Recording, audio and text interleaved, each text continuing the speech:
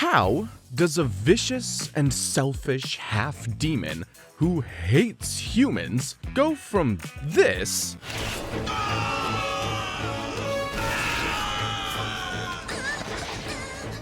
to putting his life on the line for a human like this?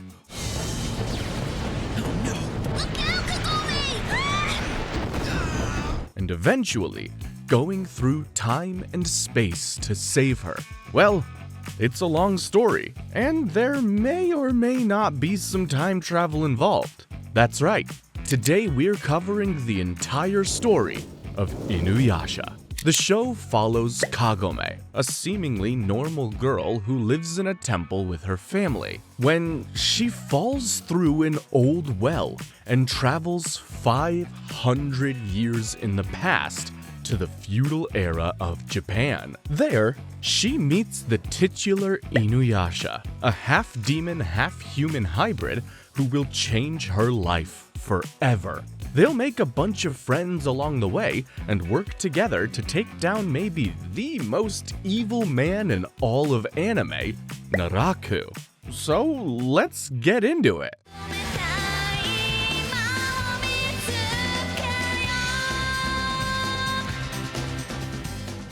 The show kicks off in feudal-era Japan. A half-demon boy with silver hair and dog ears named Inuyasha attacks a village. He's looking for something. That something happens to be a necklace, which has the sacred jewel Shikon no Tama in it. Inuyasha grabs it and makes a run for it, only to be stopped in his tracks by a woman named Kikyo. Kikyo shoots him with an arrow that sticks him to a tree and starts bleeding from her own shoulder. Interesting. Kikyo then gives the sacred jewel to her sister Kaede, telling Kaede to burn it with her when she dies. And so, that's what Kaede does. We then cut to Japan in 1996, where a cute young girl named Kagome Higurashi is living with her grandpa, mom, and her brother Sota at their family shrine. Grandpa's telling her all about the sacred jewel, but Kagome doesn't believe a single word of this crazy story. The following day, on her 15th birthday, Kagome helps her brother Sota find their cat before she heads for school, when she's dragged into a well by a creepy centipede lady.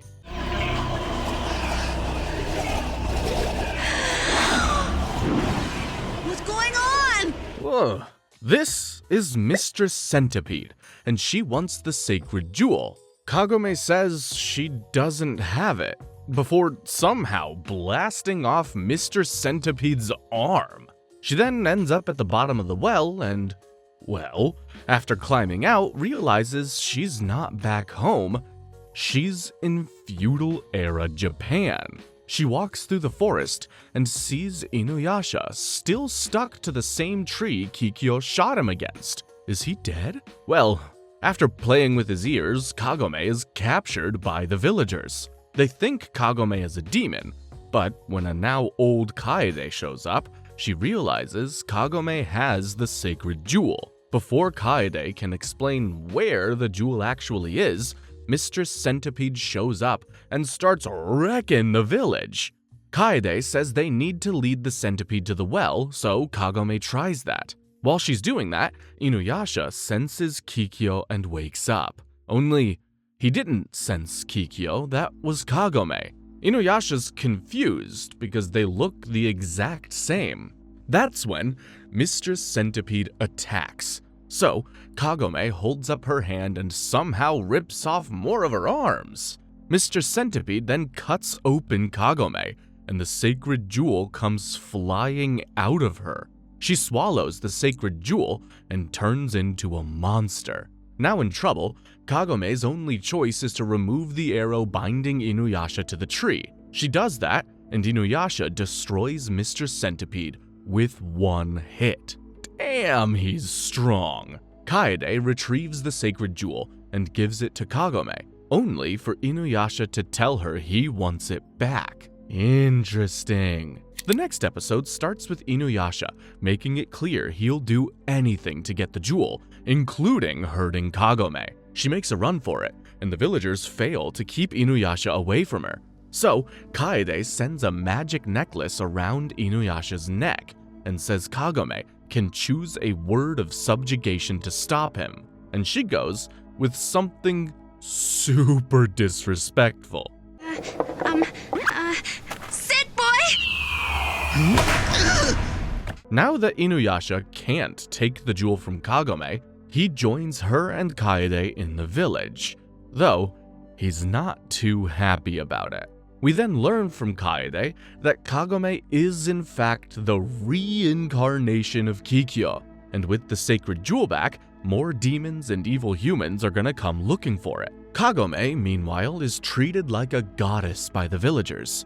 Being the nice girl that she is, she takes the food they give her and shares it with Inuyasha. Kagome tries to convince him that she means no harm, but Inuyasha thinks it's all a ruse and makes it clear he doesn't like her one bit. Later that night, Kagome worries about her family back home, not knowing that she's being spied on by a crow demon. Inuyasha scares it off though. The next day, Kagome decides to revisit the well she was in and see if she can find a way back home. Unfortunately, all she finds are a bunch of bandits who kidnap her. They take her to their boss, an 8-foot-tall behemoth who's clearly lost his mind.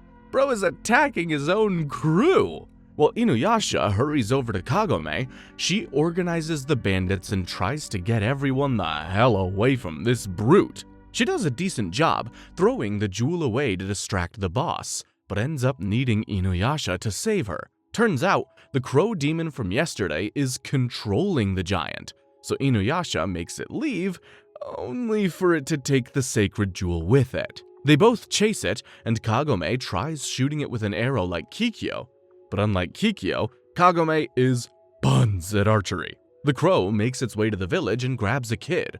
Inuyasha catches up and destroys the crow, and the kid starts drowning in the river below. Kagome saves the kid, but the crow regenerates because she didn't remove the jewel from its body. Hey, look, nobody ever taught her how to do this. So, Kagome ties the crow's foot to an arrow and lets it rip. It works. She destroys the crow. The problem is that it worked too well. She destroys the jewel as well.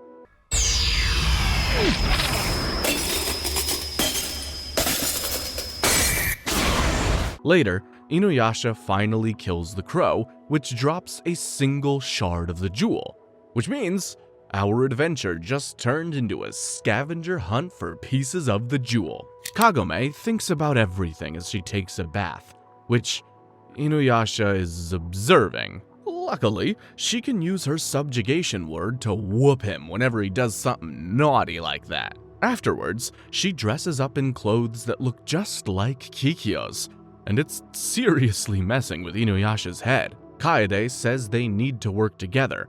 Kagome is the only one who can find the shards, and Inuyasha is the only one strong enough to retrieve them. But Inuyasha isn't interested.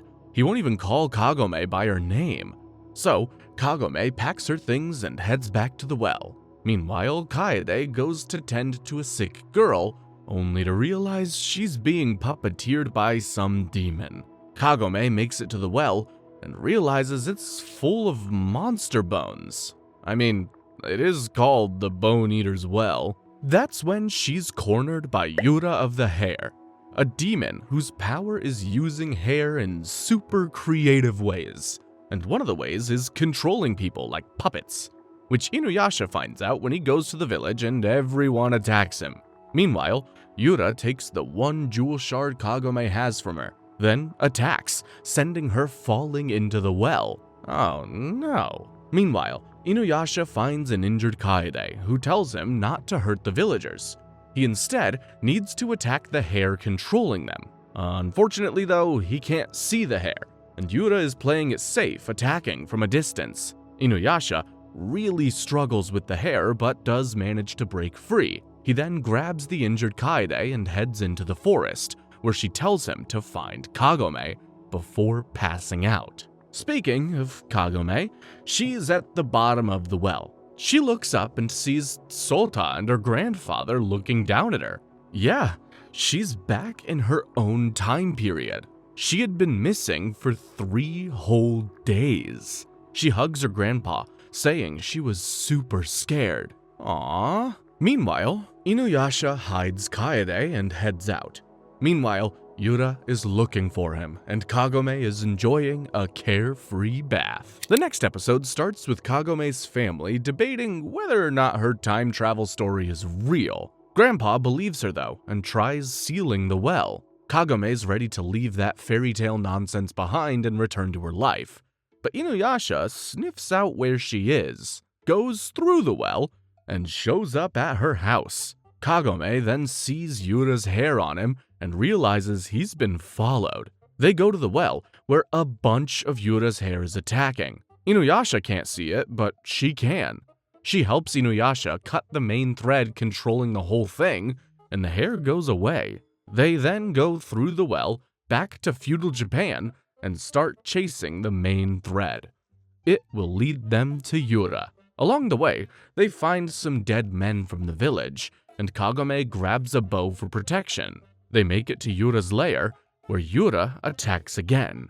She manages to grab hold of Inuyasha and injures him with her sword. Kagome fires a warning shot with her arrow and even manages to wreck Yura's lair. In response, Yura attacks with a fire hair move, and now Kagome is in a world of trouble. Luckily, Inuyasha gave Kagome his kimono, which protects her from the fire. Some more fighting later, Inuyasha manages to cut Yura's hand off, but she just reattaches it. He then lands a lethal blow, but Yura's unaffected. That's when Kagome finds a red skull. That is her weak point. Some back and forth later, Yura has Inuyasha dead to rights. When Kagome breaks the skull, Yura crumbles into dust and the day is saved. Inuyasha finally calls Kagome by her name, and it looks like they're starting to get along, at least a little bit. Episode 5 kicks off with a weird-looking imp named Jaken using his staff of skulls to find something. With him is his master Sesshomaru, who's also a silver-haired, dog-coated boy. After obliterating some wolves, they realize they're in the wrong spot. Meanwhile, a small flea spirit named Myoga runs off on a wolf's back, saying he needs to tell Inuyasha about this. Sesshomaru and Jaken proceed to annihilate some soldiers and steal their boat. Jaken suggests contacting Inuyasha, but Sesshomaru says that he is dead to him. The next day, Kagome comes out of the well with a bicycle and makes her way to Inuyasha to treat his injuries. After they argue over it, Inuyasha reveals that he heals way quicker than normal humans. He is half demon after all. That's when Myoga shows up and fills him in. Apparently, Sesshomaru is looking for the tomb of Inuyasha's father. Inuyasha's dad was a powerful demon who terrorized the West. Kagome then asks about his mom, which upsets Inuyasha. He just says she's dead and leaves. Kagome feels bad, so she follows Inuyasha. But before they can say anything, Inuyasha forces her to take cover. They see a carriage in the sky, and inside of it is Inuyasha's mom. I don't know what's crazier here, that reveal or the huge freaking demon that grabs his mom seconds later.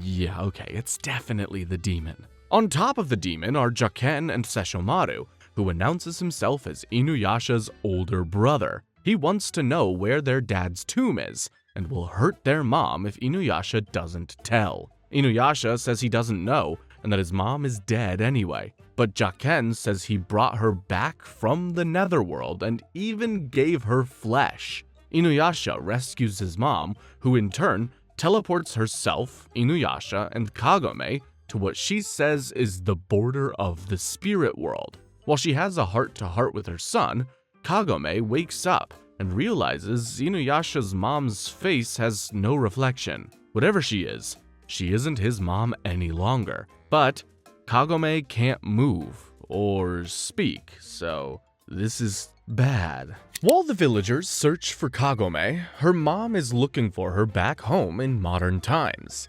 Meanwhile, Kagome watches as Inuyasha's mom uses a memory to trick him before sinking her hands into his back. Kagome realizes this is all an illusion, and Myoga snaps her out of it. She then sees Jaken telling the demon behind this illusion, the Unmother, to not absorb Inuyasha until they have the location of his dad's tomb. Kagome manages to snatch Jaken's staff and knock him away, but the Unmother runs away, absorbing more of Inuyasha into herself. Luckily, Kagome figures out how to break the illusion and frees Inuyasha. That's when Sesshomaru shows up. He knows where the tomb is now. He then pulls a black pearl out of Inuyasha's eye, and that's where the tomb was being hidden. Sesshomaru then tries to kill his brother, but the Unmother saves him. She was born from the guilt and suffering of losing her own children, so it kinda makes sense. A little part of Inuyasha's mother remained and saved her son. After killing her, Sesshomaru opens a portal to his dad's tomb and goes in. Kagome and Inuyasha follow them, making their way inside the skeleton of Inuyasha's dad. And it is huge! Meanwhile, we see why Sesshomaru wanted to get here, to get his hands on the legendary sword made from one of his dad's fangs, Tetsusaiga. Whoever has the sword will get his dad's demon powers too, and Sesshomaru tries to pull the sword out, only to get rejected. That's when Inuyasha and Kagome show up. Inuyasha fights Sesshomaru, while Kagome gets into it with Jaken. Eventually, Myoga tells Inuyasha to pull the sword out to claim his destiny.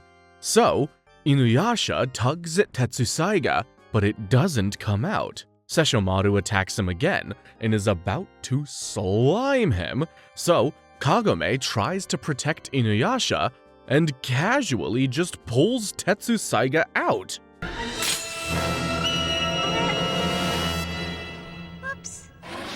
Well, now what? Sesshomaru plays it calm, but you can tell that he is furious. How did a human pull out the Tetsusaiga? Well, he doesn't know, but he plans to test her. Inuyasha tells Kagome to give Sesshomaru the sword, but she refuses. So, Sesshomaru kills her. He then calls Inuyasha a half-breed who cares for humans.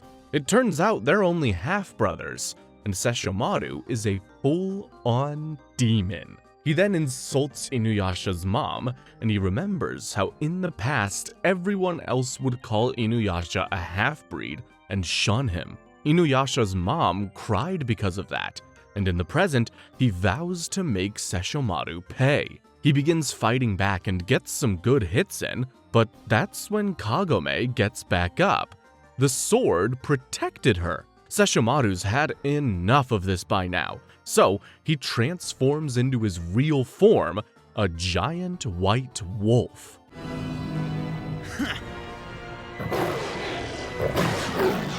Kagome hands Inuyasha the Tetsusaiga, and he attacks Sesshomaru with it, but it does nothing. Sesshomaru then starts releasing a deadly poison, so Jaken, Myoga, and Kagome all climb out of the tomb. Sesshomaru and Inuyasha's fight takes them outside as well. Kagome tells Inuyasha he needs to believe in the sword like she believes in him, but he just tells her to shut up. He'll protect her. Ooh, I think he likes her. That's when Tetsusaiga starts pulsing. Something is happening. Inuyasha attacks Sesshomaru again, and this time, he does real damage. Turns out Tetsusaiga's transformed into its real form, and it is awesome. Inuyasha uses it to slice up Sesshomaru. He even chops off his left hand. The ass whoopin' is so bad the bastard has no choice but to run away. Then, they return to feudal Japan, and the Black Pearl is restored to Inuyasha's eye. Kaede theorizes that since the sword was made by Inuyasha's father to protect his mom, that's why Kagome was able to draw it. Kagome is a human, just like Inuyasha's mom was. And when Inuyasha decided to protect her, he drew out its true power. It's gonna take a while to master that though, cause Inuyasha seems to be denying the fact that he wanted to protect Kagome. Ah, young love. The next episode starts with a little monkey stealing Kagome's clothes while she's taking a bath. When they follow it, they find a boy who's starving. After giving him food, they find out he's Amari Nobunaga, a boy from the Takeda clan in the land of Kai. Kagome and Inuyasha then follow Nobunaga and learn that a local lord has been abducting young women from Kai, and none of them have ever returned. We then see the lord with his wife, a lovely young girl named Princess Itsuyu. The lord is all bandaged up, and Itsuyu asks about the girls he's taken in, which makes him mad. Later, Kagome, Nobunaga, and Inuyasha sneak into the lord's palace and see that everyone is asleep. It's some kind of demon trick. Then, they find Princess Itsuyu. She wakes up and says that all of this started after the lord fell into a pond and became ill. It's almost like he became a completely different person. Nobunaga is here to return her to Kai, and it's clear he has feelings for the princess. That's when the lord shows up, and Inuyasha gets rid of his bandages to reveal that he's a giant toad. He releases some toxic gas, grabs Itsuyu, and makes a run for it. Inuyasha follows him, and we see what he's done with all the young ladies he kidnapped. He's turned them into eggs so he can consume their souls. Could be worse, I suppose. He's doing the same to Itsuyu, but Nobunaga saves her. Inuyasha then bonks him on the head, and his voice and personality completely change. Itsuyu says this is the real lord, and he is horrified about what he's done. Inuyasha wants to slime him on the spot, but the other three won't let him. The real lord is still in there. Inuyasha backs off and sits down, and that's when the demon toad takes back control and attacks Nobunaga. Kagome escapes with Tsuyu, and the toad chases them. Inuyasha catches up and is about to kill him until Kagome manages to get the toad out of the lord. Inuyasha kills it and claims the jewel shard it had. The lord is returned to Itsuyu, who's super happy. Nobunaga is heartbroken though. He just saved the life of his romantic rival. Surprisingly, it's Inuyasha's kind words that cheer him up, and he decides to move on. The next episode starts with Kagome introducing Inuyasha to the wonders of instant noodles and stories about outer space. Suddenly, an adorable little fox spirit named Shippo comes in and steals her Shikon jewel shard. Inuyasha stops Shippo, and they ask why he even needs it. So, Shippo explains. Two evil demons named the Thunder Brothers, Hiten and Monten, killed Shippo's dad and turned him into a fur coat. All because he had a jewel shard. So, he's getting this one to lure them out and get revenge on them. To do this, he traps Inuyasha using a heavy rock and a spell, and nabs the jewel shard from Kagome. Shippo makes a run for it, only to bump into Monten. He's saved by Kagome, but Monten gets mad at losing his hair, so he launches an attack. Kagome saves Shippo, but gets knocked out, and Monten carries her away. So, Shippo goes and frees Inuyasha. They need to help Kagome. Speaking of Kagome, she wakes up to see that Monten is about to turn her into a stew to regrow his hair. That's when his brother Hiten shows up with his own vixen. And when he realizes that Monten didn't secure the jewel shards, he absolutely loses it and kills his own girl. What a healthy relationship. He threatens to kill Monten next, and Kagome knows she's in trouble, so she lies. Kagome says that Inuyasha is her lover, and that he has most of the jewel shards. She says Inuyasha will definitely save her if they take her to him, which means they'll get a shot at the jewel shards. They do just that and take Kagome to Shippo, Myoga, and Inuyasha. After Inuyasha and Kagome have a shouting match about whether Inuyasha loves her or not, Hiten decides he's had enough. The fight is on.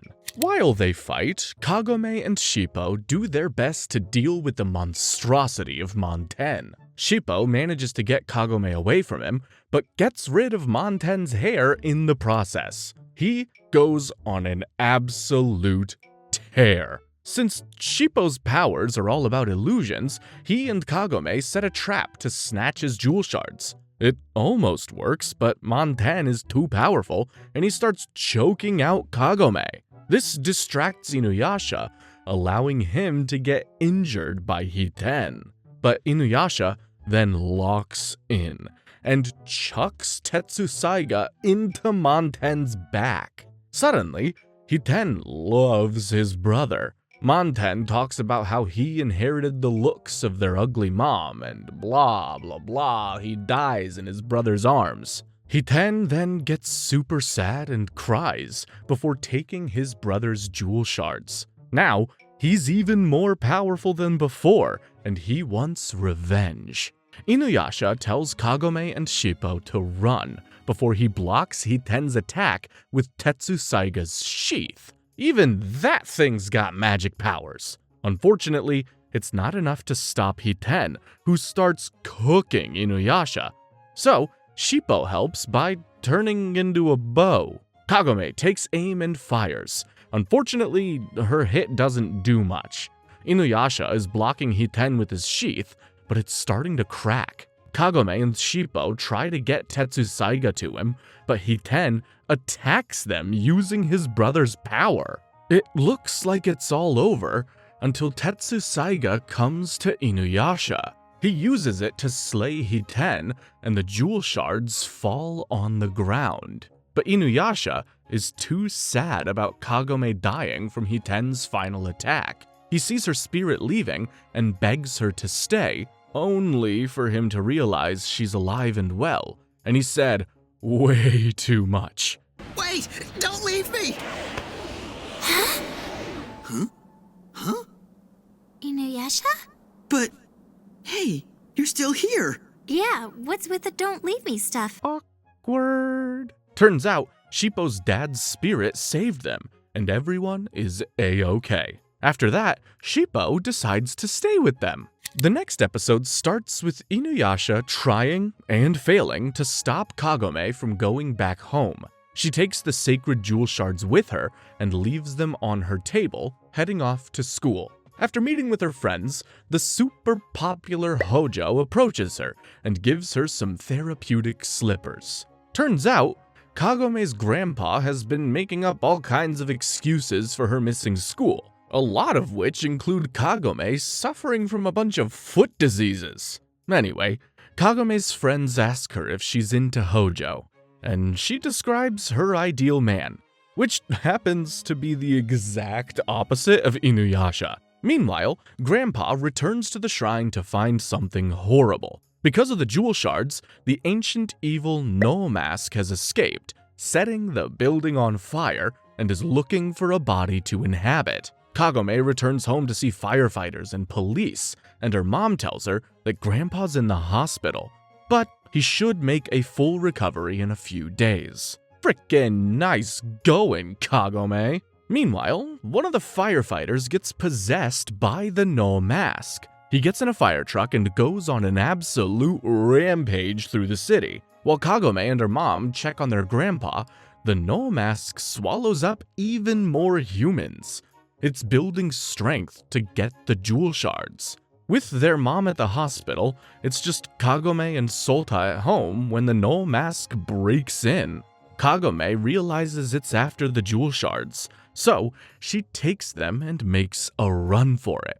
She asks Sota to go into the well and bring Inuyasha back. He's the only one who can defeat it. So, Sota summons Inuyasha, and the two of them follow after Kagome. They reach her just in time to save Kagome from the mask. The Noa mask then explains that it wants a human body that won't rot, and it needs the jewel shards for that. It tricks and traps Inuyasha and pins Kagome down. Desperate, she gives Sota the shards and tells him to run.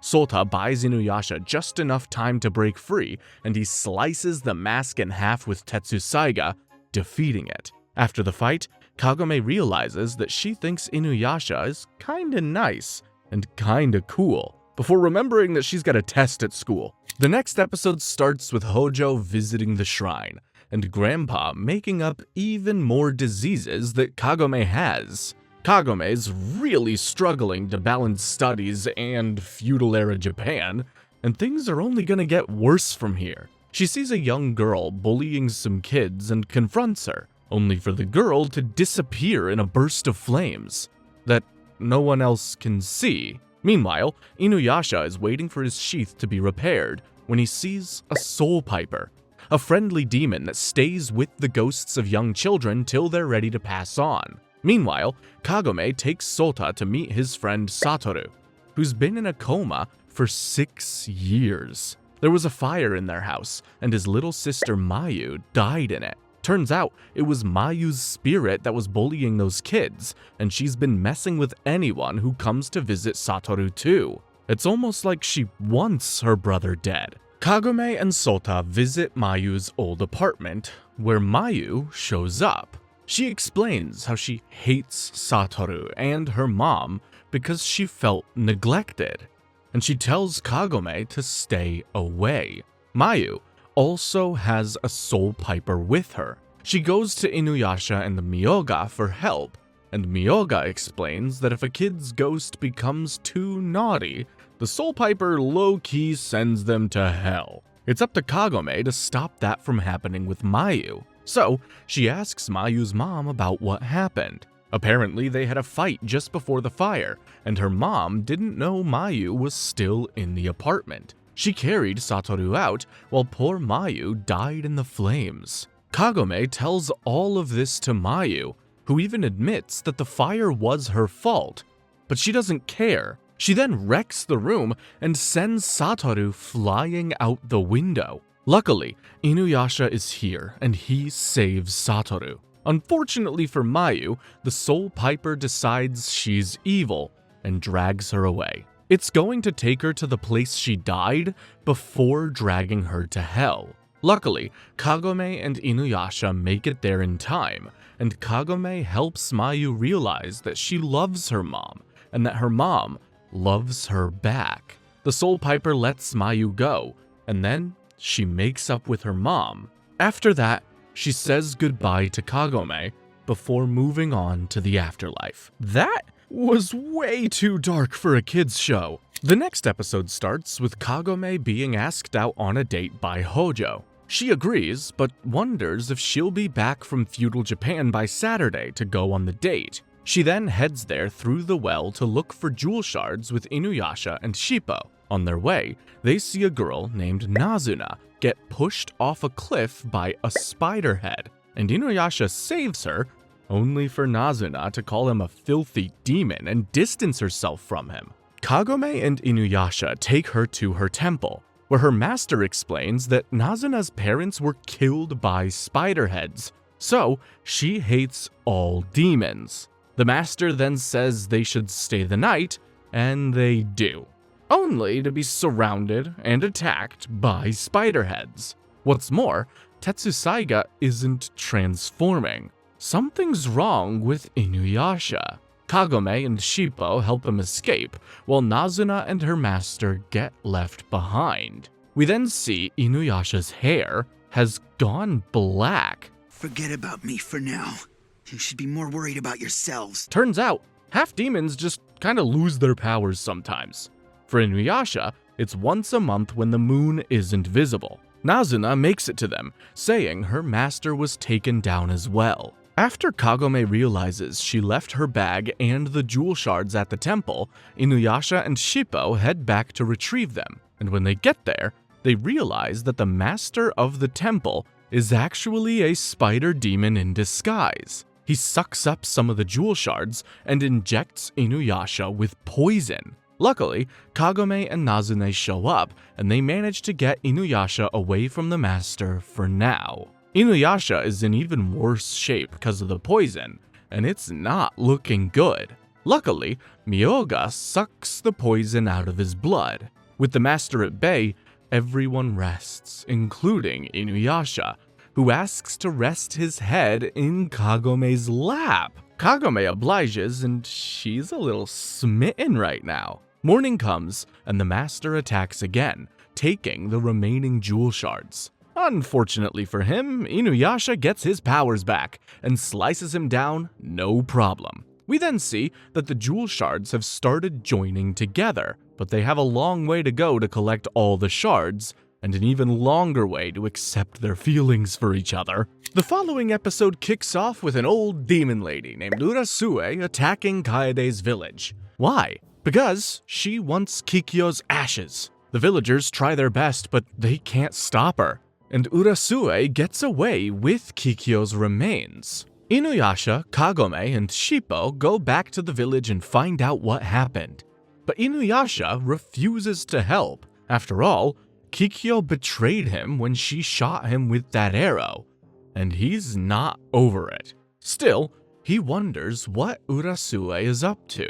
Kagome then comes to visit him and asks if he's acting all strange because she looks like Kikyo. Inuyasha says that it's not that and holds her hand. They're about to have a moment, but Kagome frickin' ruins it. After that, Inuyasha agrees to help Kaede find Kikyo's ashes. Kagome and Shippo join in as well. Along the way, Kagome decides that the only reason Inuyasha almost kissed her is because she looks like Kikyo, who Inuyasha actually loved. Good lord. Get yourself into the Olympics with how high of a conclusion you just jumped to. Speaking of Kikyo, it turns out that Urasue is trying to revive her, but while she revives her body, it doesn't move, because Kikyo's soul is already reincarnated in Kagome's body. After learning this, Urasue sicks her corpse puppets on the good guys before cutting down the bridge that they're on. Shippo, Inuyasha, and Kaede fall, while Urasue scoops up Kagome. She has plans to revive Kikyo and find all the sacred jewel shards. After surviving the fall and dealing with Urasue's minions, Inuyasha, Kaede, and Shippo hurry to save Kagome. Unfortunately, when they arrive, Urasue's already in the process of stealing Kagome's soul, and when Inuyasha sees Kikyo's body, he says her name, which makes Kagome lose her concentration and her soul. Kikyo's body gets the soul and she is revived. The first thing she does is kill Urasue before asking why Inuyasha is still alive. They get into a shouting match, with both accusing the other of betraying them. That's when Kikyo's wound reappears and Kaede drops a bomb on Inuyasha. He was the one who killed Kikyo. What? It gets a little confusing here. Inuyasha doesn't remember hurting Kikyo at all. Kikyo says he did it by tricking her into believing he loved her and wanted to become human. It's a little bit of a he said she said situation. Kikyo then starts attacking Inuyasha and totally overwhelms him. She's about to kill him when Kagome's body summons her soul back. Kikyo manages to keep a part of the soul, fueled by her vengeance and hatred for Inuyasha. Kikyo runs off and falls off a cliff, but Inuyasha saves her. Kikyo is still full of anger though, and attacks Inuyasha again, causing her to slip out of his grasp and fall. We then see their backstory. Turns out, Kikyo used to protect the sacred jewel from demons, including Inuyasha. But one day, they had a conversation and bonded over being outsiders.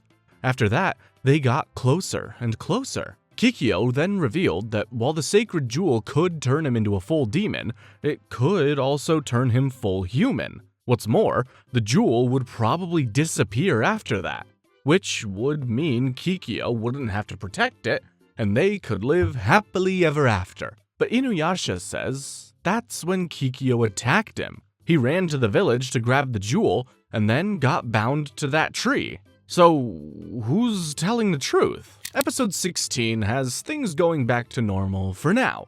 We're not gonna get that answer just yet. We see a flirtatious monk named Miroku traveling through the lands.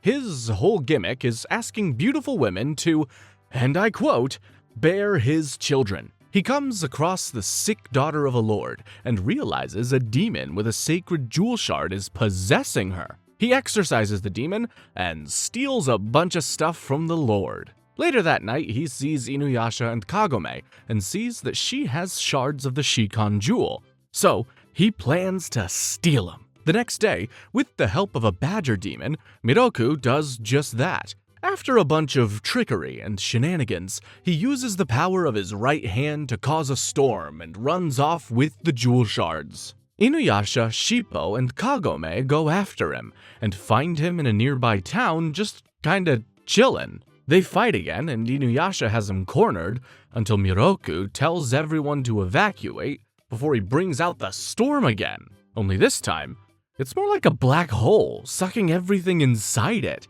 Inuyasha's about to be dragged in, and he's gonna try to cut off Miroku's arm, but Kagome jumps in, forcing both of them to stop. After the fighting stops, Miroku explains his story. His grandfather was cursed with a hole in his hand by a shape-shifting demon named Naraku, and all of his future descendants will have it until Naraku is dead. The hole grows with time, and will consume Miroku if he doesn't kill Naraku in time. Since Naraku is after the shards, Miroku wants them to lure him out. Miroku also reveals that Naraku attacked the priestess looking after the jewels 50 years ago, and that's when it hits Inuyasha. Naraku is the demon who tricked him and Kikyo. Naraku disguised himself as Kikyo to attack Inuyasha, and vice versa. Now, they all have a reason to want Naraku dead, so Miroku joins forces with the gang. The next episode starts with a painter being chased by some soldiers when he summons some demon paintings to kill them. Yeah, this bastard's got a jewel shard. The next day, Inuyasha and the others happen upon this massacre, and they know it's bad news. Inuyasha then tells Miroku to piss off, and Miroku does before he starts investigating the smell of ink at the scene. Meanwhile, the painter tries to use his powers to become part of an army, but is ridiculed and tossed into a river. When he gets out, Inuyasha finds him through the scent of blood and ink. The painter summons a huge demon and runs away. Inuyasha takes the demon down, but the resulting gush of blood and ink is too potent for his super-sensitive nose. He's out of commission. Meanwhile, Miroku tries to scam himself into a stay at the same lord's place the painter was at earlier by pretending to exorcise some demons for them, but he fails. Lucky for him, the painter's nightmares cause the paintings to attack the place anyway. Miroku makes it inside and stands in front of the princess just as the painter wakes up. The demons leave, and Miroku looks like a hero. Shortly after, Inuyasha, Kagome, and Shippo arrive. Later, they're talking about the painter and jewel shards, with Miroku revealing he found a couple more of them. The Lord's men overhear this, and the Lord tells them to steal Miroku's shards while he and his army go after the painter. Miroku manages to beat the Lord's men, and he heads after the Lord. Inuyasha and the others follow. The painter demolishes the Lord's forces with his demon paintings, but Inuyasha shows up in time to save the Lord. Then, they fight. And after a little help from Miroku, Inuyasha takes out the painter's ink pot, stopping the demons. But the painter gets done in by his own demonic ink, and now the jewel shard is full of evil. Until Kagome unknowingly purifies it just by touching it. Seeing this, Miroku decides to stick around for real this time. The next episode starts with Sesshomaru killing some bandits with a makeshift demon's arm. But it's no use, it decomposes too quickly. That's when he and Jaken are visited by Naraku. Naraku offers him a human arm with a jewel shard in it, saying it should let him wield Tetsusaiga. He also says he hates Inuyasha and wants him dead. What is this guy's deal? Speaking of Inuyasha, he and his friends are chillin' when the lights go out and they suddenly feel something massive approaching them. Turns out, it's Sesshomaru, Jaken, and their big-ass demon. Inuyasha fights his brother, thinking the outcome will be the same as last time, until Sesshomaru takes away the Tetsusaiga and uses it.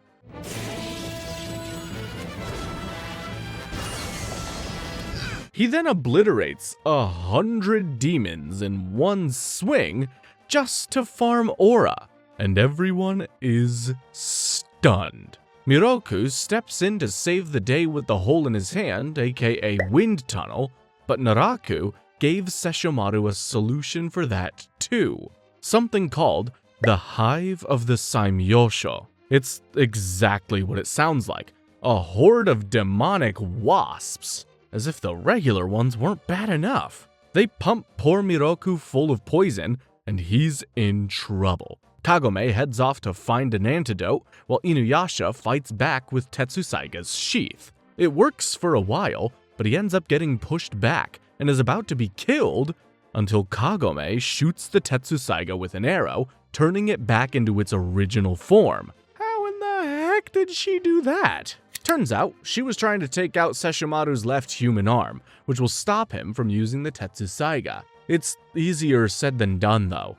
While Kagome and Inuyasha try that, Miroku learns from Jaken that they're working with Naraku, before he slumps over due to the poison. Luckily, Inuyasha has some medicine for him. Back with Sesshomaru, he's giving Inuyasha the business, and he sends an attack at Kagome. Inuyasha saves her, but she's out cold. So, he tells Shippo and Miroku to carry her away while he holds off Sesshomaru. Sesshomaru proceeds to shove his hand through Inuyasha's chest.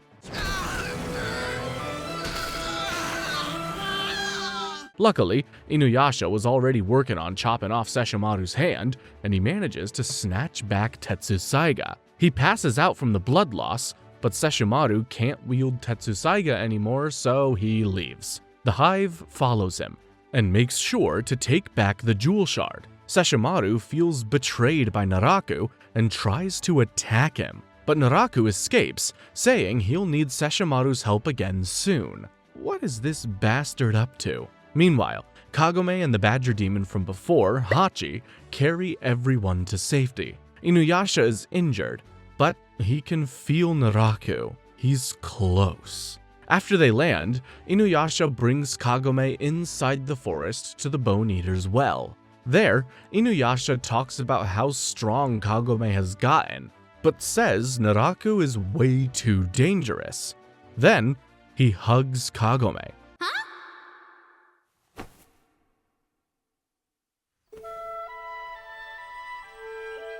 Inuyasha says he was afraid of losing her, and he couldn't risk that happening. So, he takes the jewel shards from her and pushes her into the well, sending her back to her own time. What's more is, without the jewel shards, Kagome can't use the well.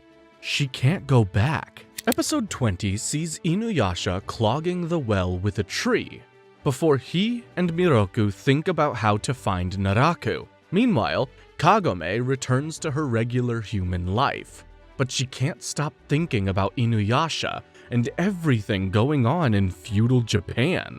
Back with Inuyasha, Kaede says it's weird that Naraku could have made off with the jewel, but he didn't. Almost like he wanted Kikyo and Inuyasha to hate each other. She then tells them about a man that she and Kikyo treated 50 years ago. A sick man in a cave named Onigumo. Even though the bastard couldn't move, he made it clear he wanted to see Kikyo in despair. After the whole incident happened, Kaede found his cave burned up and him missing. She thought he died, but maybe he didn't. They go and investigate his cave and sense a strong demonic presence from it. Something is definitely up. That's when Shippo comes running towards them, and he's being chased by the demon Royakan. Royakan is supposed to be a good guy, but Naraku has put a jewel shard in him and is controlling him. Inuyasha and Miroku manage to fight him off, but Inuyasha's wound reopens and he passes out. Meanwhile, Kagome decides to prove to herself that she's not hung up on Inuyasha and agrees to go to the movies with Hojo. Still, she's worried about him. Inuyasha is forced to rest and heal by his friends, while Naraku visits Royakan. He puts another jewel shard in him, making him even stronger. Royakan attacks again the next day, and Naraku helps him bypass their defenses. Inuyasha tries fighting back, but he hasn't recovered yet. Shippo tries to get the jewel shards they have to safety, but Royakan is hot on his heels. The next episode starts with Kagome preparing for her date, visiting the well one last time before she does. Meanwhile, Shippo uses his illusions to throw off Royakan's wolves, and then goes inside the well trying to get Kagome back. Kagome thinks she senses the jewel, but heads off on her date anyway. While Inuyasha struggles in his battle, Kagome is completely absent-minded on her date with Hojo, and ends up ditching him to go back and check on the well. Poor Hojo. She drops inside the well and can sense the jewel, but she can't see it. Luckily, the jewel activates the well and she ends up next to Shippo, only to realize that they're surrounded by wolves. Luckily, Inuyasha picks up her scent and he locks in. He beats up Royakan, saves Kagome, and sends the wolves packing. After that, Kagome hugs him, and then they start fighting again. Same old, same old. That's when Kagome says she senses someone with a lot of jewel shards nearby. Inuyasha and Miroku follow her words, and they all manage to find Naraku. Inuyasha asks him who the hell he is, so he tells them. He isn't Onigumo, but he was born from him. Turns out, Onigumo fell in love with Kikyo and gave his body to demons so he could move freely and became Naraku. Unfortunately, Kikyo fell in love with Inuyasha, and Naraku wanted revenge.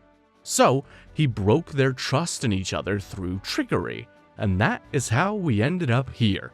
Inuyasha then attacks, and Naraku releases a deadly miasma that kills all the greenery around them. Inuyasha cuts through it with Tetsusaiga and even hits Naraku, but Naraku escapes, and the only clue they have is a spider-shaped burn on his back. The next episode kicks off with Kagome and the gang heading to a temple that's apparently suffering from demons. Meanwhile, we see that the resurrected body of Kikyo is still alive. She's taken up the role of a priestess in a village, and she's super happy there. A monk tries to expose her as a demon, but fails. Kikyo is beloved by everyone in the village, including a little girl named Sayo, and she wonders if she could really live the rest of her days out here. Meanwhile, Inuyasha and Kagome are on demon watch, having their signature mixed signals romantic moments. That is when a demon shows up and tries to steal the soul of the princess in the temple. Inuyasha stops it, but there are a lot more of them, and they make off with hella souls. We then see Sayo following Kikyo into the woods, and wouldn't you know it, she's the one stealing the souls. She needs them to sustain her life, and the monk from before tries to stop her, but Kikyo kills him before realizing that Sayo was watching. Realizing she can't stay here anymore, she says goodbye to Sayo before leaving. The next day, Kagome and her friends are debating what to do next. When they find the monk's student, he explains everything, and the second he says Kikyo's name, Inuyasha rushes off to face her. Meanwhile, Kagome, Miroku, and Shippo stay back until they see the demons from yesterday. They follow them, but only Kagome passes through the barrier set up by Kikyo. Kagome eventually falls down, and when she gets up, she sees Kikyo laying on a tree, surrounded by souls. Kikyo wakes up, and Kagome tries to convince her to stop this madness, telling her about Naraku. But Kikyo doesn't care, Since she's already dead, she's gonna make sure that Inuyasha never moves on and never forgets her, even if it's because of his hatred. She then hides and makes Kagome immobile and invisible, right before Inuyasha shows up. Inuyasha tells Kikyo that he never stopped thinking about her, and Kikyo kisses him before they hug. Kagome's voice can't reach Inuyasha. She's forced to watch the whole thing. That has gotta hurt. Kikyo then makes Inuyasha pass out and starts dragging him into hell with her, so they can be together forever. Unfortunately for her, her spell on Kagome is undone, and she manages to wake Inuyasha up. The second he's up, Inuyasha goes to protect Kagome. Kikyo realizes he loves Kagome more and disappears. But Kagome saw the whole thing between them, and she is so not over it. Inuyasha tries talking to her, but she is in no mood for chit-chat. Kikyo then visits Kaede and asks about Naraku. After Kaede tells her the truth, she asks what Kikyo will do next. But Kikyo just says that they'll meet again. Meanwhile, it's clear that the awkwardness between Inuyasha and Kagome is gonna be around for a while, because the idiot can't make up his mind between her and Kikyo. They are kind of the same person, to be completely fair. The next episode starts with a badass girl who fights with a boomerang taking down a centipede demon and collecting a Shikon jewel shard from it. Her name is Sango the Demon Slayer. Konnichiwa! Sumimasen! No, not that kind of demon slayer. Get out of here, Tanjiro! She collects the jewel shard and heads out, saying the jewel is originally from her village. While Miroku tells Inuyasha that his search for the jewel shards might turn him evil, we see Sango return home.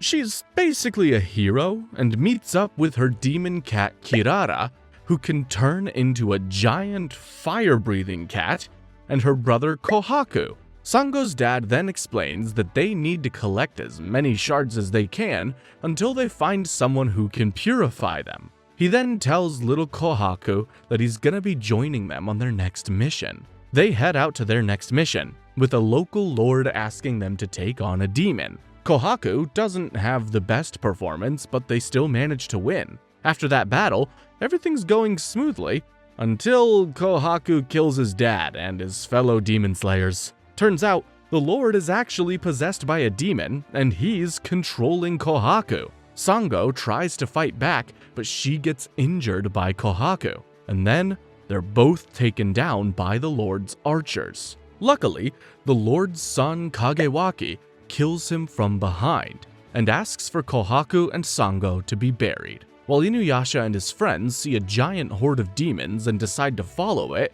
Sango crawls out of her grave. She's alive! Turns out, the demons are attacking Sango's village, and with all the demon slayers gone, there's nobody there to stop them. Naraku is behind the whole thing, and after the demons are done, he absorbs them and takes the Shikon jewel shards. The next day, Inuyasha and the others make it to the village, only to find that the only survivors are Kirara and Myoga. They then bury the bodies of the dead, while we see the young lord being consulted by Naraku. Naraku tells him that Sango's village is gone, and that Inuyasha is the one responsible. Sango gets up in a flash.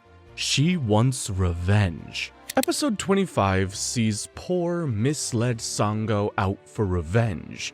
With Naraku as her backup, she has no idea she's being played. Meanwhile, Kagome and the others visit the cave where the Shikon jewel formed, but they can't go inside because of a barrier. They decide to look for any surviving villagers that'll help them get inside the cave. Meanwhile, Naraku sees that Sango is still recovering from her wounds, so she gives her a jewel shard to juice her up. She uses it to attack Inuyasha and the others. Myoga tells Inuyasha not to fight back, but he doesn't have a choice. Miroku tries using the wind tunnel, but Naraku just sends out his wasps again, stopping him. Miroku fights Naraku, while Inuyasha takes on Sango. Naraku manages to snag the jewels from Kagome and he makes off with them, telling Sango to come back after killing Inuyasha. But Sango doesn't trust him, so she sends Kirara after him, and Miroku follows. Sango is then defeated by Inuyasha, who spares her life, and then she passes out. Meanwhile, Kirara and Miroku fight Naraku, but they are no match for the demon. We then see Sango having a dream about her brother before waking up to realize Inuyasha is carrying her. They make it to Miroku and Kirara, and the fight against Naraku is gaining ground. After a tough battle, they win, only to realize that this was just a puppet being controlled by Naraku. The real Naraku has taken over Lord Kagewaki's body. That can't be good. The next episode starts 10 days later, with Sango still recovering from her injuries. After she pays her respects to the villagers, she takes Inuyasha and the others to the cave. There, since everyone sympathizes with the destruction caused by the jewel, they can all bypass the barrier. Inside, they find something crazy. The crystallized remains of a woman surrounded by hundreds of demons. Turns out, this woman was Midoriko, a powerful priestess of the past with the power to purify anything, including the souls of demons. Unfortunately, she was overwhelmed in her last battle, so she fused her soul with the souls of the demons, and the Shikon Jewel was created. Turns out, Midoriko couldn't subdue the last of the souls, which means her and the demon's souls are locked in battle inside the jewel to this day. Basically, the jewel turns evil in the hands of evil, but it turns good in the hands of good. Inuyasha doesn't care about all that. He says that he's just gonna use the jewel to turn into a demon. So, the cave kicks him out. Later, they talk about how Kikyo was entrusted with purifying the jewel, but Naraku ruined that plan. I guess they don't realize that Kagome can do it too. That night, while everyone's sleeping, Miyoga visits the cave with Kirara and the jewel shards to pay his respects. Unfortunately, the jewel causes some of the demon spirits to try and revive, and they get attacked. Kirara tries fighting back, but gets caught. It looks bad until the spirit of Midoriko helps them. At least, it looks like the spirit of Midoriko.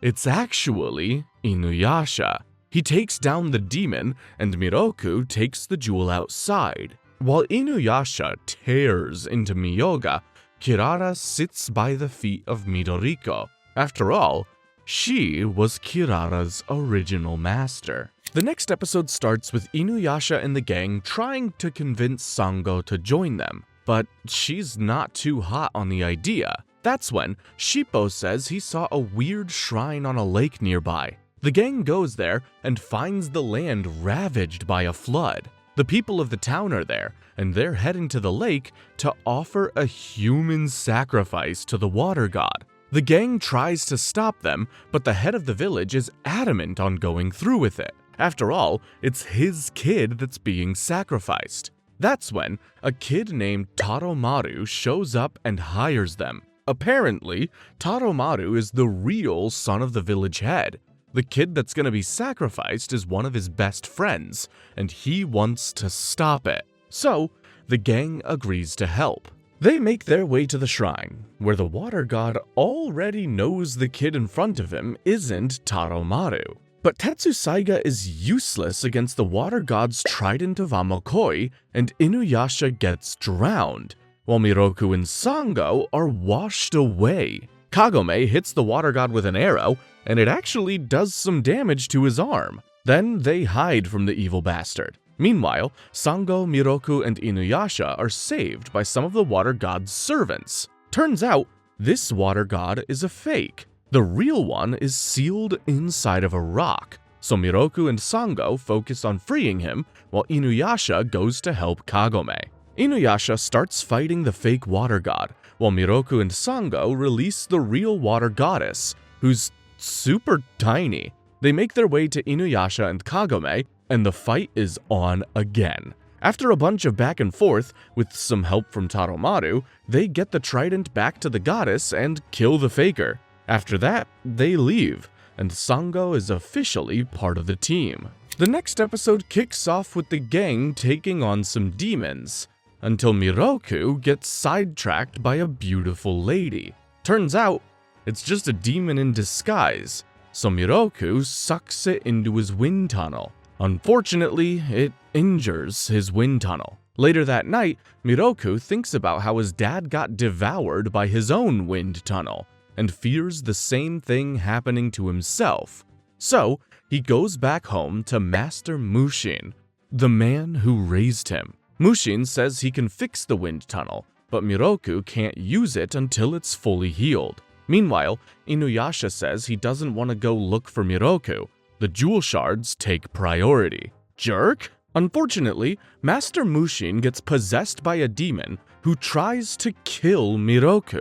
Miroku's body is weak because of the medicine he took, so he's kinda out of it right now. Hachi helps him, but when a bunch of demons show up, Miroku tells Hachi to save himself. Unfortunately, Hachi is chased by the demon wasps, and is only saved when he runs into Inuyasha and the others. They make their way to Miroku, fighting through demons and saving him at the last second. Inuyasha then fights the possessed Mushin, but he can't kill him. Meanwhile, the others go after the demon controlling him. In between all that, Miroku uses his wind tunnel one more time, but Inuyasha stops him before he kills himself. He then unleashes the true power of the Tetsusaiga, defeating all the demons in one swing.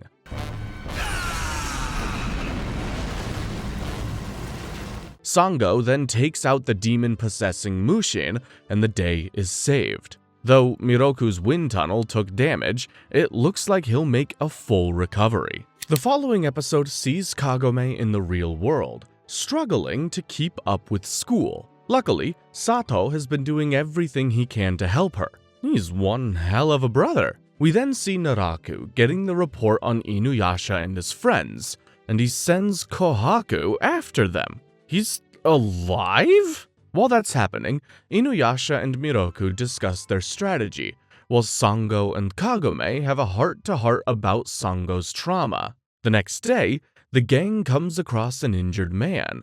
Following the trail, they see an entire village murdered, with traps laid everywhere. Inuyasha makes the person responsible come out, and it's Kohaku. Sango is stunned.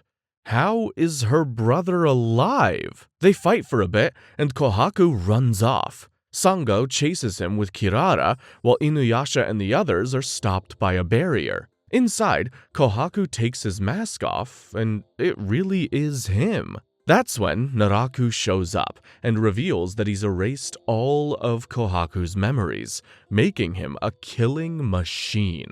What's more, Kohaku is being kept alive by a jewel shard, and the only way Naraku will let Sango have her brother back is if she brings him the Tetsusaiga. With that, Naraku leaves, and Sango returns to her friends. Later that night, she thinks about her brother, and decides she needs to save him. All she's gotta do is steal a magic sword from a dog boy. But when episode 30 starts, Sango can't bring herself to do it. That's when Kohaku shows up with hella demons and the fight is on. Inuyasha overpowers him and is about to kill him until Kagome tells him to stop. Sango was acting tough, but after Kohaku says he deserves to die, she can't handle it anymore. So, she snatches Tetsusaiga and leaves with Kohaku and Kirara. Inuyasha and the others follow, but Sango makes it to Naraku. There, Naraku explains that this is all the Shikon Jewel's fault, but Sango rejects that and starts fighting Naraku. Unfortunately, she and Kirara are no match for his miasma, and they're both weakened. Naraku then has Kohaku come out and attack his own sister. As Inuyasha and the others arrive, Kohaku has done some serious damage, and Naraku wants Sango to kill her brother so the sacred jewel will become even more evil from all the negative emotions. but Sango refuses. She'll never kill her brother. Inuyasha and the others then show up too, and it's showtime. Naraku surrounds them with his miasma, and it looks rough. That's when Kagome senses his jewel shards and fires an arrow, seriously hurting him. He's shocked, and Kagome hits him again, forcing the bastard to retreat, leaving behind Tetsusaiga, but taking Kohaku with him. In the aftermath, Sango says she can't be trusted. As long as Naraku has Kohaku, he can use him to blackmail Sango. But the gang refuses to give up on her. They're friends, and they'll get through this together. Overwhelmed, poor Sango just starts crying. The next episode starts with Kirara and Sango still being sick from Naraku's miasma. So, Inuyasha and Kagome head out to a nearby village to get some medicinal herbs. When they go there, they see some villagers carrying a dead body, saying that the demon Jinenji owns the farm, and he's the one who killed this woman. But when Inuyasha confronts him, he doesn't smell any human blood. Jinenji's mom explains that Jinenji's a half-demon like Inuyasha, but because of his appearance, he's treated like a monster, even though he would never hurt anyone. Jinenji then gives them the medicine they wanted, and Inuyasha is ready to leave. As they're leaving, they see the villagers gearing up to attack Jinenji. Inuyasha says he's innocent and he is going to prove it. So while Inuyasha looks for the real culprit, Kagome spends the day helping Jinenji out with the farm. And for the first time ever, the sweet boy has real fun. Look, do you see this? Is this what it's like to be happy? That is so sweet. No, I'm not crying. Meanwhile, Inuyasha finds the real demon's lair and realizes it just hatched a bunch of baby demons. Back with Kagome, the villagers show up and start attacking, setting fire to Jinenji's house. But karma gets them back instantly, because the real demon shows up. It attacks with its babies, and the villagers are in trouble. Kagome gets a good shot at it, but it smacks her away, so Jinenji steps in to save her. Inuyasha shows up and takes out the babies. He's gonna help Jinenji, but his mom says Jinenji has to learn to fight for himself. Inuyasha stops the villagers from running away and encourages Jinenji. So, Jinenji gives it his all and destroys the demon.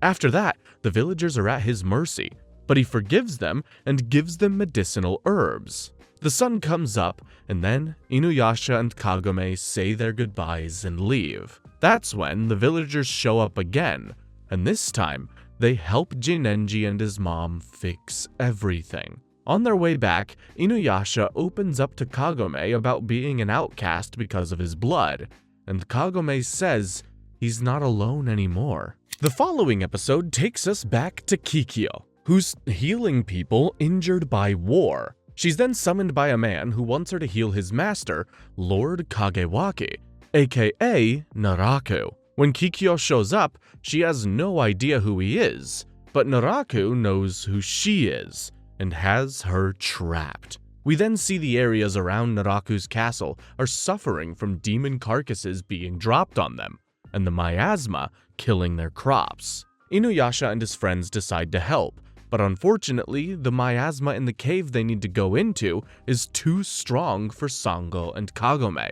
So, Shippo looks after them, while Miroku and Inuyasha head into the cave. As Kikyo escapes her cell, Inuyasha and Miroku head inside the cave to find two demons fighting each other. Apparently, this was a demon free-for-all, and the last demon standing will be Naraku's new body.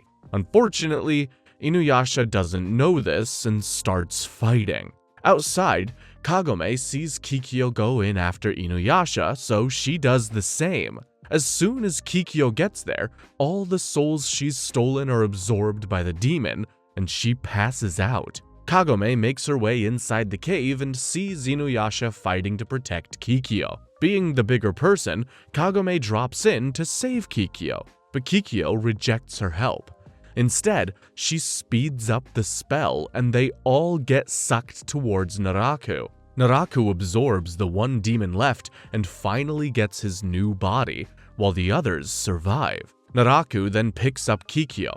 Inuyasha attacks, but Naraku just sends him back before leaving with Kikyo in his arms. But Naraku is confused.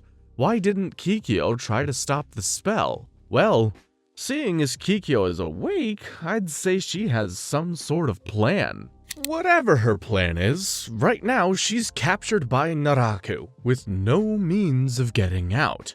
They talk, and Naraku explains the whole Onigumo thing. He then tackles one of the souls Kikyo was collecting, turns it evil, and tells it to kill Kagome. Meanwhile, the good guys are planning to find Kikyo when they see her demons carrying souls. They follow them, only to realize that they're wasps in disguise. It's a trap! Suddenly, Inuyasha is 50 years in the past, stealing the jewel and being shot by Kikyo, and he's super confused. What in the hell is going on? Turns out, it's an illusion spell cast by Naraku, and it's affecting everyone except Kagome. Naraku tells Kikyo that Kagome is heading here, and this is her chance to kill Kagome. But Kikyo chops off his head. Turns out it was just another puppet, and faces Kagome. She then makes Kagome fall into a pit, saves her, steals her jewel shards, and then sends her back into the pit. Meanwhile, Inuyasha figures out that this is all an illusion and breaks free, before helping Miroku snap out of it as well. He then heads off to find Kagome. He finds Kagome in the pit, now suffering in her own illusion. Inuyasha frees her and faces Kikyo. But no matter how mad he is, Inuyasha can't bring himself to hurt Kikyo. And just like that, Kikyo flies off with the jewel shards. Inuyasha tries asking Kagome what happened, but Kagome doesn't want to talk, because in her illusion, Kikyo and Inuyasha were still in love with each other. Meanwhile, we see Kikyo confront Naraku. Turns out, Naraku's only half demon. He wants the jewel so he can become a true demon. She then gives him the jewel shards, saying he can contact her if he wants. In reality, she plans to kill Naraku once he's assembled the Shikon jewel. Sounds like a stupid plan to me, but what do I know? The next episode starts with Myoga bringing a swordsmith named Totosai back with him. Why? Because he's the one who forged Tetsusaiga. Turns out, Sesshomaru asked this swordsmith to make a sword stronger than Tetsusaiga, so he frickin' dipped. He shows up with Myoga and immediately challenges Inuyasha. After they fight, he says Inuyasha is not fit to wield the sword, and Inuyasha is pissed. But Myoga says that Totosai can help him unlock the secret behind Tetsusaiga's full power. Totosai just wants to be protected from Sesshomaru, and that's when Sesshomaru shows up. He wants a sword, and to convince Totosai, Sesshomaru mops the floor with Inuyasha to show Totosai he's not worthy of Tetsusaiga. But even after that, Totosai refuses. After all, the Tetsusaiga was always meant for Inuyasha, while the sword Sesshomaru has, the Tenseiga, was meant for him. But we've never seen Sesshomaru uses it, and he sounds offended. So, Totosai strikes the ground with his hammer, turning everything into lava and escaping with the gang. He then explains the Tenseiga is just as powerful as the Tetsusaiga. The only difference is that the Tenseiga is a sword of healing. While the Tetsusaiga can destroy 100 demons with one swing, the Tenseiga can save 100 people with one swing, but only if the user is kind, which Sesshomaru isn't. Not only that, but it can bring the dead back to life, something everyone just kind of glosses over. We then see Sesshomaru attack Jaken with Tenseiga, and as advertised, nothing happens. Sesshomaru then kills a dragon and steals its arm. The next day, Totosai heads off, thinking about how Inuyasha doesn't even know about the wind scar that unlocks Tetsusaiga's true power. But Totosai comes running back when Sesshomaru chases him and fights Inuyasha again. Episode 35 kicks off with the brothers fighting, but something's off. Instead of attacking Inuyasha, Sesshomaru is deliberately attacking Tetsusaiga. He wants to destroy it. Inuyasha realizes this and uses his head to block Sesshomaru, only for Sesshomaru to use his poison to temporarily blind him. That turns out to be a blessing. Without his eyesight, Inuyasha locks in and sees the wind scar, using it to unleash a huge attack. Luckily for Sesshomaru, the Tenseiga acts of its own accord and saves him from death. When the dust clears, Sesshomaru is gone, but the battle is far from over. We then see Sesshomaru wake up, battered and bruised. He's visited by a cute little orphan named Rin who doesn't speak. She brings him food and water, even though the villagers beat her up for it. You see, Rin's family was killed in front of her. She's been on her own ever since and hasn't spoken a word. And Sesshomaru is unusually tolerant of her. The next day, Rin's village is attacked by a demon with wolves, and some of them start chasing her. So, she runs into the woods, hoping Sesshomaru will save her. Meanwhile, Jaken finds Sesshomaru, who's ready to leave, until he smells blood. He follows it, and he sees Rin dead. No. That's when he sees demons from the underworld arriving to take her soul away. So, he pulls out the Tenseiga and swipes the demons away. And what do you know, Rin comes back to life. Sesshomaru leaves, and she follows him. Meanwhile, Inuyasha and the gang make it to the village and are surrounded by wolves. Inuyasha whoops them, so they call in their leader, Koga. Koga faces off against Inuyasha, and he has 3 jewel shards on him.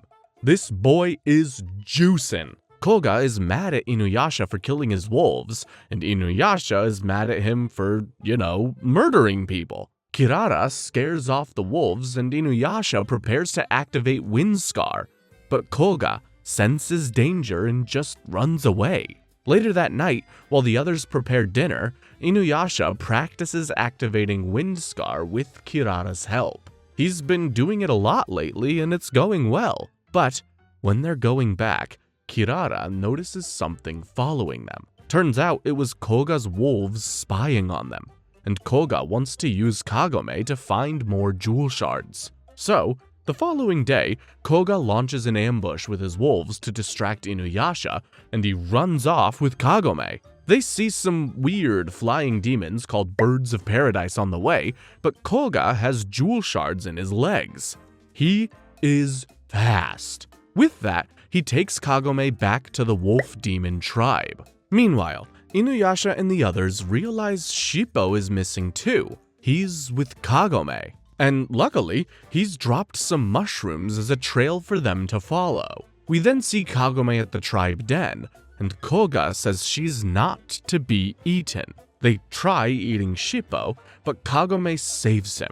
Koga then explains that the leader of the birds of paradise has a sacred jewel shard and has been terrorizing his clan, killing one member after the other. He needs Kagome to find their leader so he can take it down, and Kagome agrees. Are these shards good for anything other than luring demons in? Meanwhile, Shippo's mushroom trail goes cold thanks to Koga's wolves picking them, and they don't know where to go. And that is when the birds of paradise attack Inuyasha, Miroku, and Sango. The next episode starts with Shippo using his shape-shifting powers to escape with Kagome. Unfortunately, the tribe catches on to their plan, so Kagome helps Shippo escape on his own.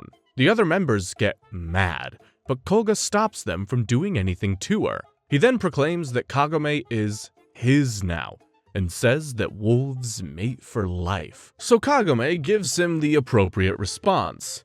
I don't belong to anyone! Get your hands off me! Not only does Kagome have feelings for Inuyasha, but that ain't no way to speak to a woman. You tell him, girl! But Koga takes it on the chin, and says he just has to kill Inuyasha. Speaking of Inuyasha, Miroku comes up with a horrible plan for him to get captured by one of the birds, which is stopped when Shippo shows up to take them to the tribe. Speaking of the tribe, they're about to launch an attack on the birds of paradise. The birds find them, and it is on. While the others fight, Kagome helps Koga find the one with the jewel shard. One problem is it's inside its mouth. Koga drops Kagome off so that he can deal with the leader, and she helps the tribe fight back. But there are too many of them, and she's about to be killed when Inuyasha shows up and saves her. Miroku then uses the wind tunnel to wipe out the fodder, leaving only the leader. It would be an easy fight for Inuyasha and Koga if they weren't busy fighting over who gets to be with Kagome. Gotta say, poor girl must be so uncomfy. Koga then takes on the leader, gets his ass whooped, and gets one of his jewels stolen. Lucky for him, Inuyasha steps in and takes it down with one wind scar. After the fight, Inuyasha wants to kill Koga, but Kagome helps him escape, saying he was nice to her and he wasn't in any shape to fight. After collecting the jewel shards, Kagome talks to Inuyasha, who's clearly jealous. They get into a fight because they're both too stupid to say I love you, and Kagome heads home. Idiots. And Kagome's bad mood is not going away easily. She's pissy at home, and she doesn't give a rat's ass about Hojo seeing another girl. So, Kagome's friends confront her. She's definitely seeing somebody else. Meanwhile, Kaede makes Inuyasha realize he's in the wrong and that he should go after her. Miroku tells everyone to steer clear of the well. Inuyasha won't go if anyone is looking. Sure enough, when nobody's around, Inuyasha jumps into the well. Meanwhile, Kagome rants at her friends without telling them about the whole feudal Japan thing. She starts by complaining about Inuyasha, but when her friends say she should dump him, she starts gushing about him. And her friends come to the same conclusion that I did about 17 billion years ago. Kagome is in love. Meanwhile, Inuyasha goes to Kagome's room and meets Sota, who tells her Kagome is still in a bad mood. So, Inuyasha runs off without meeting her, telling Sota to keep this a secret. The next day, Kagome's friends force her to accept a date with Hojo. From what little context they have, Inuyasha sounds like a toxic bad boy, and they don't want that for her. That's actually adorable. So, Kagome agrees, and the two of them hold on to their egos and stay miserable. That is, until Shippo comes up with an idea, getting advice for Kaede. They do, and the solution is simple. They misunderstood each other, so Inuyasha should just apologize. Inuyasha goes to do just that, only to see that Kagome is asleep. He hangs around for a bit until her alarm clock goes off. He grabs it in a panic and runs away, but Kagome can tell he was there, so she goes into the well. It's not exactly Romeo and Juliet, but they make up with the help of their friends, and things are back to normal. The following episode begins with Koga's fellow tribesmen from the north asking Koga for help. There's some demon on a mountain with a large chunk of the Shikon jewel. Sounds like Naraku. But Koga doesn't agree to help them. He's too busy focusing on healing and killing Inuyasha. His arrogance is so bad, some of his own men abandon him. Meanwhile, Inuyasha and the crew are looking for a jewel-powered bear, and they find him. Unfortunately, Naraku's wasps steal its jewel shard.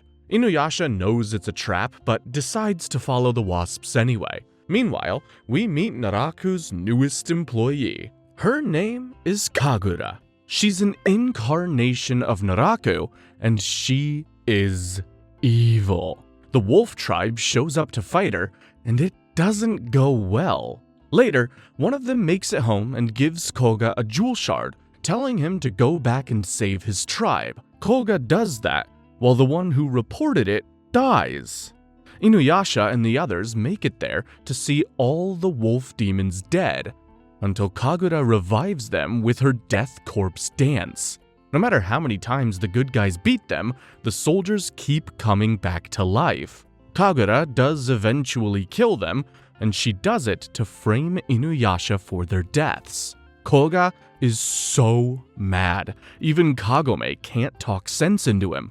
He immediately starts fighting with Inuyasha using the new jewel shard he just got. Kagome senses something off with the jewel shard, but Koga won't listen, and he's even stronger than he was before. Meanwhile, Miroku and Sango go after Kagura, but she just distracts them with a puppet of Naraku while she goes outside to enjoy the fight. Episode 40 starts with Sango and Miroku fighting the Naraku puppet.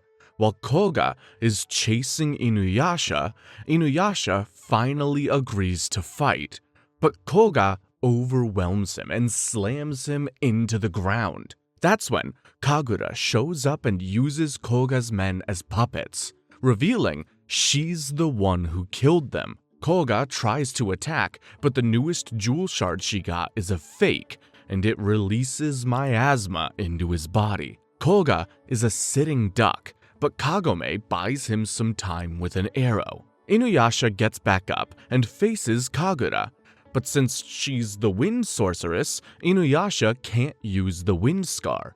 At least, not on his own. Kagome steps in with 2 clutch arrows, buying Inuyasha the time he needs. He unleashes the wind scar, and Kagura barely escapes. And we see that she has a spider-shaped burn on her back, just like Naraku. After the battle, the castle disappears and everyone is okay, except Koga. The poison is doing a number on him. Inuyasha wants to chop his arm off, but Kagome manages to get the jewel shard out with her sacred arrow, 'cause that's a thing now. After that, they leave Koga, who wants revenge on Naraku too now. While the good guys recover, we see Kagura go back to Naraku and complain about how dangerous that was. But Naraku tells her to shut up and get in line. After all, Naraku made her from his own essence. What's more, he has her heart, which means she can never be free. The next episode starts with the good guys speculating on who Kagura is. Meanwhile, Naraku sends Kagura out on another mission, and her little white-haired demon sister Kana is going too. We then see some men chasing after a girl named Koharu, and promptly getting their asses beat by Inuyasha and Sango. Turns out, Koharu knows Miroku and is in love with him. It all happened 3 years ago, when Miroku was kind to the poor orphan girl. Now though, the son of a lord wants to marry Koharu, and even tried forcing himself on her. She needs to escape, and she wants to escape with Miroku. Poor girl. But that would be too dangerous. So instead, Miroku helps set up Koharu in a peaceful village to work for a nice old man. The gang want to leave right away, but Koharu begs them to stay the night, and they oblige. Unfortunately, later that night, it looks like Kana steals Koharu's soul using a mirror. Meanwhile, Inuyasha and Miroku go outside to see that the villagers have surrounded them. They're all being mind-controlled. So, Inuyasha, Miroku, and Kirara try to take them down without killing them. Back inside, with Sango and Kagome, Koharu shows up, saying the village elders have been attacked. She's okay? Well, not really. Turns out this is all part of Kana's trap. She's controlling Koharu, and she knocks out Sango too. Koharu then holds Kagome in place while Kana steals her soul. Outside, Kagura arrives and explains what's going on. So, Miroku goes inside to help the girls while Inuyasha fights Kagura. Inside, Miroku finds Koharu and hugs her, but she has a knife in her hand. The next episode sees Kana failing to trap all of Kagome's soul in her mirror. Apparently, her soul is huge. Meanwhile, Miroku subdues Koharu and comes to help Kagome. So, Kana escapes. Back outside, Inuyasha is fighting Kagura and decides to use the wind scar. But that's when Kagura swaps places with Kana, who uses her mirror to reflect the attack back on Inuyasha, absolutely tearing him apart. Naraku then shows up and laughs at just how easy this was. He then shows them the almost complete Shikon jewel and tells them that Kikyo gave it to him so he could kill Inuyasha. Kagura then tries doing just that, but Kagome's arrow saves him. Kagome is missing a chunk of her soul, so she's weakened, but with Kirara's help, she manages to get to Inuyasha. Naraku hammers home the whole Kikyo hates you and wants you to die thing, and Kagome has had enough. She shoots an arrow at him, which Kana tries to reflect, only to realize the arrow is made of her own soul. It breaks her mirror, returning everyone's souls to them. Miroku then attacks with the wind tunnel, but Naraku, Kagura, and Kana escape. In the aftermath, everyone is super depressed about Naraku having the jewel shards, especially Inuyasha. The next episode starts with Naraku taunting Kikyo about giving him the Shikon jewel shards. So, she sends her soul-collecting demons to Inuyasha and lures them into the forest. Kagura tries attacking them, but Kikyo scares her off. Kikyo then explains that she doesn't want Inuyasha dead, she just wants to banish both Naraku and the Shikon jewel from this world. This is all part of her master plan. She then leaves, and Inuyasha tells his friends what happened, but Kagome is mad. She's not buying Kikyo's story and can't believe that Inuyasha went to meet her. Meanwhile, we meet Naraku's third incarnation, Goshinki, a huge purple demon with the ability to read minds. He's ravaging a village, and Kagura sends a man to Inuyasha and his friends to lure them in. Inuyasha bites and manages to save the last two living kids in the village. He then faces off against Goshinki, but fighting someone who can read your mind is impossible. Inuyasha gets his ass beat. He tries using the wind scar, but Goshinki just bites Tetsusaiga in half.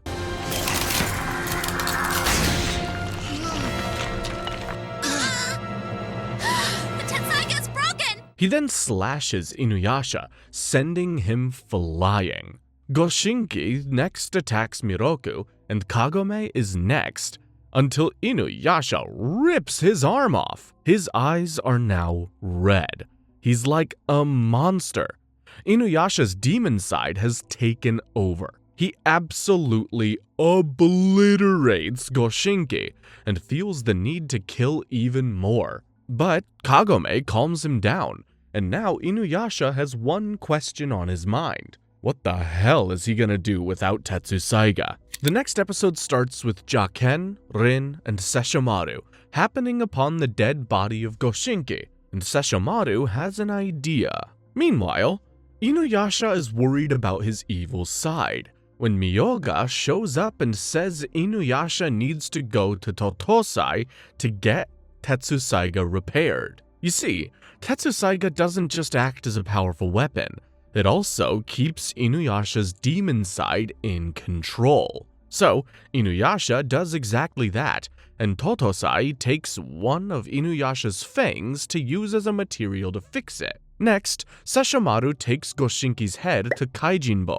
a disgraced pupil of Totosai's. He uses the Tenseiga to bring it back to life and tells Kaijinbo to use its fangs to make him a sword. Oh boy. Back with Inuyasha, it just so happens to be the one moonless night he loses his powers, and he's super worried something will happen. Kagome and him have a heart-to-heart about how much she was scared of losing him when he was in demon form. Still no frickin' confession though. Anyway, Jaken goes to check on Kaijinbo. Good news is, he's made the sword, and it's named Tokijin. Bad news is, it's possessed Kaijinbo, who kills Jaken. Later, Sesshomaru brings him back to life, while Kaijinbo goes after Inuyasha. Turns out, Goshinki's spirit is in the sword, and it wants revenge. Miroku and Sango step in to fight for the powerless Inuyasha, but they're no match for Kaijinbo and Tokijin.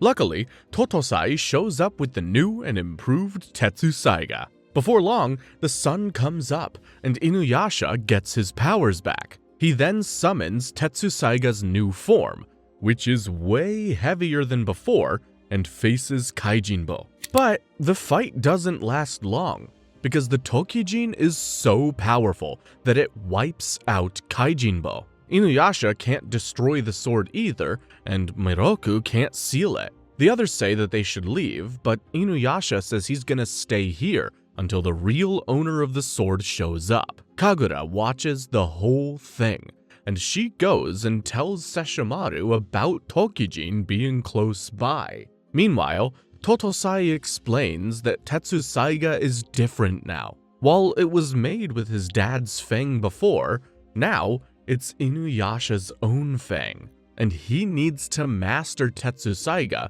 to master his own strength. That's when Sesshomaru shows up and claims Tokijin, controlling the sword. He then fights Inuyasha to find out who has the stronger sword, and Inuyasha is struggling. The weight of Tetsusaiga is too much, and Sesshomaru knocks it away.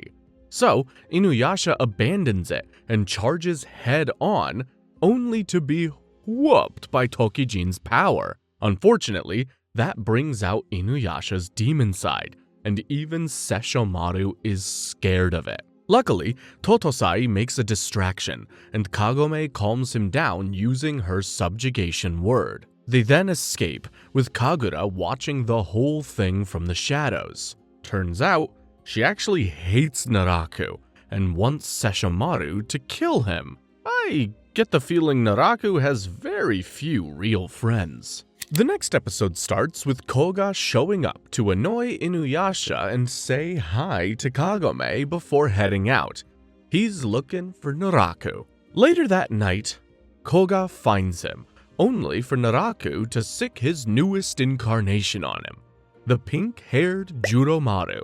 Judomaru is fast, and Koga gets a bad feeling about this. Inuyasha and his friends show up soon after, and Koga just pieces out. Naraku unleashes Judomaru, and Inuyasha takes him head on. Back with Koga, he realizes Kagome is in danger too, so he heads back up to help. Meanwhile, we see the disgusting monster that was inside Judomaru's stomach come out to play. His name is Kageromaru, and Judomaru only obeys him. Luckily, Koga shows up to save Kagome and give Inuyasha backup, but Kageromaru and Judomaru are insanely fast and shifty. They have the heroes on the back foot. Seeing Kagome's life is in danger, Inuyasha manages to wield the heavier Tetsusaiga properly for 5 seconds. Still, with the help of Sango's quick thinking and using Koga as a decoy, Inuyasha manages to kill both Judomaru and Kageromaru in one swing of his blade. After the fight, Koga does his usual flirting with Kagome's shtick, and Inuyasha gets into a fight with her over it. Even Sango and Miroku are tired of their nonsense. Same old, same old. The next episode sees Kagome go home pretending that she's mad, but she's just getting more bandages and stuff for Inuyasha. While she takes her sweet time, we see Naraku visit Kikyo, and Kikyo says there's only one reason he could be so obsessed with her. The heart of Unigumo still beats in Naraku. Naraku hates that she's right, so he uses his powers to send a giant version of Kikyo's soul-collecting demons after her. Kikyo tries fighting back, but ends up falling off of a cliff. Not again!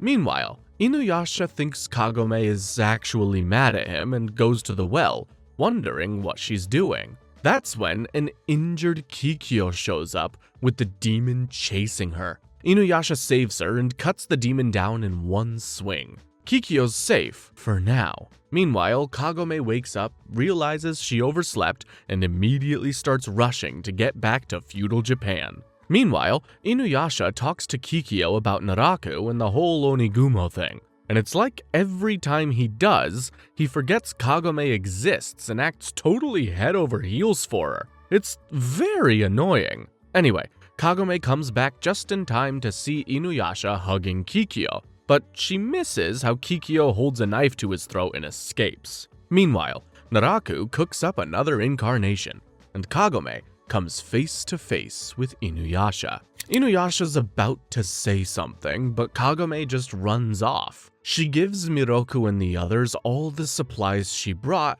and heads back home immediately. Turns out, Kagome realized that Inuyasha finally chose Kikyo over her. There was no place for her between them. Inuyasha also seems to accept that he won't see Kagome anymore, which is a huge bummer. So, Kagome goes back home, where her mom saves her from Grandpa and Solta's stupid questions. Kagome's mom is the best. Kagome then goes to school, where her friends ask her about the boy she was dating, and Kagome tells them she got dumped. Ouch. Meanwhile, everyone makes it clear to Inuyasha that he's making the wrong choice.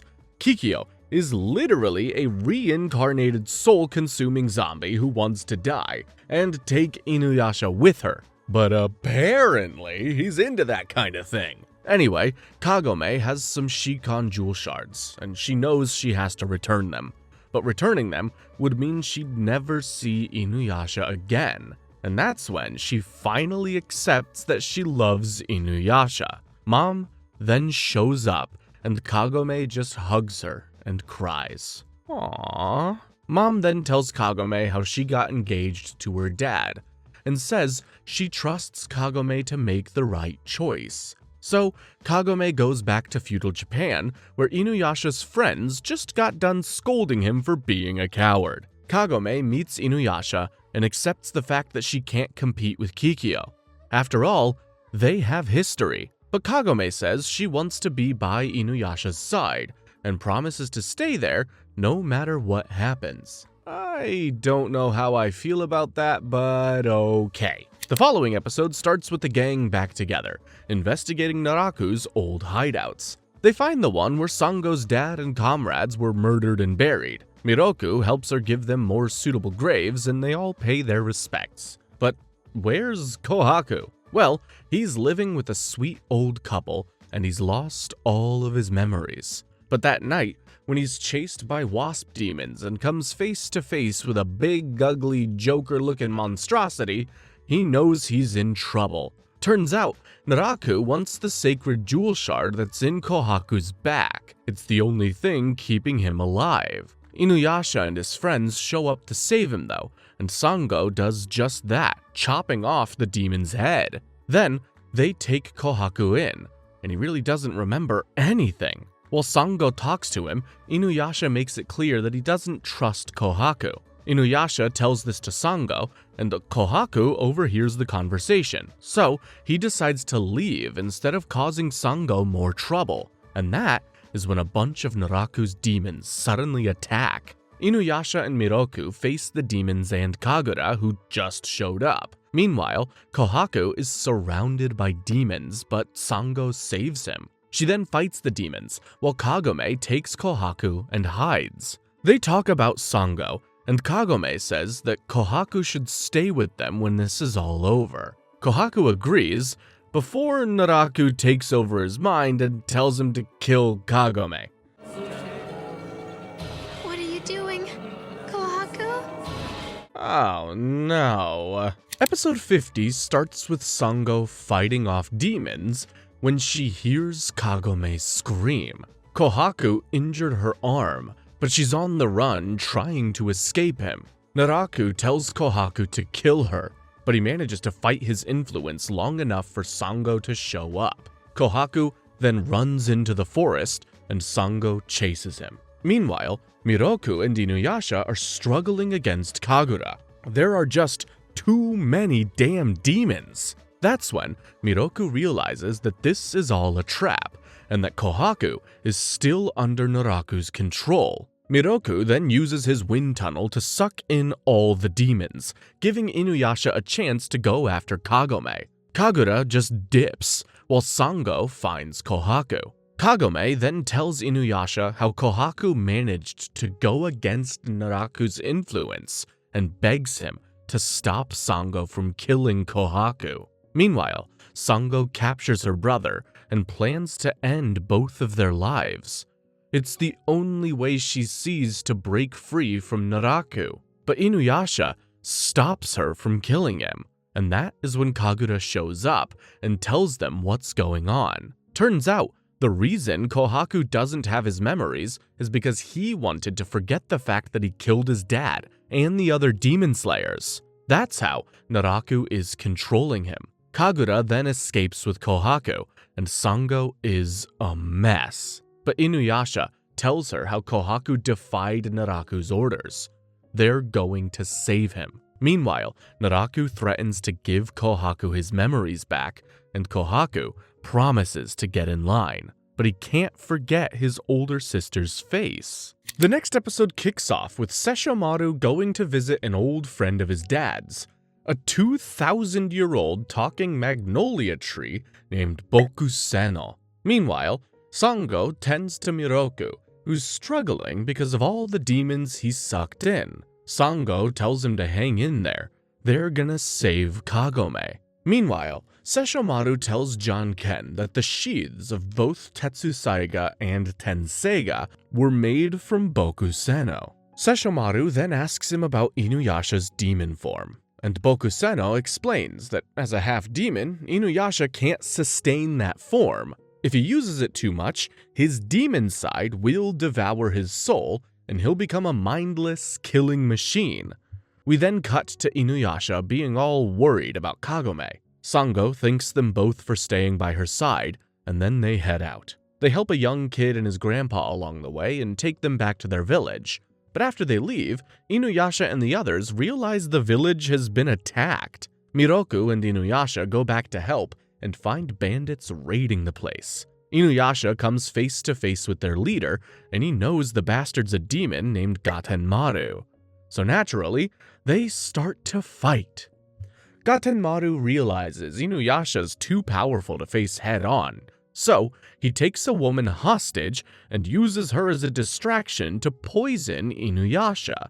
He then covers Inuyasha and Miroku in a poison cocoon. The two are alive thanks to Miroku's barrier, but it won't last forever. Meanwhile, Gatenmaru realizes he can't wield Tetsusaiga and loses all interest in it. But the grandpa from earlier knows he needs to get Tetsusaiga back to Inuyasha. So, at the start of the next episode, while Gatenmaru devours the women of the village, the grandpa tries bringing Inuyasha his sword and gets his ass beat. Kagome and the others show up to save him, but they're getting overwhelmed. Inuyasha eventually has enough of this, and his demon side comes out. He breaks out of the cocoon and starts killing bandits. Gatenmaru transforms and tries taking him down, but Inuyasha absolutely smites him off of the face of the planet.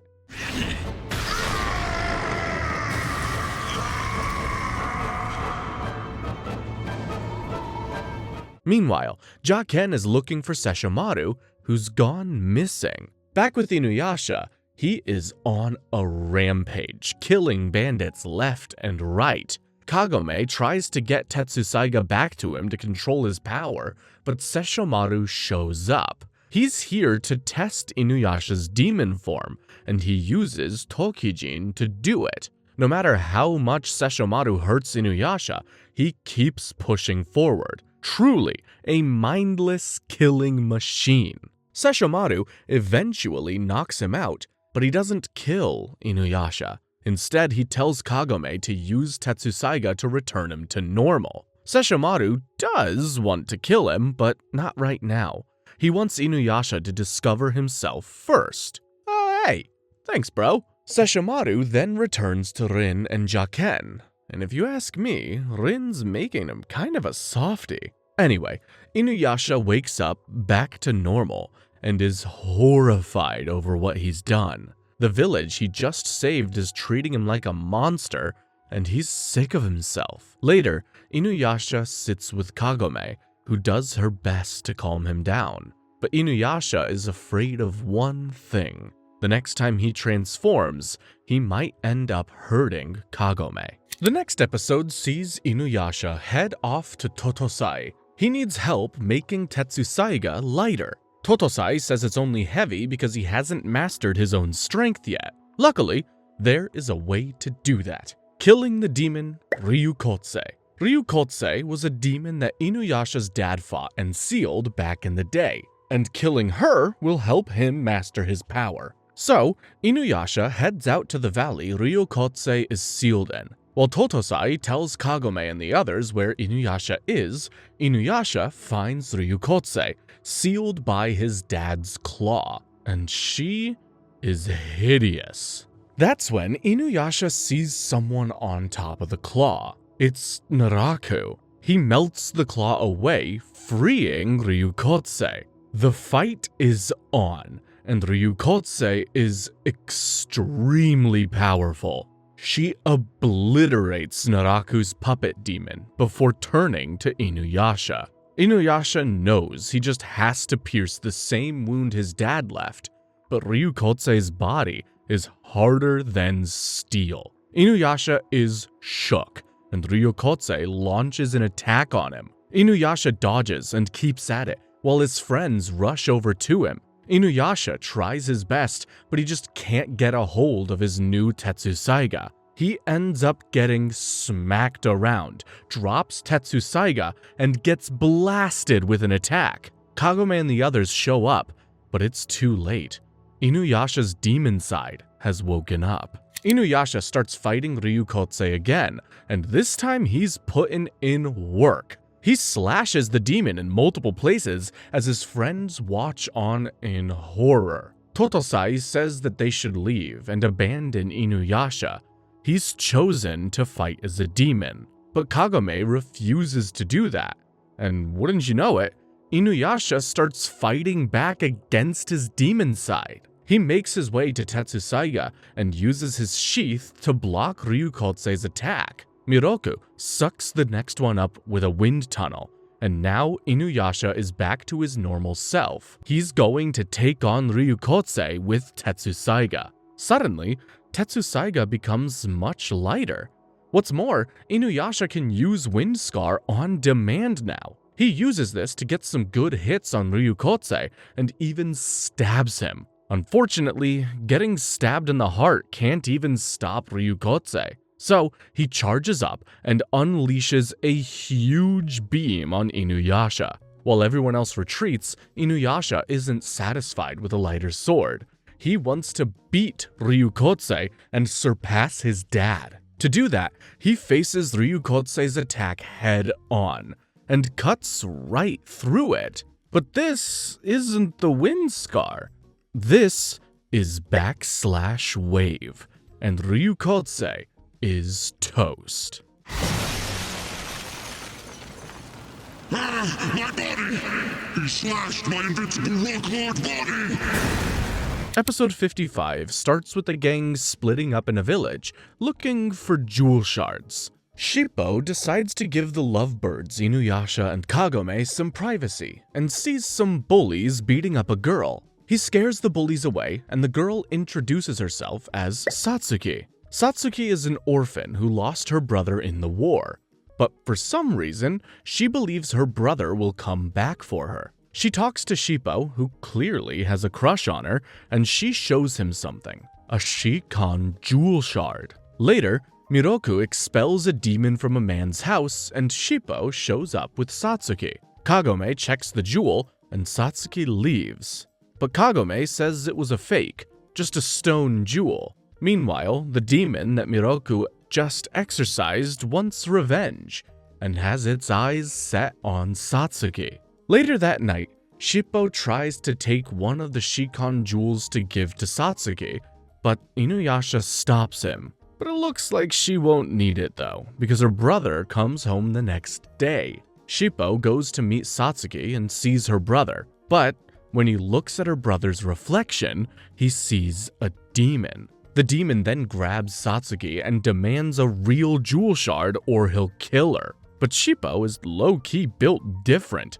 He attacks, gets Satsuki free, and makes a run for it. He gets Satsuki to safety and then faces the demon. Shippo puts up a great fight while Satsuki tells Inuyasha and the others about the demon. Shippo buys enough time for Inuyasha to show up and crush the demon, and Inuyasha makes sure to give Shippo all the credit. After that, Satsuki accepts her brother's death and decides to live with the village leader. Shippo says goodbye, and you can tell the kid is upset. This was his first love after all. The next episode starts with Miroku being flirtatious, only for a woman to steal all of his money. The gang then keeps traveling and finds a village where all the men have gone missing. Apparently, a beautiful demon in the forest is bewitching them. Miroku says he'll go himself, but Sango follows him anyway, and Kagome thinks it's because she likes him. Anyway,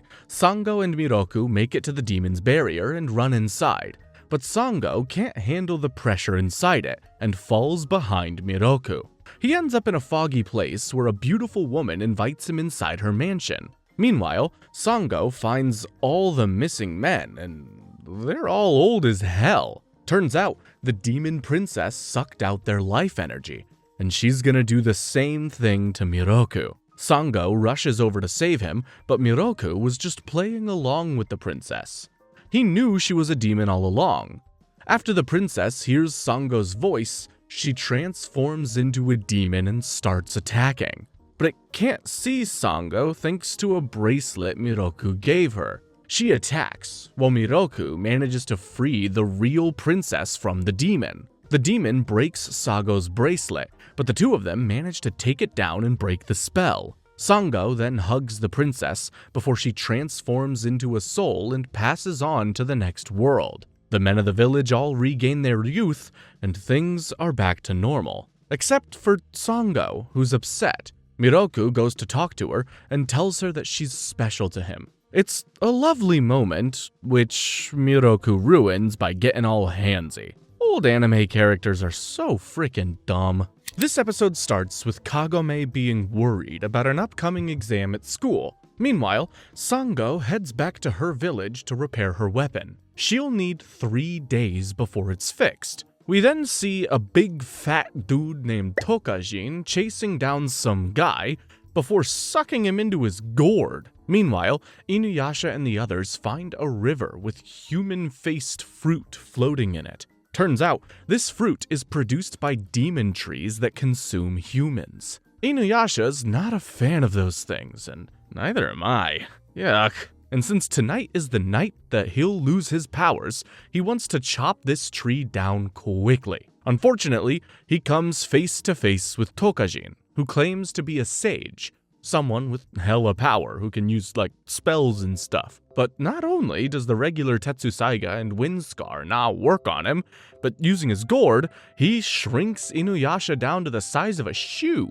Tokajin then sucks Inuyasha into his gourd. Meanwhile, Kagome, Miroku, and Shippo try to follow him, but they fall and end up in Tokajin's lair. There, they see a miniature garden he's made, filled with real humans that he's shrunk. They get sucked inside too, and Kagome drops the jewel shards outside. Turns out, the men inside are apparently being trained to become sages by Tokajin. Meanwhile, Inuyasha is stuck inside Tokajin's gourd without Tetsusaiga. He dropped it before he got shrunk down. And it goes from bad to worse, because sunset comes and he loses his powers. We then see Tokajin find the 2 jewel shards Kagome dropped. He's even more powerful now. Miroku and Kagome then meet a samurai who fills them in. Basically, Tokajin wants the demon tree to give him a fruit of longevity. But for that, it needs to consume a lot of sages. So, Tokajin is creating these sages to feed the demon tree. While they look for a way out, Inuyasha summons Tetsusaiga using his sheath and breaks out, returning to normal size. Unfortunately, he's got no powers, so he gets absolutely demolished by Tokajin. Meanwhile, Miroku, Kagome, and Shippo find out that there are no exits they can use. They might be stuck here forever. The following episode starts with Tokajin finding out about Kogame from Inuyasha and going after her. Great! Thanks, blabbermouth. Meanwhile, Kagome and the others manage to break a hole in the wall of the mini garden. Tokajin grabs Kagome and takes her away, so Shippo and Miroku escape through the hole, still in their mini versions. They help Inuyasha escape, bringing the roof down on Tokajin as well. Then, they rendezvous with Kagome, but there's still plenty of time before Inuyasha's powers return. They need a plan.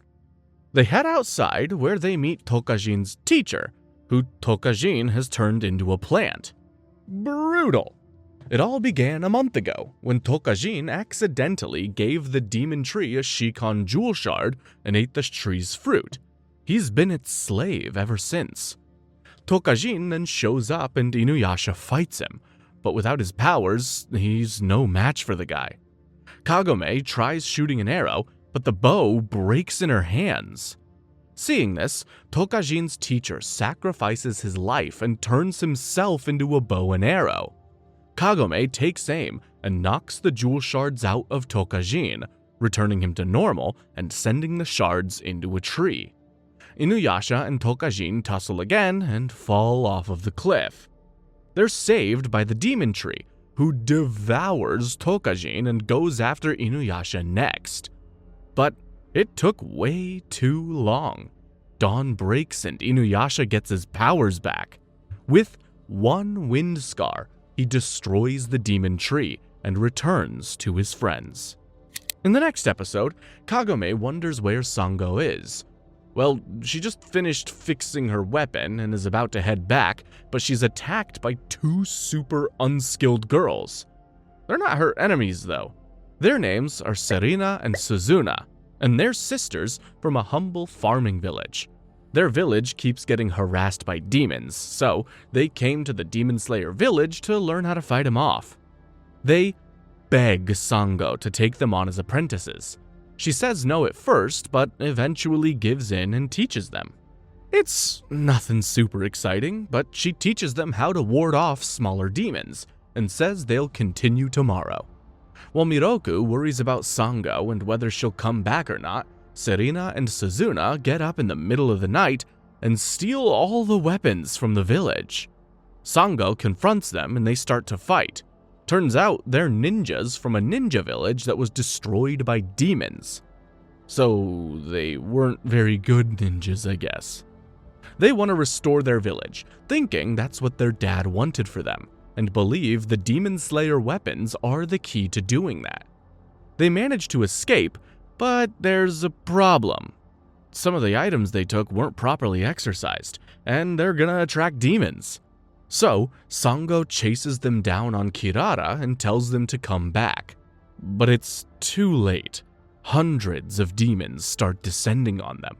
Serena and Suzuna are ready to fight, but Sango convinces them that their dad only wanted them to be happy and to live long lives. She then protects the two, fighting off demon after demon. It starts getting overwhelming, but that's when Sango's friends show up. They help take down the demons and the day is saved. Serena and Suzuna go off to live their lives, and Sango almost has a moment with Miroku before he ruins it. Episode 60 starts with Dark Priestess Tsubaki, an evil old hag killing someone.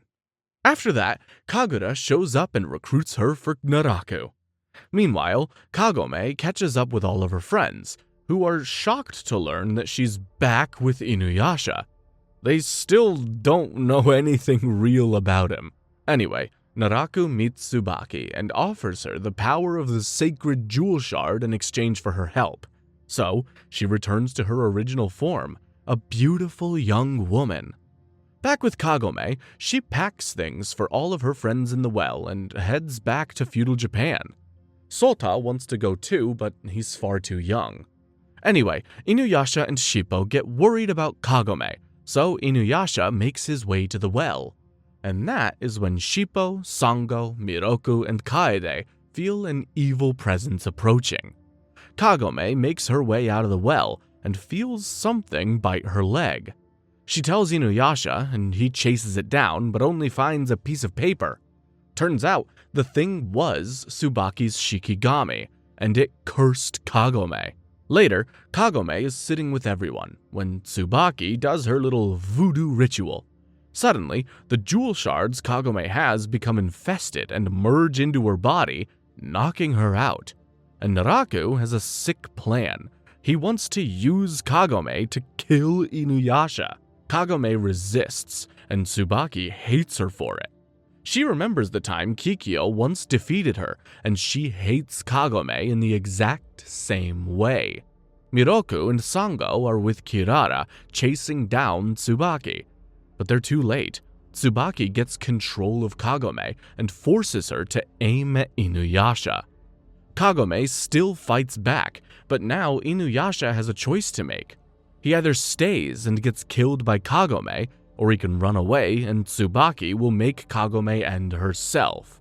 Miroku and Sango make it to Tsubaki and can't get past the barrier. Kikyo is there too, and she sensed Tsubaki's evil.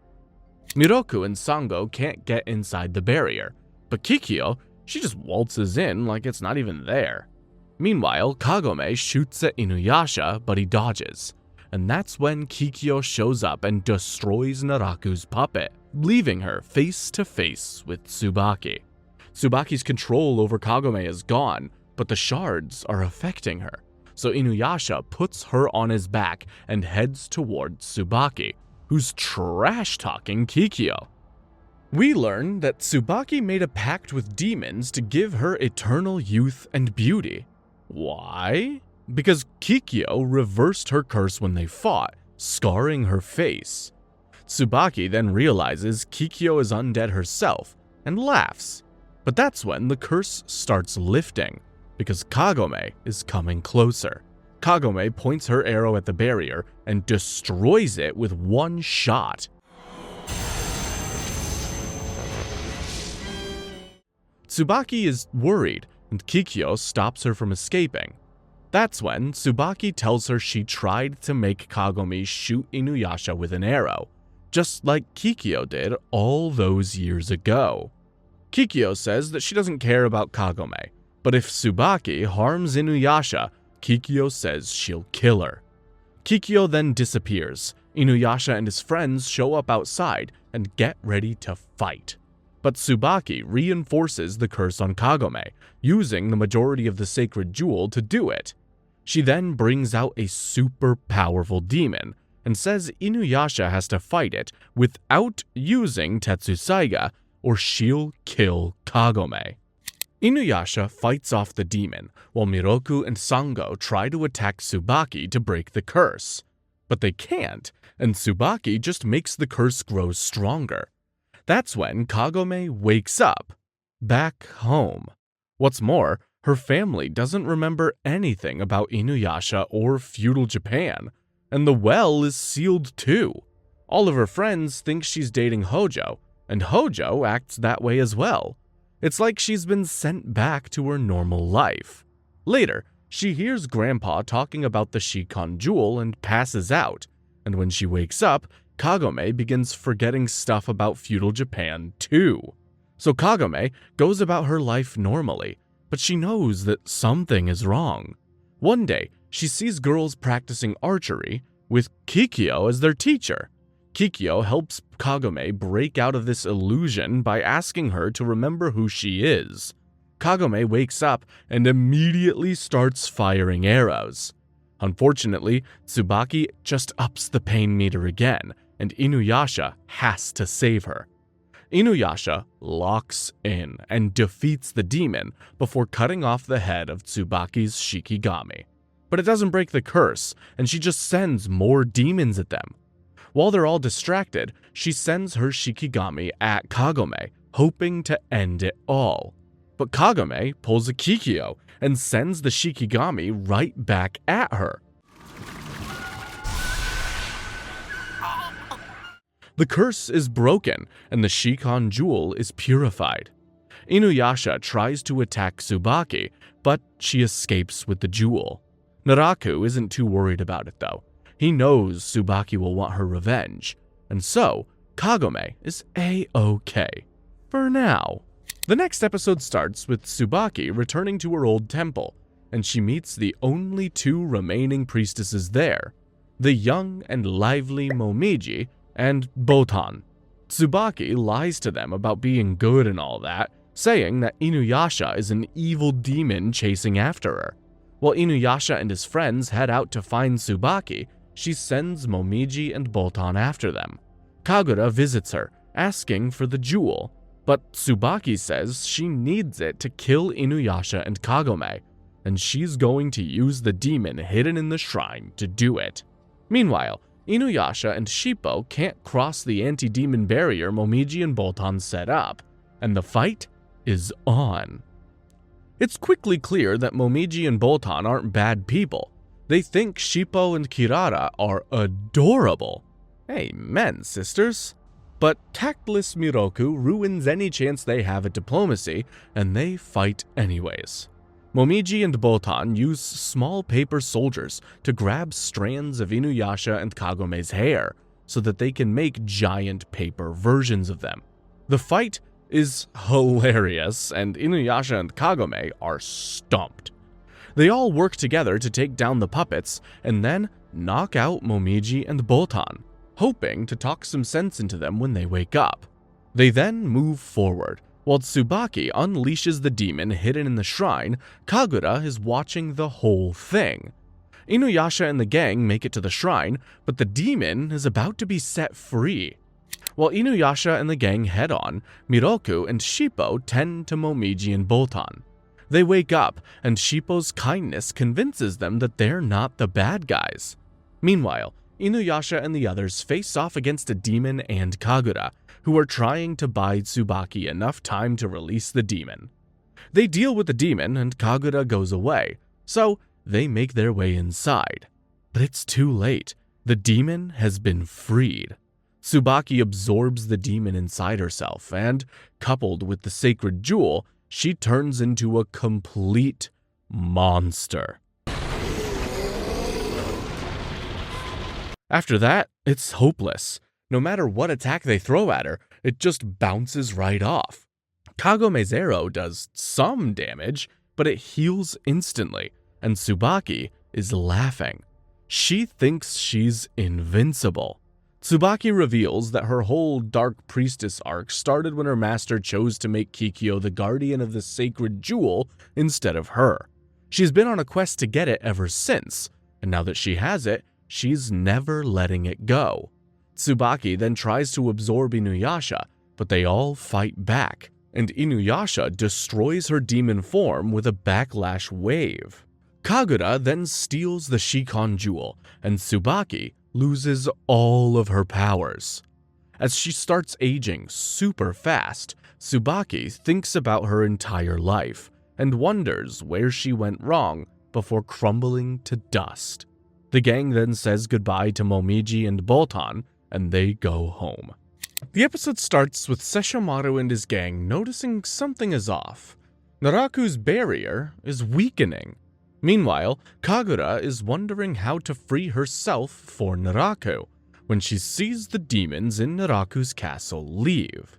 We then see Koga and his men following Naraku's scent.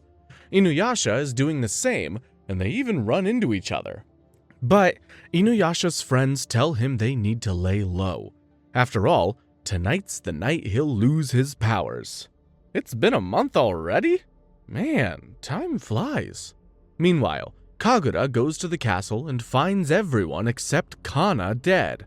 Kana shows him that Koga is approaching, and Kagura heads out to kill him, even though Kana says she shouldn't.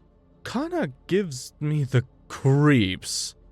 Anyway, Kagura launches an assault with her army of undead skeleton warriors, and she takes on Koga.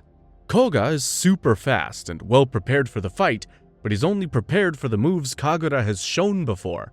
Instead of her regular attacks, Kagura traps him in a whirlpool of skulls and blades, and Koga has to fight them all off. Seeing this, Koga's men go to ask Inuyasha for help, but Inuyasha ain't got no powers tonight. So, after making them promise to not tell Koga about Inuyasha, Miroku and Sango head out to help him. But they're too late. Koga escapes the whirlpool only to have the sacred jewel shards in his legs cut out. Kagura picks them up and then goes in for the kill. Miroku and Sango show up right on time, so Kagura just takes the shards and dips. Kagome and Inuyasha show up too, and now Koga knows Inuyasha's secret monthly weakness. While Kagome patches up Koga, Kagura wonders what to do. Naraku is gone somewhere, and she's sick and tired of being under his control. That's when she remembers someone can help. Sesshomaru. We get a quick glimpse of what Naraku is up to. Terrifying as ever. Before Kagura goes to Sesshomaru with a proposition. Kill Naraku and take the jewel shards from him. Unfortunately, Sesshomaru refuses, mostly because he doesn't want the sacred jewel, but also because this whole thing is none of his business. I'm telling ya, Rin has softened this man up. Kagura is mad, so she screams at Sesshomaru before leaving. Meanwhile, with Koga patched up, he joins Kagome and the gang in search for Kagura.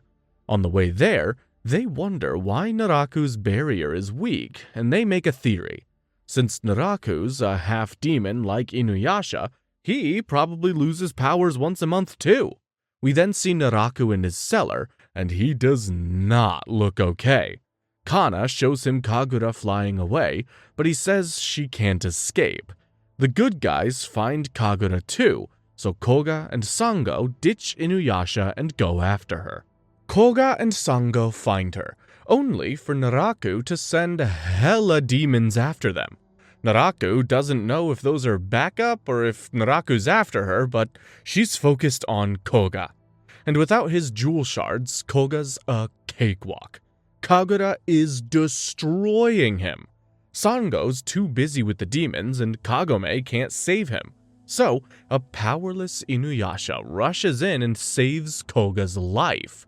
Day breaks and he gets his powers back, but Kagura saw him. She knows his secret now. That doesn't really help her fight him, because he almost kills Kagura with one wind scar. Naraku's demons shield her though, and she escapes. She makes her way back to Naraku's castle, where she finally finds Naraku. Or rather, the disembodied eldritch horror that Naraku has become. Apparently, he feeds on demons to keep himself alive. Yeesh. He gives Kagura one last warning, and now she knows she can't take Naraku down alone. She needs help. Episode 69, nice, starts with Kagome absolutely bombing a test, before hanging out with her friends. Then, she talks about Inuyasha, Koga, and even Miroku without context, and it makes her sound like a psycho.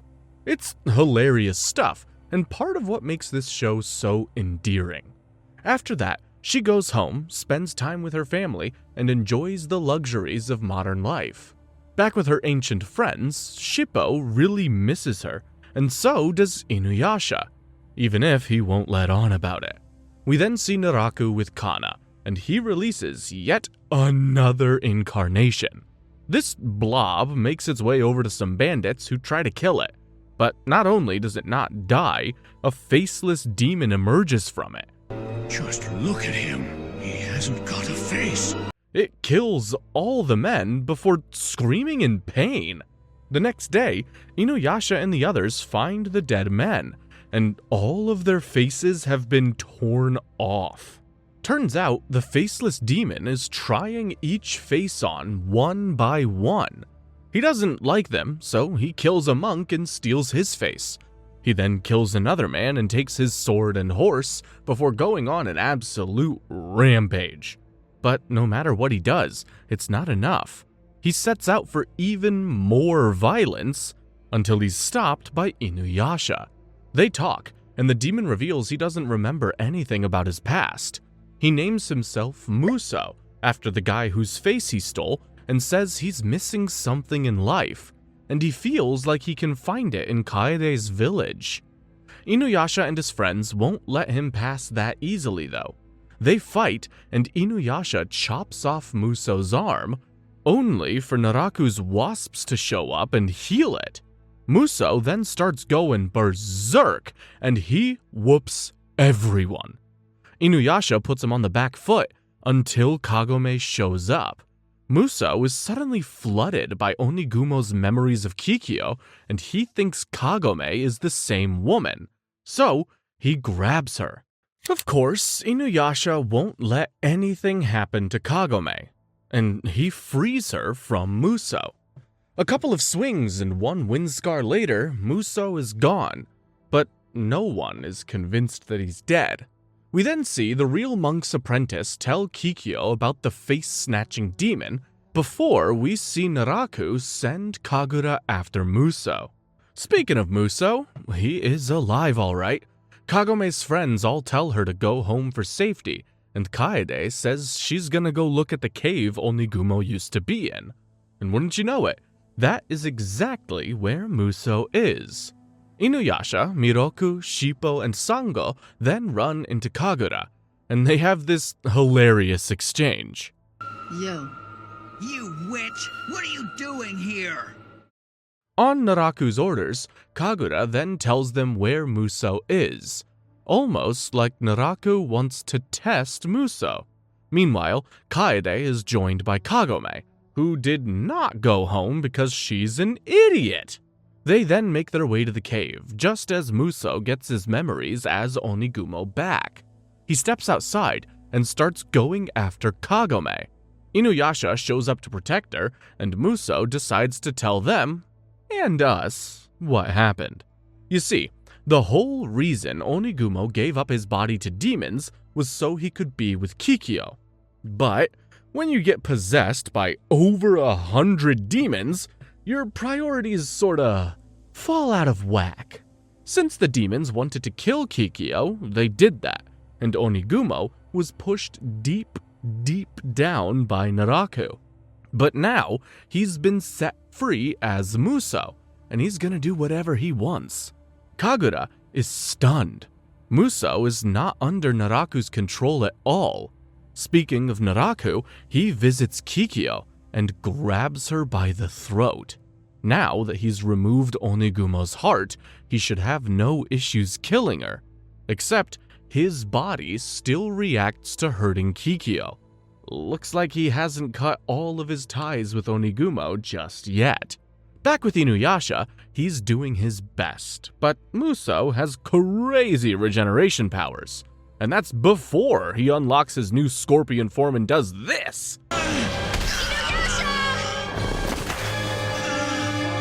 No! Inuyasha survives the attacks though, and tears Muso apart with Windscar, only for him to regenerate every single time. But Miroku figures out that the regeneration happens around Onigumo's heart, so Inuyasha aims for that, but Kagura saves him and carries him away. While the good guys are left wondering what's really happening, Naraku meets Muso. Naraku introduces himself, and Muso is super mad at him for keeping him locked up all those years. And he's even more pissed when Naraku says Muso needs to join him again. It's too early for him to be free. Muso tries to run, and Naraku chases him. Naraku's about to absorb him when Inuyasha shows up and starts swinging. Muso escapes and Kagura chases him, only for Muso to double back towards Naraku. While Inuyasha and Miroku fight the demon, Muso shows up and stabs Naraku from behind. Unfortunately, Naraku is now close enough to absorb Muso, who keeps screaming out Kikyo's name. Naraku then admits that he needs Onigumo's heart as a link to his body, but Miroku has more questions for him. He asks Naraku about this special time of the month where he loses his powers. After all half-demons have that weakness, but Naraku is built different. Not only can he choose the day he loses his powers, he uses those days to reconstruct his body and get even stronger. He proves this by making a barrier so strong, even Windscar can't break it. He then leaves with Kagura, but there is one positive in all of this. Kagura hasn't snitched about Inuyasha losing his own powers. After that, Kagome and Inuyasha look at the stars, as does Kikyo, and she wonders what it is she really wants. The episode starts on a beach, with a little girl named Shiori being offered up to some demon bats. We then see Inuyasha and his friends just chillin', wondering how to bypass Naraku's barrier. Myoga comes up with a simple solution. Go to the cave of the demon bat, kill the guardian demon, and it will level up Tetsusaiga. So, they go there, and stop a woman named Shizu from being beaten up by the locals. Then, it is lore time! Demon bats and humans always used to live at odds, until Shiori was born. Shizu is Shiori's mom, and the father is a demon bat named Tsukuyomaru. Tsukuyomaru was super kind and sweet, and after Shiori was born, there was peace between humans and demon bats. Until Tsukuyomaru died. After that, the demon bats started rampaging again. Tsukuyomaru's dad and Shiori's grandpa, Taigo Kumaru, said that he could stop attacking if Shizu gave up Shiori. Taigo Kumaru and Tsukuyomaru were guardians of some barrier, and with her dad gone, Shiori inherited the responsibility. So, they gave her away, but the demon bats haven't stopped attacking. They sound like a bunch of evil jerks to me. Shizu tells them how tough it was for Shiori growing up as a half-demon, something Inuyasha knows all too well. So, he tells Shizu to take him to the demon bats. He's gonna save Shiori. Along the way, Inuyasha remembers his own traumatic childhood, and they make it to the cave. They see Shiori only to have Taigo Kumaru show up immediately.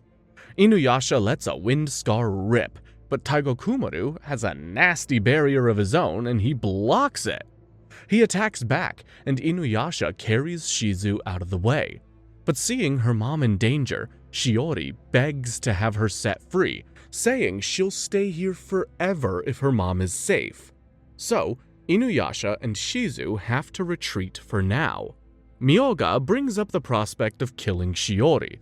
She is the guardian demon now, so that would buff Tetsusaiga up. But Inuyasha won't do that. Meanwhile, Shiori is crying because she misses her mom, so Taigo Kumaru sends an all-out bat platoon to kill Shizu and everyone in the village. Glad bro didn't overreact. Kagome tries to cheer Inuyasha up, but they're interrupted by the 100 or so bat demons flying towards them. Inuyasha runs to his friends, and they gather to face Taigo Kumaru. While the demon bats destroy everything, Taigo Kumaru holds Shiori, who watches the whole thing. Eventually, he's confronted by Inuyasha, who asks Shiori a simple question. Does she want to return to the village or not? After all, the villagers hate Shiori and Shizu, so it's up to her. And if she wants to come back, Inuyasha will save her. Her hesitation is all the answer he needs. Inuyasha starts attacking. But no matter what he does, the barrier around Taigo Kumaru is too powerful. Taigo Kumaru releases a huge attack, destroying every building in the village. Shizu shows up and begs Taigo Kumaru to honor his son's wishes. Tsukuyomaru wanted Shiori and Shizu to live happily, but Taigo Kumaru says his son was weak, and that is why he killed him. This infuriates Inuyasha, and he launches a backlash wave to counter Taigo Kumaru's attack, but it's off by a second. That's when Shiori locks in and sends Taigo Kumaru flying out of the barrier. He tries attacking back, but it just gets reversed into a backlash wave. And this time, there's no barrier to save him. He gets destroyed. And after that, Inuyasha is ready to go back, but Shiori offers him the crystal all bat demons use to make the barrier. According to her, destroying it should buff Tetsusaiga. So, Inuyasha tries, only for the spirit of Taigo Kumaru to launch one last attack on Shiori and Shizu. Miraculously, the late Tsukuyomaru shows up to protect his family, and Inuyasha lands the killing blow. The crystal breaks, and Tetsusaiga absorbs it. After that, Shiori and Shizu are finally free, and the gang heads home. Episode 80 starts with Inuyasha and his friends sleeping when he picks up Naraku's scent. So, they all head out to find him. Meanwhile, Jaken tells Sesshomaru that Kagura has kidnapped Rin. Naraku tells Sesshomaru to kill Inuyasha if he wants Rin back safely. But Sesshomaru destroys the puppet he sent and decides to look for Naraku instead. While the good guys look for Naraku, Rin wakes up in a temple with Kohaku. There are hella demons outside, and Kohaku's job is to look after her. So, Rin starts asking Kohaku a lot of questions. She's adorable. Sesshomaru then finds Naraku and makes it clear he's not gonna kill Inuyasha. He's gonna kill Naraku. Back with Inuyasha, Kagome senses a sacred jewel shard close by, so Inuyasha heads over to Naraku, while everyone else pivots to the jewel shard. Naraku also starts his fight with Sesshomaru, bringing out the hideous demons he's absorbed and using them to fight. Meanwhile, Kohaku and Rin are sharing a melon and trauma bonding. It's peak anime, really.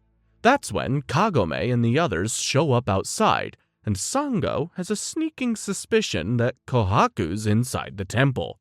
Back with Sesshomaru, he's hacking away at Naraku using Tokijin, and it's super easy for him to dice the demon up. But that's all part of Naraku's plan. He wants to surround Sesshomaru with pieces of himself and then absorb him. What isn't part of his plan is Inuyasha and his new red Tetsusaiga slashing through his barrier.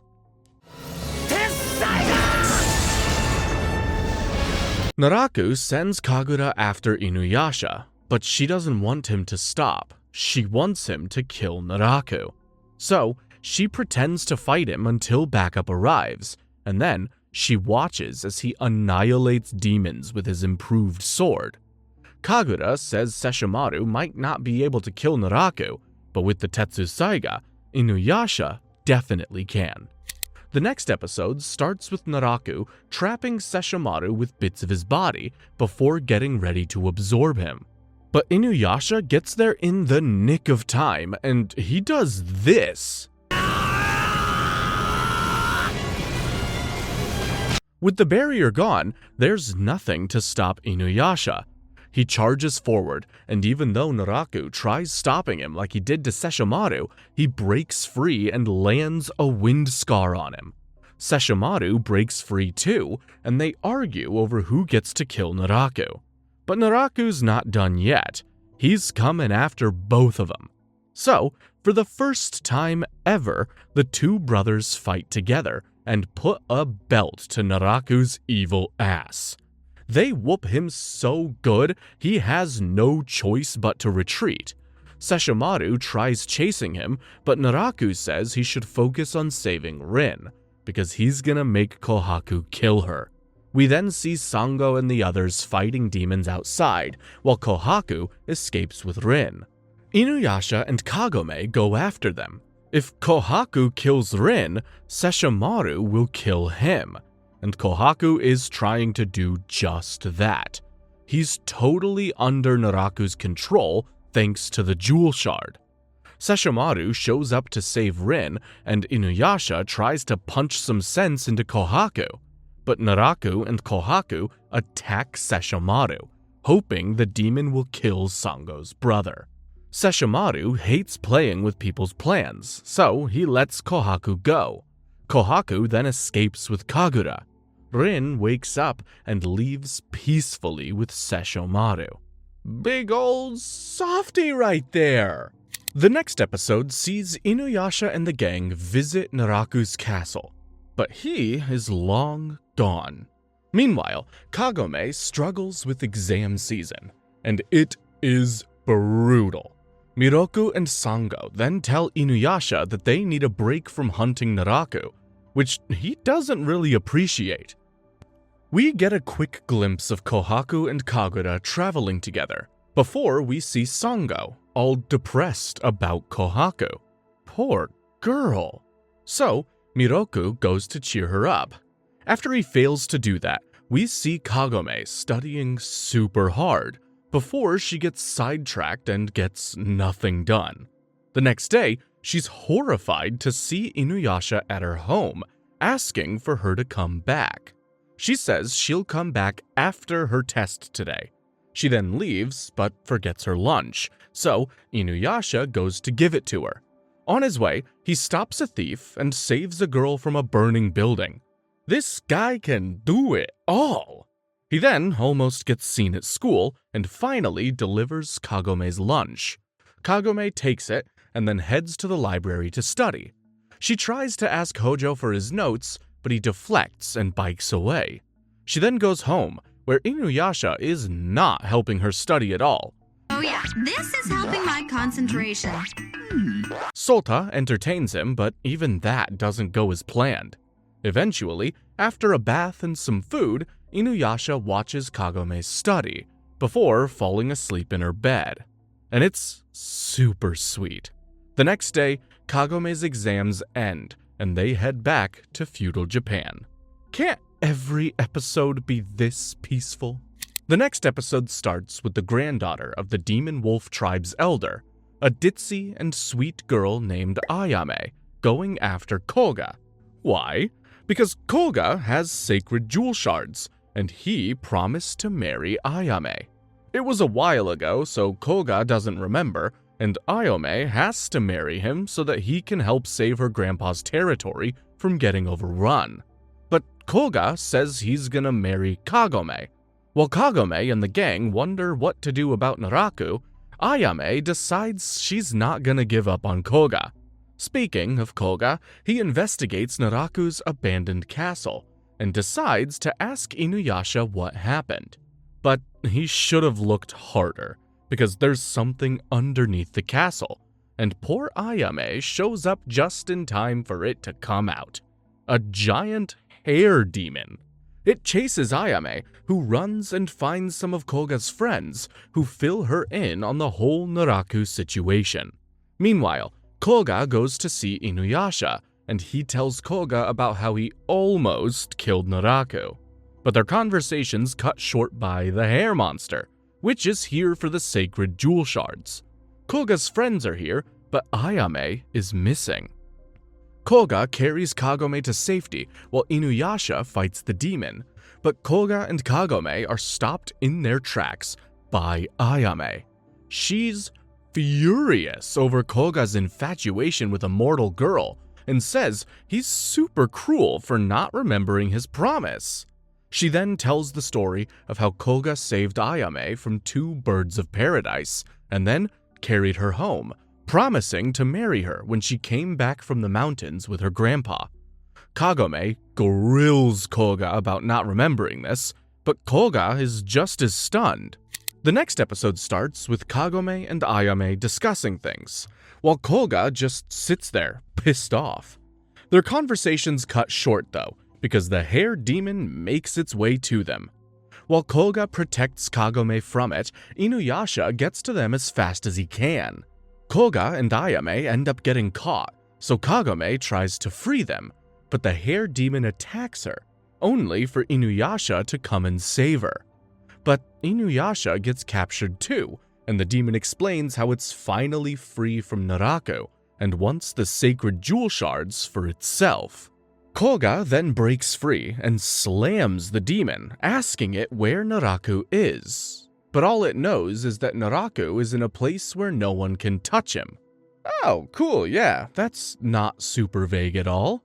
It then tries to eat Koga and Ayame, but Koga just explodes it from the inside. After that, Kagome forces Koga to think about his promise, and he finally does remember it, but he lies and says that he doesn't. Ayame can see that Kagome doesn't love Koga back, but she's pulling back for now. She plans on marrying Koga eventually, no matter what he says. Koga says his wife needs to be able to sense sacred jewel shards, so Ayame says she'll train herself to do that.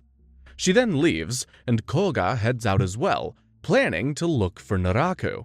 But as Ayame, Koga, and the gang go on their separate paths, the question remains, where the hell is Naraku? Episode 85 kicks off with Inuyasha and the gang running into an old lady who happens to be in the demon-killing business too. After saving her, the lady tells them about the Demon's Head castle nearby, and the reward for saving it from demons. We get a glimpse of the lord of the castle being possessed and killing a maid, before Inuyasha and the others get informed on everything. Later that night, the lord's daughter begs them to help, when the Demon's Head shows up. And I have to say, it's a pretty accurate name. Sango and Inuyasha fight it, but their attacks seem to have no effect, and Miroku shows them why. The Demon's Head is just an illusion. What's more, the Lord is possessed, but the demon itself is hiding somewhere else in the castle. After dinner, and some shenanigans between Inuyasha and the old lady, the Lord's daughter summons Miroku.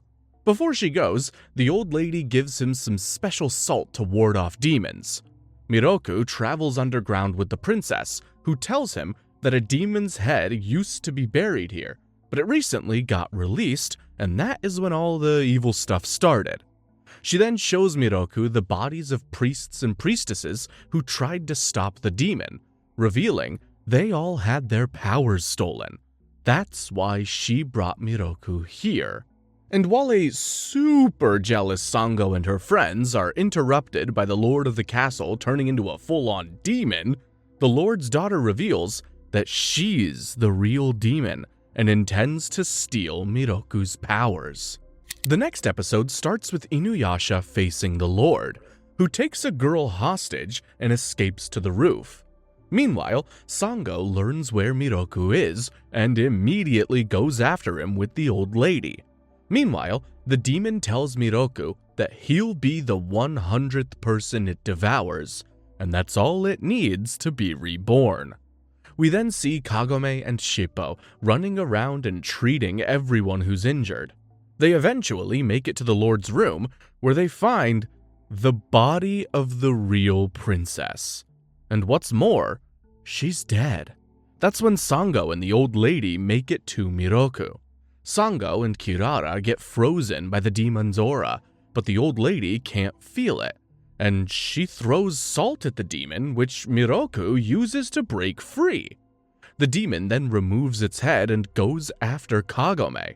While Inuyasha realizes the demon he's fighting is a decoy, the real demon absorbs the souls it had hidden inside the princess's body, before noticing the jewel shards on Kagome and switching agendas. Luckily, Inuyasha shows up to fight it, while the lord of the castle returns to normal before crumbling away. Miroku asks the demon why it chose to come out now, and it reveals that it was hiding from Naraku before. But with Naraku AWOL, the demon has free reign to go after as many priests and priestesses as it wants. It tries to escape, and Inuyasha's wind scar can't stop it. But Miroku's wind tunnel can. The next day, they bid farewell to the old lady and are back to looking for Naraku. The next episode starts with Kagome and the gang taking a break from their travels because of the rain. We then cut to Kikyo, who's asked by some villagers to get rid of a demon, and she does just that. Kikyo's been searching for Naraku too, but there's no trace of him left. On her way back, an old man named Kansuke tries to rob her, but he's too weak to do so. Kikyo then sees he has a sacred jewel shard. It's the only thing keeping him alive. He passes out, so Kikyo takes him somewhere safe and helps him recover. Kansuke explains how he spent his youth as a savage murderer, doing whatever he wanted. Now, he just wants a suitable place to die. He says that Kikyo looks like a priestess he used to know. If only he knew. He then says that there was a man with him who was even more evil than himself, a man named Onigumo. Lore dump time! This time from before Onigumo ended up in the cave with Kikyo looking after him. Onigumo told Kansuke about Kikyo and the sacred jewel shard, so he went to steal it. Unfortunately, Inuyasha stopped him and cut his left eye, making it useless. He spared Kansuke, who returned to see all of his men had left with Onigumo. So he went back for revenge and blew up the building Onigumo was in. Onigumo survived, but he was in bad shape, so Kansuke and his men tossed him away, hoping he would just suffer and die. And that is when Kikyo rescued him. Kansuke says the jewel shard refuses to grant his wish, and that's because it's incomplete. All it really does is attract demons toward him, and right on cue, a demon shows up and grabs Kikyo by the neck. It's another demon that was discarded by Naraku, and it wants a jewel shard to find a real body. Together, Kikyo and Kansuke manage to defeat it, but that's all Kansuke can do before running out of strength. As his dying wish, he cuts off his hair and asks Kikyo to deliver it to a place that can absolve him from all sin. Upon doing some research, Kikyo finds out about a monk named Hakushin that can do it, but he lives on Mount Hakure. Kikyo has a bad feeling about this, but still, with the jewel shard in hand, she begins her journey there. The next episode kicks off with Inuyasha and the others coming across a village where the fields have all been destroyed. That's when the villagers surround Inuyasha and start worshipping him as a dog god. Apparently, some monkeys have been destroying their fields, and the monkeys hate dogs.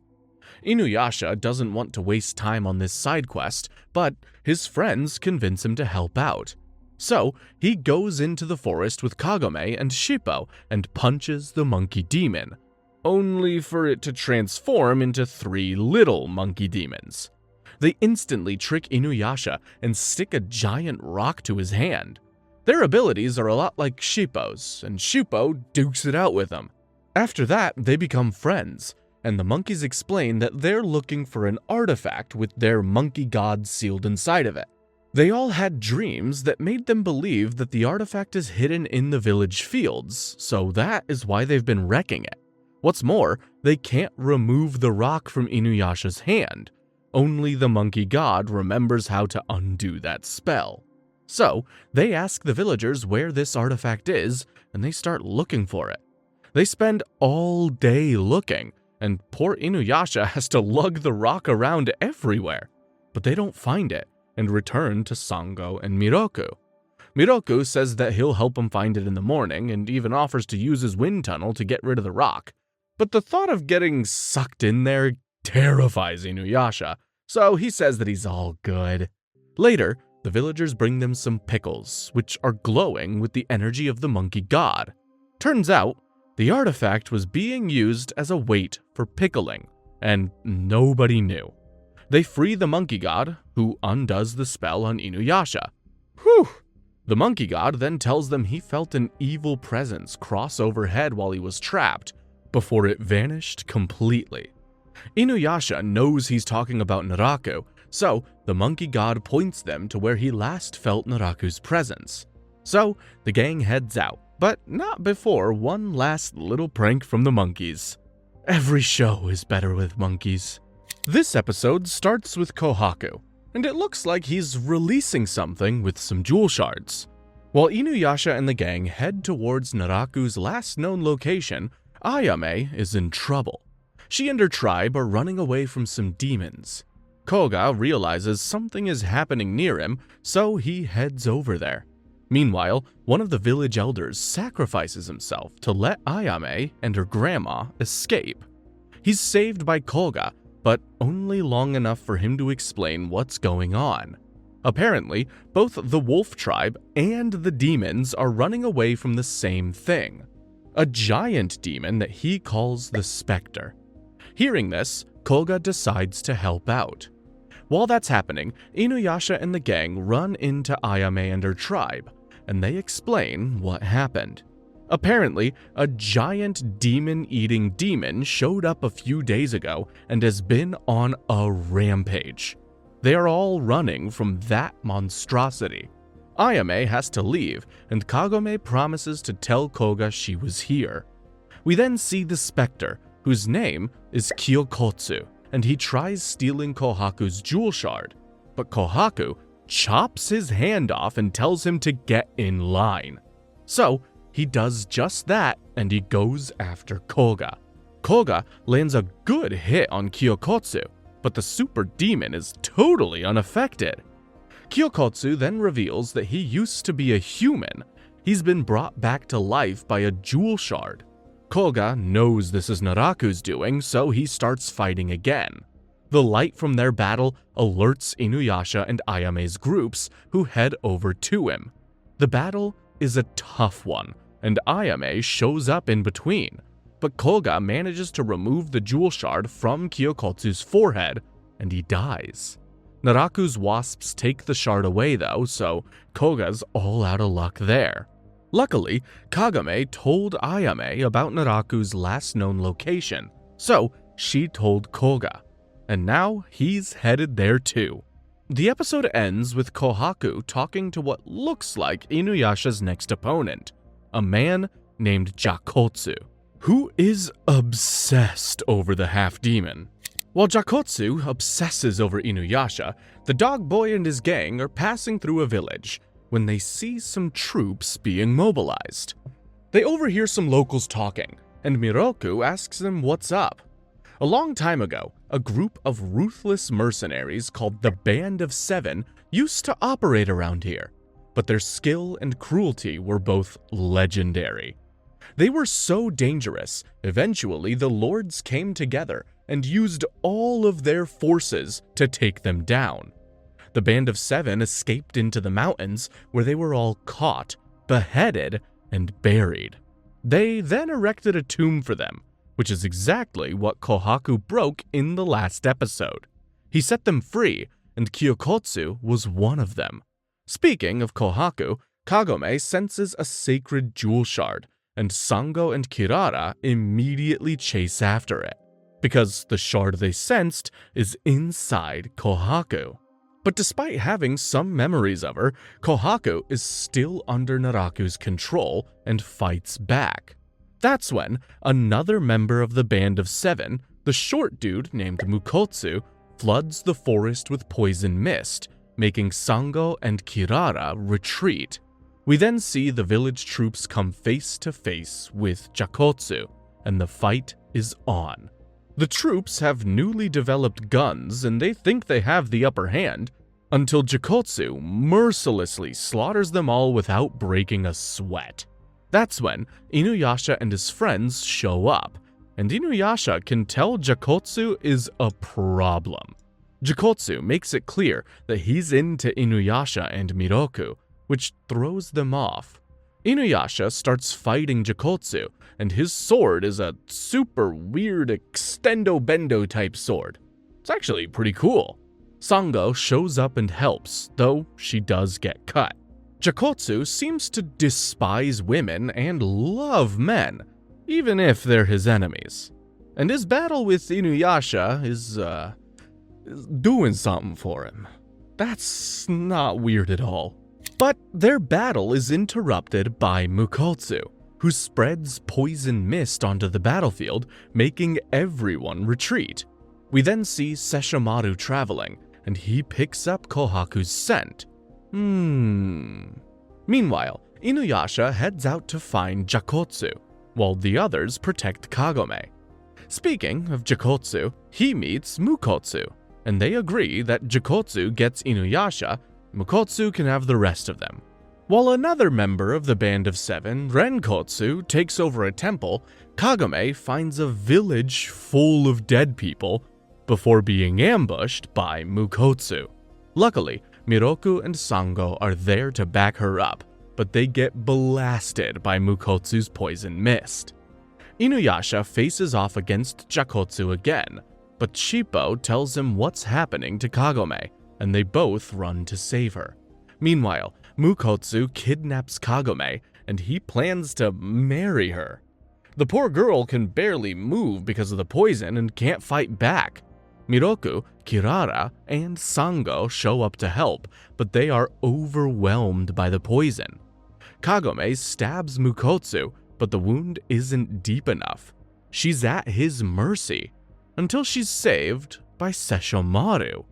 He corners Mukotsu, who blasts him with poison, and when that doesn't work, he blasts Sesshomaru with even more poison. Sesshomaru just brushes it off and then kills him in one slice. Inuyasha shows up and Sesshomaru asks him if Naraku is behind this. When he says yes, Sesshomaru just leaves.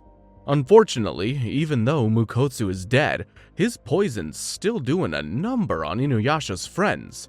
They need treatment. We then see Rin get a glimpse of Kohaku, and she wonders if Sesshomaru would kill him if he saw him. We then see Jakotsu report everything to Renkotsu. 2 of the 7 are already dead. But while Inuyasha is treating his friends, trouble is on its way. The humongous and terrifying Ginkotsu is on his way to Inuyasha. Episode 105 starts with Renkotsu telling Jakotsu to lay off Inuyasha. He has another mission for him. Jakotsu is super upset, but he has no choice. Meanwhile, Inuyasha, Kirara, and Shippo are carrying their poisoned friend somewhere safe, when Ginkotsu finds them and attacks. Long-range saw blades, frickin' carpet bombs. This guy is a war machine. Inuyasha can't fight like this, so he finds a cave and rests all of his friends there before heading off to face Ginkotsu. Unfortunately, Ginkotsu tricks him into moving away from the cave and then attacks it. Kirara tries to protect them, but gets bodied.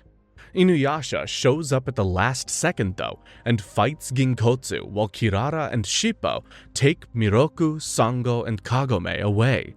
They look for a safe place to land and decide to go to a random temple, which happens to be the temple Renkotsu is in. Oh no. Meanwhile, Inuyasha is dealing with all the things Ginkotsu's throwing at him, and it is not easy.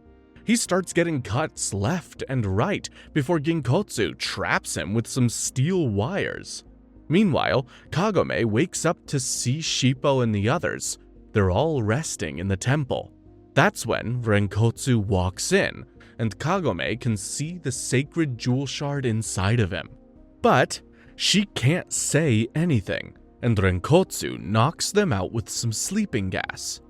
We then see Inuyasha dodge his way through Ginkotsu's traps before using Wind Scar to send him underground and trap him under some rubble. I have an inkling that he's not dead though. Still, with him out of the way, Inuyasha rushes to Kagome and the others. Inuyasha makes it to the temple, where Renkotsu lies about being a regular monk and asks Inuyasha about the Band of 7.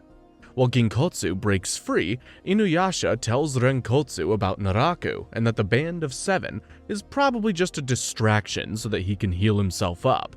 That's when Ginkotsu attacks, and Inuyasha faces him, while Renkotsu steals Kagome's jewel shards. Outside, Inuyasha lands a clean wind scar, and Ginkotsu is down. That's when Renkotsu shows up, reveals who he is, and says he set the temple on fire. Myoga arrives and wakes Shippo up. The poor kid tries to help, but ends up making things worse. Meanwhile, Ginkotsu gets back up again, and now Inuyasha's in a 2v1. Koga's on his way to Inuyasha, but gets interrupted by Jakotsu. Renkotsu sent him here to kill Koga.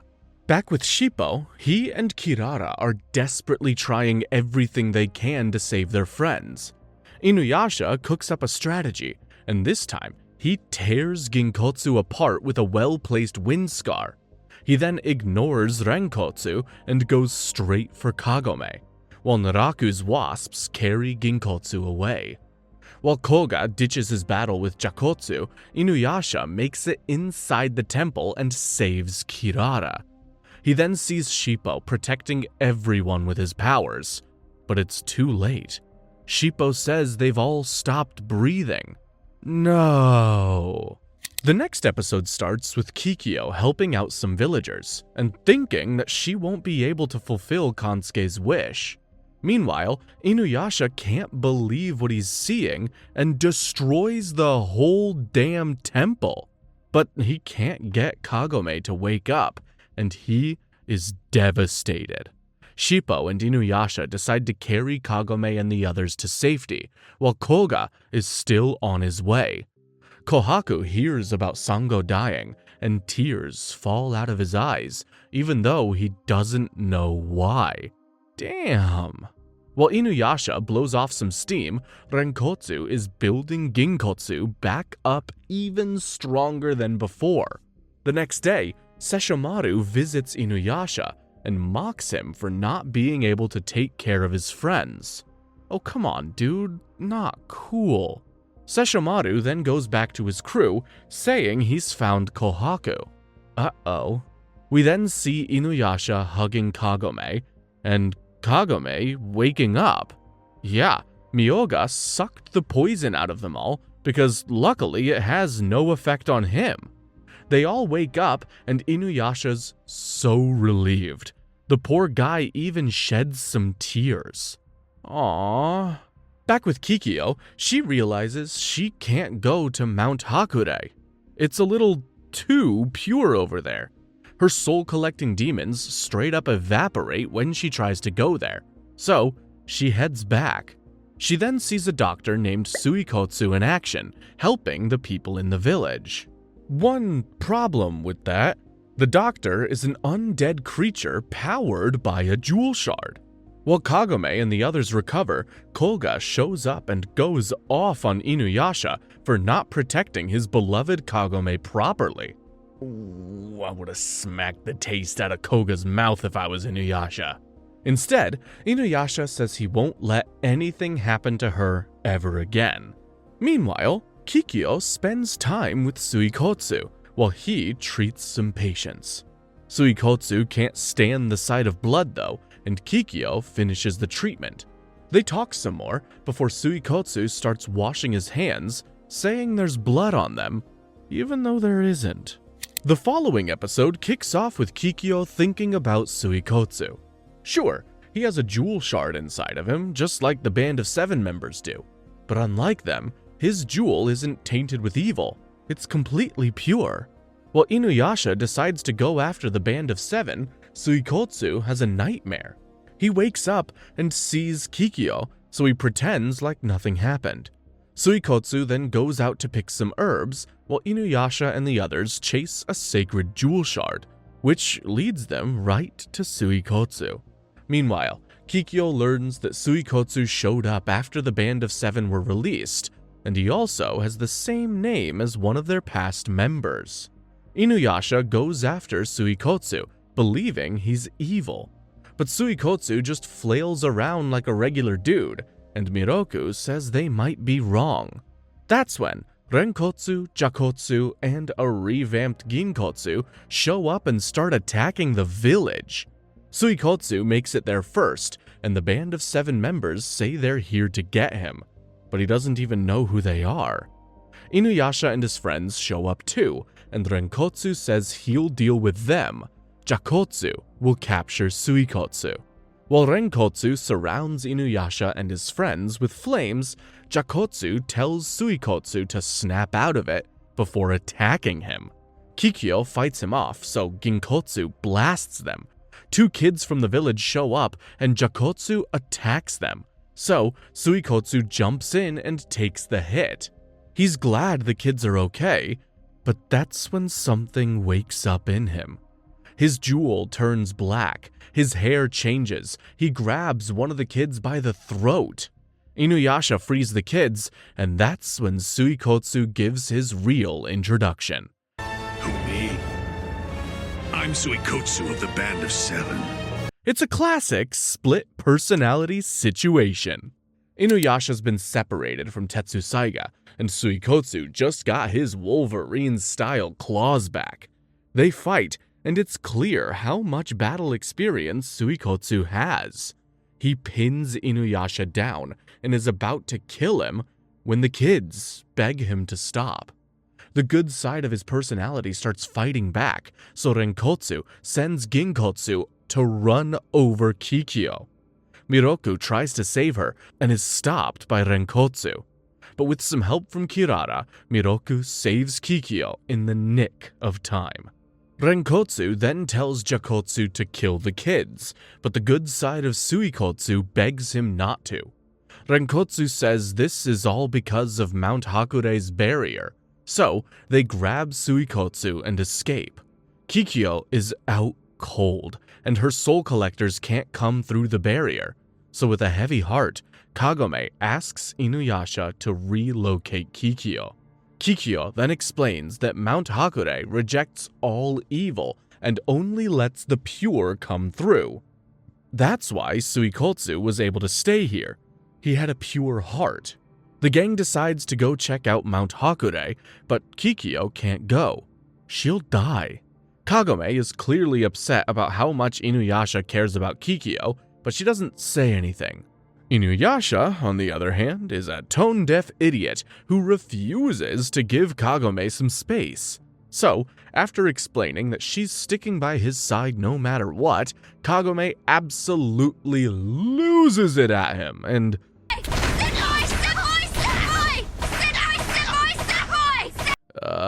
we see the Band of Seven meet Kohaku. Looks like it's time for a reunion. Episode 110 kicks off with us meeting the leader of the Band of Seven, the long-haired man with a giant sword, Bankotsu. He meets up with his team and Kohaku outside a castle.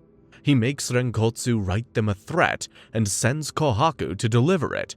Apparently, the people who had the band killed, back when they were alive, were in this castle, and they have something Bankotsu wants. We then see Inuyasha and his friends going to Mount Hakure. Shippo and Kirara are instantly knocked out due to the barrier because they're demons, and Inuyasha can't cross it either. Even Miroku feels the pressure. So, they decide to head back, only to be confronted by one of the castle's guards. The guard tells them to leave this land immediately. After that, an old man tells them that the guard was the man who chopped the heads of the Band of Seven. We then see exactly what happened. The castle that they're going to recruited the Band of Seven to do some killing for them, but then teamed up with all the other lords to ambush and kill them. Unfortunately, the band is back, stronger, and hungry for revenge. They tear through the castle, and Bankotsu makes it to the Lord. There, he retrieves his sword Banryu, and it is massive. The Lord tries to recruit Bankotsu, but it's useless. He wants revenge more than money now. After clearing out the castle, the guard that chopped their heads off shows up with reinforcements, so Bankotsu gets rid of them too. In the aftermath, they just sit around drinking, waiting for Inuyasha to find them. Renkotsu, who's Bankotsu's little brother, asks him if he really trusts Naraku, but Bankotsu isn't too worried about that. That's when Koga shows up. He demands to know where Naraku is, and when Bankotsu won't tell, he attacks. Unfortunately, 5v1 is kind of bad odds for him. That's when Inuyasha and his friends show up. It's about to go down. And go down it does. Inuyasha faces Bankotsu. Miroku's up against Suikotsu, Koga's fighting Renkotsu, Sango's with Jakotsu, and Kirara is staring down Ginkotsu. Renkotsu still has the sacred jewel shards he took from Kagome, and he doesn't want anyone else to find out. He needs to kill her. Meanwhile, Sesshomaru, Rin, and Jaken are at Mount Hakure, where Jaken is having a rough time. While Sesshomaru checks if Naraku is hiding here, Rin sees Kohaku and goes after him. Jaken can't follow because of the barrier. Rin follows Kohaku inside a cave and tries talking to him when a bunch of demons show up. Demons? Inside the barrier? How? Kohaku helps Rin escape, saying the demons won't attack him. Meanwhile, Inuyasha's friends are doing pretty well. Inuyasha himself lands a big wind scar chipping Banryu. And that's when Naraku summons the band back, forcing them to retreat. Inuyasha tries chasing them, but is stopped by one of Naraku's demon puppets. I did not miss this. While Rin tells Sesshomaru what happened, Naraku mocks Inuyasha. The puppet buys time for the band to escape, and Inuyasha tears it down. But something's different about this puppet. It's pure.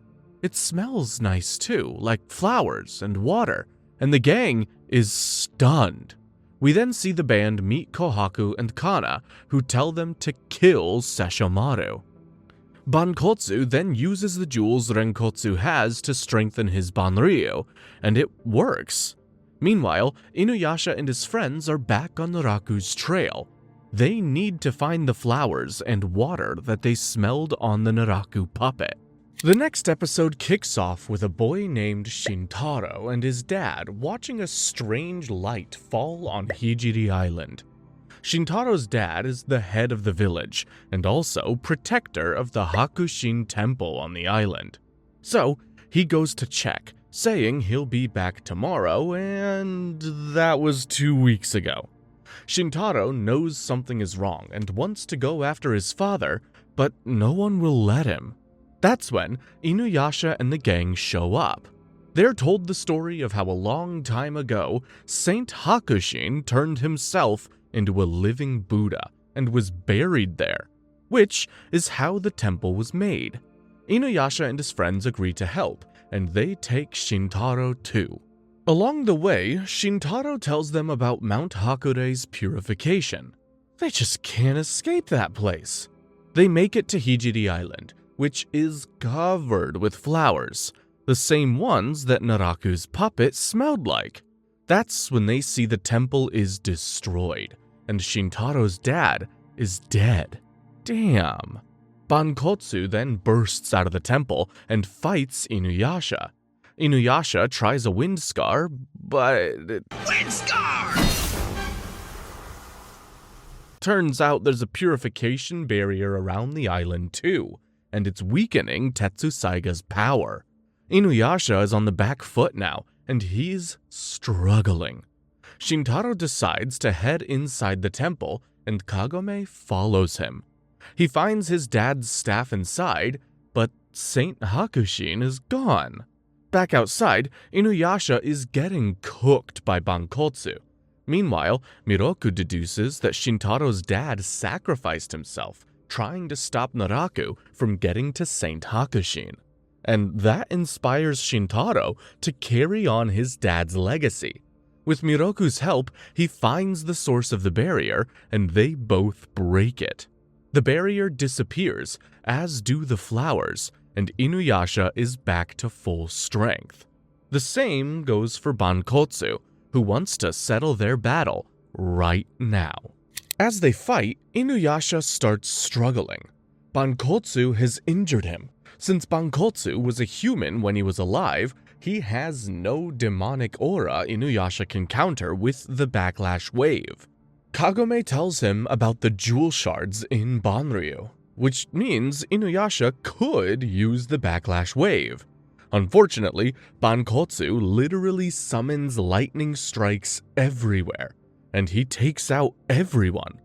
He clashes swords with Inuyasha again when something happens. The Vajra that was used to build the barrier on the island blocks Inuyasha's attack and starts glowing. It heals Kagome and the others, but also purifies Tetsusaiga and returns it to its normal form. It then surrounds Bankotsu with light and teleports him away. Turns out, Miroku's suspicions were right. Saint Hakushin is working with Bankotsu. Bankotsu makes it to Mount Hakure, where he meets Kana, Kohaku, and the mummified remains of Saint Hakushin. Shintaro then returns his dad's bones home with Inuyasha and everyone else, and they mourn the passing of a hero. While Koga and his men plan to find a way inside the barrier, Sesshomaru is already taking his crew inside it. He wants to find Naraku pronto. Kikyo has to say goodbye to the kids of the village she's in. They tell Kikyo to tell Suikotsu they're still waiting for him. Aww. Kikyo then heads out. Meanwhile, Inuyasha and the others make it to the foot of Mount Hakure, where Miroku and Sango head in first to do some recon. The next episode starts with Koga and his men circling the mountain. They've been at it for days, but they can't find the Band of Seven. But that's just how powerful this barrier is. Koga can't see them, but Renkotsu and Ginkotsu are right in front of him, and they launch a surprise attack. While Inuyasha is restless and Miroku and Sango are still searching, Koga takes on the bastards. But not only were his legs hurt by the first attack, these assholes hide behind the barrier and attack from a distance. He needs to lure them out. So, after one of Ginkotsu's attacks, he plays dead. They come outside the barrier to retrieve his jewel shards, and he gets right back up and blocks their path. Koga then goes on the offensive. He can't see where Renkotsu's jewel shard is, so he slashes him. Koga misses the shard in his neck, but Renkotsu is hurt bad. Ginkotsu then brings out all the guns, but Koga outmaneuvers him too. It looks like he's won. But Ginkotsu won't let Koga win, so he low-key nukes himself and everything around him. Inuyasha senses the explosion, so he, Shippo, and Kagome run over there. Meanwhile, Miroku's goofing around, while Suikotsu and Jakotsu are going somewhere. Turns out, Jakotsu's been sent to face Sesshomaru, and he is ready for the fight. We see that Renkotsu escaped the explosion thanks to Ginkotsu's jewel shard, and he passes out immediately. Inuyasha then makes it to Koga, and he is in bad shape. Luckily, he's still alive, and seeing Koga like this, Inuyasha is more hellbent on catching Naraku than ever. Episode 115 starts with Kikyo walking away from Mount Hakure. She knows Naraku is there, but she doesn't know why. She runs into Bankotsu, and the two face off for a moment talking about their philosophies. They decide not to fight and both leave. Meanwhile, Sesshomaru is fighting Jakotsu, who makes a point of going after Rin. Sesshomaru gives her and Jaken time to escape to a wooden bridge, only to run into Suikotsu.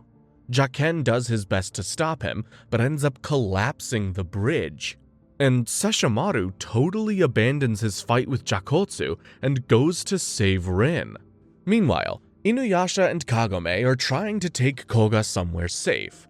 We then see Rin with Suikotsu, but he's reverted back to the doctor persona, so she's okay for now. Miroku and Sango's search leads them to a cave, as Kana and Kohaku watch the whole thing from Kana's mirror. Rin and Suikotsu make it back to the village, where the kids are happy to see him. Jakotsu is spying on them and plans to attack when some men from the village show up. They blame Suikotsu for the Band of the Seven attacking them and ask him to leave. So Suikotsu kills them. Rin tries to run, but Jakotsu picks her up. Turns out, Suikotsu has controlled the doctor side of him. Even when he looks like this, he's in full control. After that, he swings at the kids. Meanwhile, Kikyo makes her way back to the village. She has to stop Suikotsu. Speaking of, looks like he hasn't gotten rid of the doctor just yet, because his hand won't move. The next episode starts with Inuyasha delivering Koga back home. Meanwhile, Jakotsu and Suikotsu learn that Sesshomaru is coming, so they go back to Mount Hakure. Kikyo then visits the village and learns what happened from the kids. While Sesshomaru confronts Jakotsu and Suikotsu inside the barrier, Kikyo makes her way to Mount Hakure on a horse. Miroku and Sango are lost, so they follow Kohaku, who's leading them away from the cave. Meanwhile, even though he's weak because of the barrier, Sesshomaru takes on Jakotsu and Suikotsu. And when Rin's safety is at stake, this man does not mess around.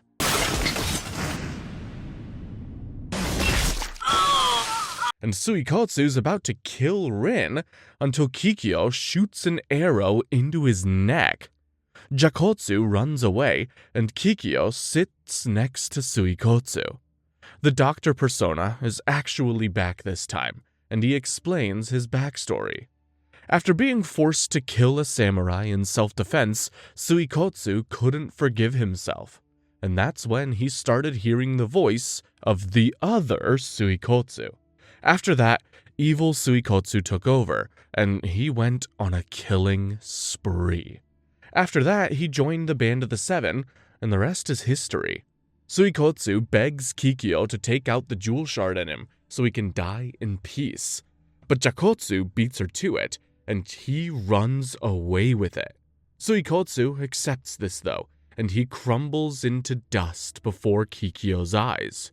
Sesshomaru and Rin then leave, and Kikyo escapes the barrier. She can't survive in it much longer.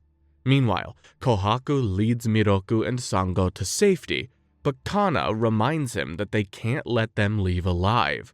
And Inuyasha is just chillin'.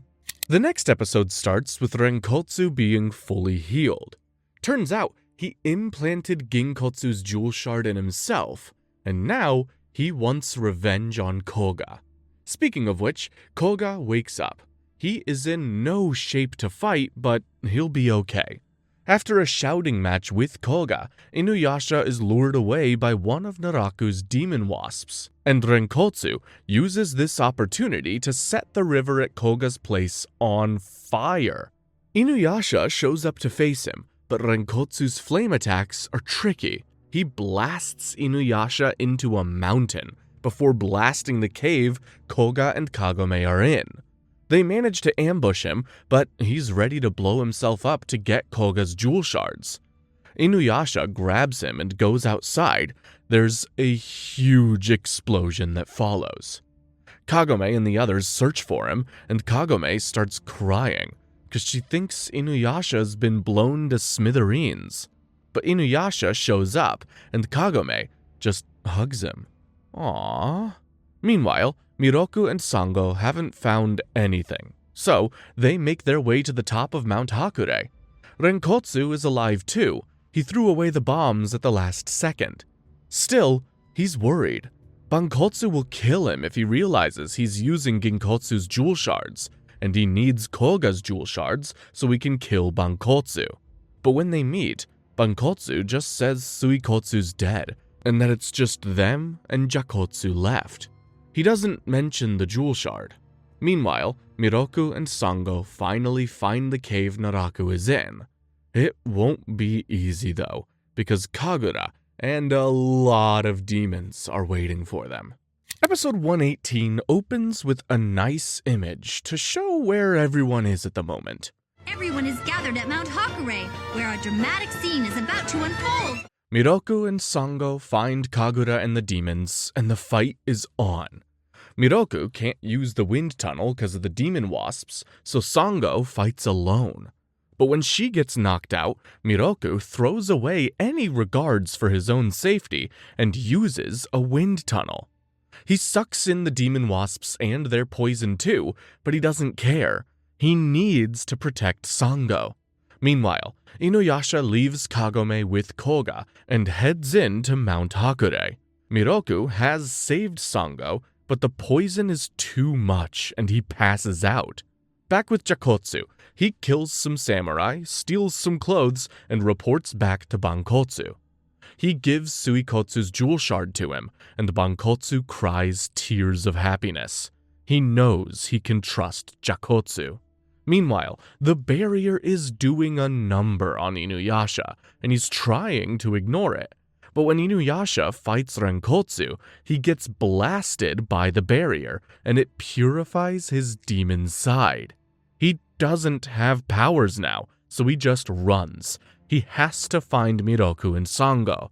Speaking of them, Sango wakes up to find Miroku passed out, and with a bunch of demons right behind them. She realizes what happened and starts crying. But Miroku wakes up, and Sango is relieved. Miroku sees the demons and tells her to run away, but Sango refuses. She says that if she dies, then they'll die together, and hugs him. Move over, Inuyasha and Kagome. I've got a new favorite ship in this show. Suddenly, Miroku feels better. But it's not the power of love, it's the barrier. Not only is it keeping the demons away from them, it's purifying the poison within Miroku's system too. While that's happening, a powerless Inuyasha is on the run from Renkotsu and manages to escape into a crack in the mountain. Jakotsu shows up, and Renkotsu realizes that Bankotsu's collecting jewel shards. It's only a matter of time before he comes after Jakotsu and Renkotsu for theirs. So, he sicks Jakotsu after Inuyasha, and he's in trouble. The next episode kicks off with Miroku and Sango running away from the demons. They make their way to the top of Mount Hakure, where they find Saint Hakushin, who's alive. Good lord, that's creepy. Sango asks him why he's helping Naraku, and Hakushin says it's because he wants to. While Kagome worries about Inuyasha, he's running for his life from Jakotsu. His skill can't seem to make up for his lack of power, and he's getting sliced up. Meanwhile, Hakushin explains how he was a kind saint who helped everyone, good and bad. Eventually, he became sick, so he became buried underground as a living Buddha, with just a bamboo pipe to breathe from. But when he realized the people were praying for him to die, he crashed out. Hakushin spent his life helping people. Why did he have to die doing it too? Eventually, that's what happened, but his soul was restless. That is, until Naraku came and resurrected him. Naraku understood his pain, and so Hakushin is helping him. Miroku doesn't judge the man, but he has to take down the barrier, so he and Sango start throwing hands. Meanwhile, Inuyasha is in bad shape, and Renkotsu is disappointed. He wanted Inuyasha to injure Jakotsu so he could kill him and take his shard. Inuyasha almost does it, but he fails and is at Jakotsu's mercy. With Miroku and Sango, they can't break Hakushin's barrier. So, Miroku pulls out the wind tunnel. It takes some time, but he does it. The barrier is weakened. The effects of it are felt by everyone. The demons are set loose, so Jakotsu has to drop Inuyasha. That was a mistake, because Inuyasha gets his powers back. Unfortunately, Jakotsu traps him anyway, and now Inuyasha is in trouble again. Unfortunately for Jakotsu, Inuyasha is OP, and he smacks him with a wind scar. Jakotsu is down for the count, and Inuyasha leaves him.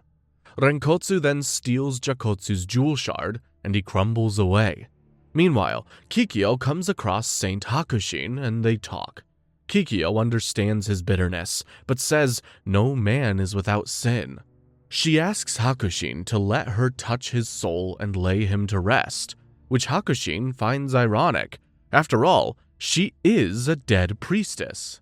Inuyasha chases Naraku's scent, fighting demons as he goes.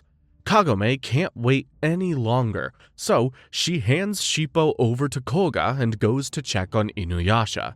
Meanwhile, Renkotsu puts Jakotsu's jewel shard inside of him and gets ready to face Bankotsu, only for Bankotsu to steal his jewel shards. But to prove the difference between them, he gives Renkotsu the shards back and says he'll even fight without Banryu. He does just that and completely outclasses Renkotsu before taking all of his jewel shards. He explains the difference between them is that he doesn't betray his friends. After implanting all the jewel shards in himself, Bankotsu is ready for his final battle. Back with Kikyo, Hakushin lets down his barrier and says his soul can't be saved. But Kikyo hugs him and makes him realize that he doesn't actually hate this world. He hates his own weakness in the fact that he couldn't die an honorable death. But Kikyo makes him realize that it's alright. He's done enough good. And with that, she sets Hakushin and Kansuke's souls free, and the barrier disappears, revealing that Mount Hakushin is an evil mountain. The demons come out, and Koga saves Kagome from them. Meanwhile, Inuyasha runs into Bankotsu. It's time for a rematch. While everyone is making their way up Mount Hakure, Inuyasha is locked in battle with Bankotsu, and they're pretty evenly matched. As they fight, they trash talk, and Bankotsu starts oversharing about his past. Turns out, he met Naraku once before he died all those years ago. It was in a forest after the death of Kikyo, where Naraku told him he was looking for the Shikon jewel, but didn't know if it would ever reappear in this world. Jakotsu was his only companion at the time, and they started the Band of Seven shortly after. Bankotsu then fights Inuyasha and thinks about how Naraku brought him to life and gave him his orders. He doesn't appreciate being told what to do, but he still fights Inuyasha tooth and nail.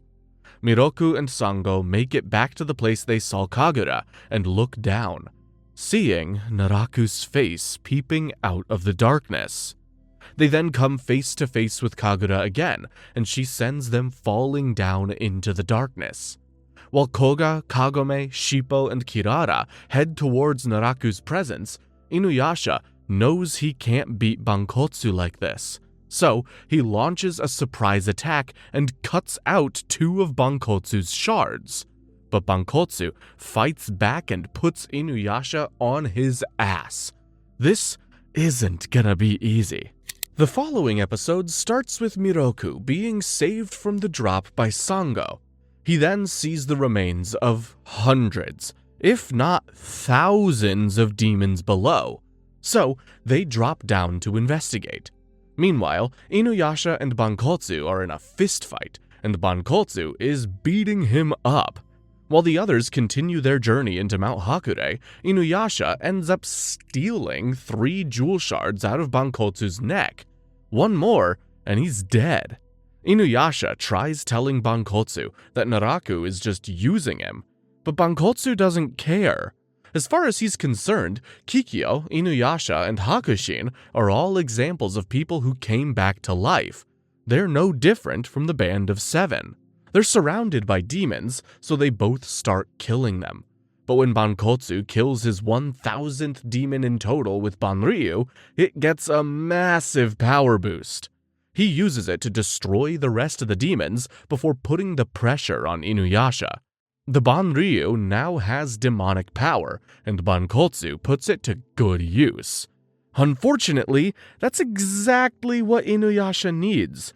It lets him use the backlash wave.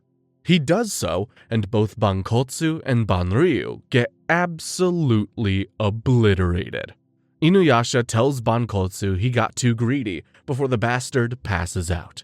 And that is when the ground and walls start changing, almost turning into disgusting demon flesh. Sango and Miroku are surrounded by clumps of white demonic flesh too and make a run for it. Sesshomaru sends Rin away and makes his way inside the mountain. Meanwhile, Koga and Inuyasha get sucked in by the demon flesh, and Kagome finds Miroku and Sango. Unfortunately, an unconscious Inuyasha is carried away by the demon flesh right in front of them. Kagome wakes up Inuyasha, and they know they're in deep trouble. Suddenly, they hear that cold, calculated laugh. It's Naraku. His face pops up from the darkness above as he mocks the heroes. They try cutting their way out, only to realize that these fleshy things are his intestines. Turns out, almost all of Mount Hakure is his body at this point. Bro has turned into an eldritch horror. He traps Kagome and Shippo as well before removing the jewel shards from Bankotsu and Banryu. He then takes away the shards Inuyasha had too. This guy is relentless. While Kikyo is still fighting demons, Sesshomaru and Jaken are getting closer and closer to Naraku. Meanwhile, Naraku uses the Shikon jewel shards to form his new body, and it's somehow even creepier than before. He's got aura, I can't lie. Miroku says he's way stronger than before, but Inuyasha doesn't care. He breaks out and starts attacking. When his claws don't work, he uses Wind Scar, only for Naraku to deflect it. It starts bouncing around the place, and while it does cut his friends loose, the Wind Scar won't dissipate. It keeps bouncing around, and Naraku says it'll be the thing that'll kill Inuyasha and his friends. Outside, Kikyo sees Kagura leaving with something, or rather, someone, who tells Kagura to leave Kikyo alone for now. Back inside, Kagome realizes Naraku is trying to absorb Koga and his jewel shards. So, with Inuyasha's help, she fires an arrow and sets him free. Koga falls and they go after him. In response, Naraku just collapses the whole place and makes his way out the top. He's headed for Kikyo. With the entire place collapsing and flooding with miasma, Inuyasha tells his friends to leave. He'll save Koga himself.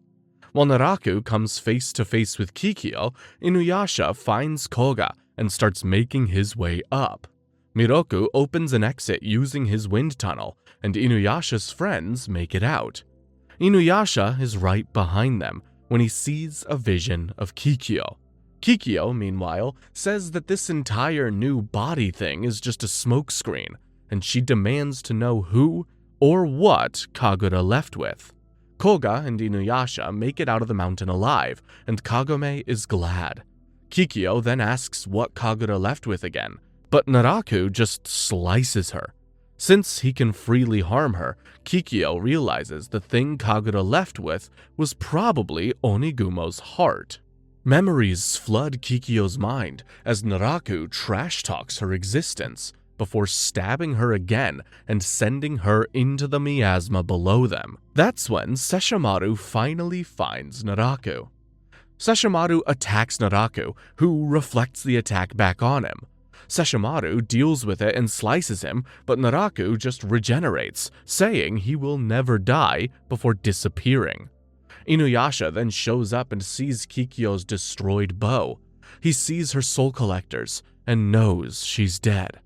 He gets mad at Sesshomaru for letting her die, but Sesshomaru says Naraku killed her, and Inuyasha is the one who failed to save her.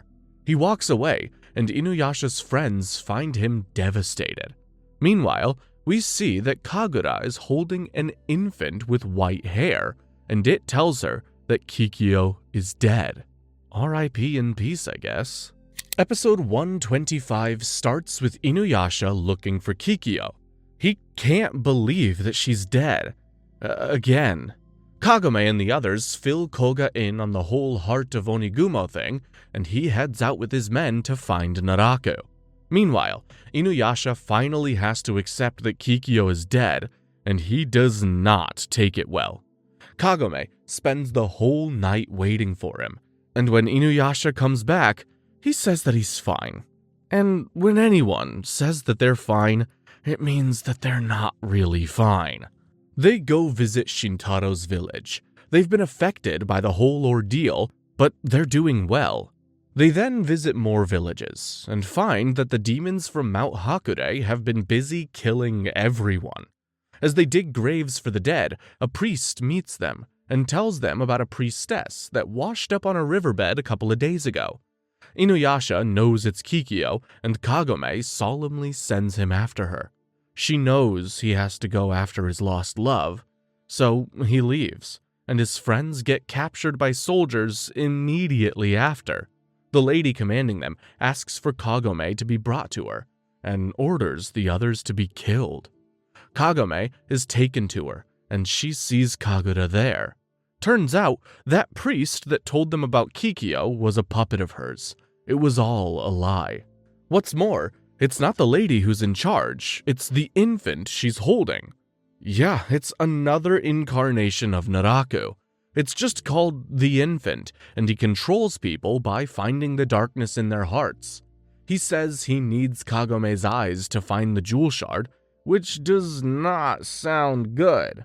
Miroku and Sango break out of their restraints, and they start fighting their way to Kagome. The infant then hugs Kagome and tries to find the darkness in her heart.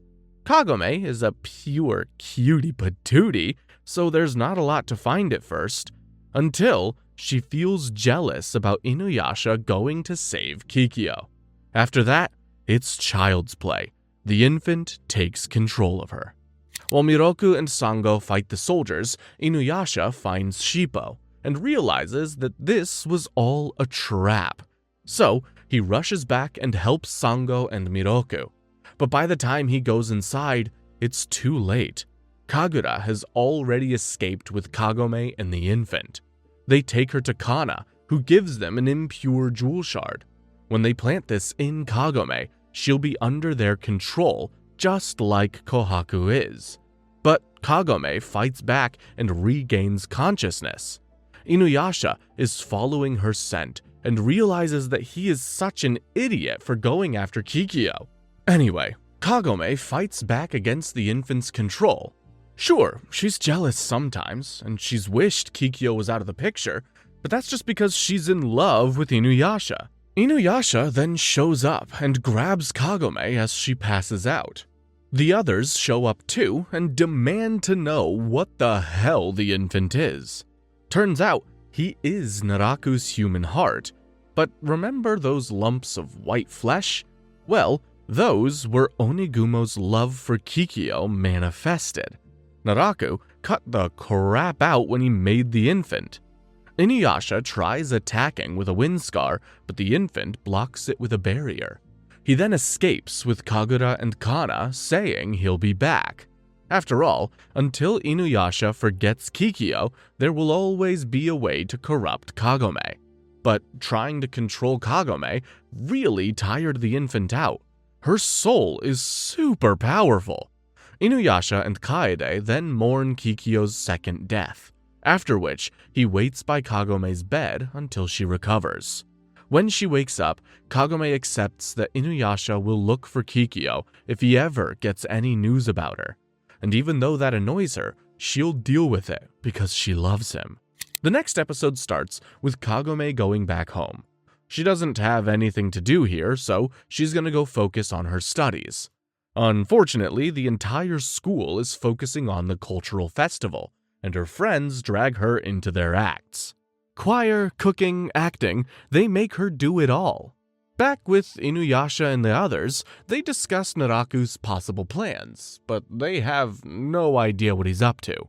Naraku goes to a swamp where he visits a man with huge ears named Mimi Senri. Mimi Senri can hear everything, and Naraku needs to find one more shard of the sacred jewel, so Mimi Senri helps him. Meanwhile, Inuyasha tells Sango that they won't let Naraku win and kill Kohaku. They will stop him. They then talk about some dried meat that they have, and apparently it's dried up demon flesh. It's tasty and safe to eat while it's dry, but you're not supposed to boil it. Anyway, Kagome's friends give her massive roles in the cultural festival, the solo in the choir, lead role in the play, and she has to come up with a special recipe for the food. She does the first two just fine, but brings the dried demon flesh to cook. Kagome's grandpa is the first person to try and boil the dried demon, and if Inuyasha didn't show up, his ass would have been grass, because the demon comes back to life. He then stays until Kagome comes back and asks her to come back with him, but she can't leave until after the festival. We then see Shippo heating up one of the dried demons, and the same thing happens to him. Sango saves him and takes away his whole supply. Unfortunately, Kagome took a bunch of it to school, and those demons have been brought to life. The next episode starts with Kagome realizing the demons are out, when one of them creeps up on her. Thankfully, Inuyasha shows up with her family and destroys it. He can blend in easily here. A lot of people are wearing costumes for the festival, and since Kagome is so wrapped up in her duties, she can't look for the demons. She helps redo all the food last minute and has to sing in the choir with a demon right in front of her. Thankfully, Inuyasha is there and he deals with it. After that, they have 2 more demons to take care of, but Kagome has to act in the play, which means Inuyasha is on his own. However, when the time comes for Kagome's character to leap into the arms of Hojo's character, Inuyasha shows up. Hold it right there! Kagome manages to turn this into an improv moment, hoping they'll end the play soon, only for Inuyasha and Hojo to turn it into a duel. That's when the demon shows up, and Kagome is horrified people will find out the truth about her. Instead, everyone thinks it's just part of the play, and they love it. They love it even more when Inuyasha tears the demon and the roof apart with a wind scar before flying away with Kagome. They find the last demon, which is a huge fish, so they serve it as food. After that, it's time to go back to feudal Japan. And I have no idea how Kagome is going to explain all that to the people who actually knew how the play was supposed to go. This episode starts with some women chucking the skinned body of a man into a river while an old man watches. He then runs into an injured soldier and runs away. He tells Inuyasha and his friends about a village of demon women. We then see the injured soldier go to the village and immediately get knocked out by the drink they gave him. While a man named Shinosuke makes his way across a mountain and falls into the water below, the soldier wakes up in a shrine with a painting. A demon pops out of the painting and eats off his skin. Jesus Christ!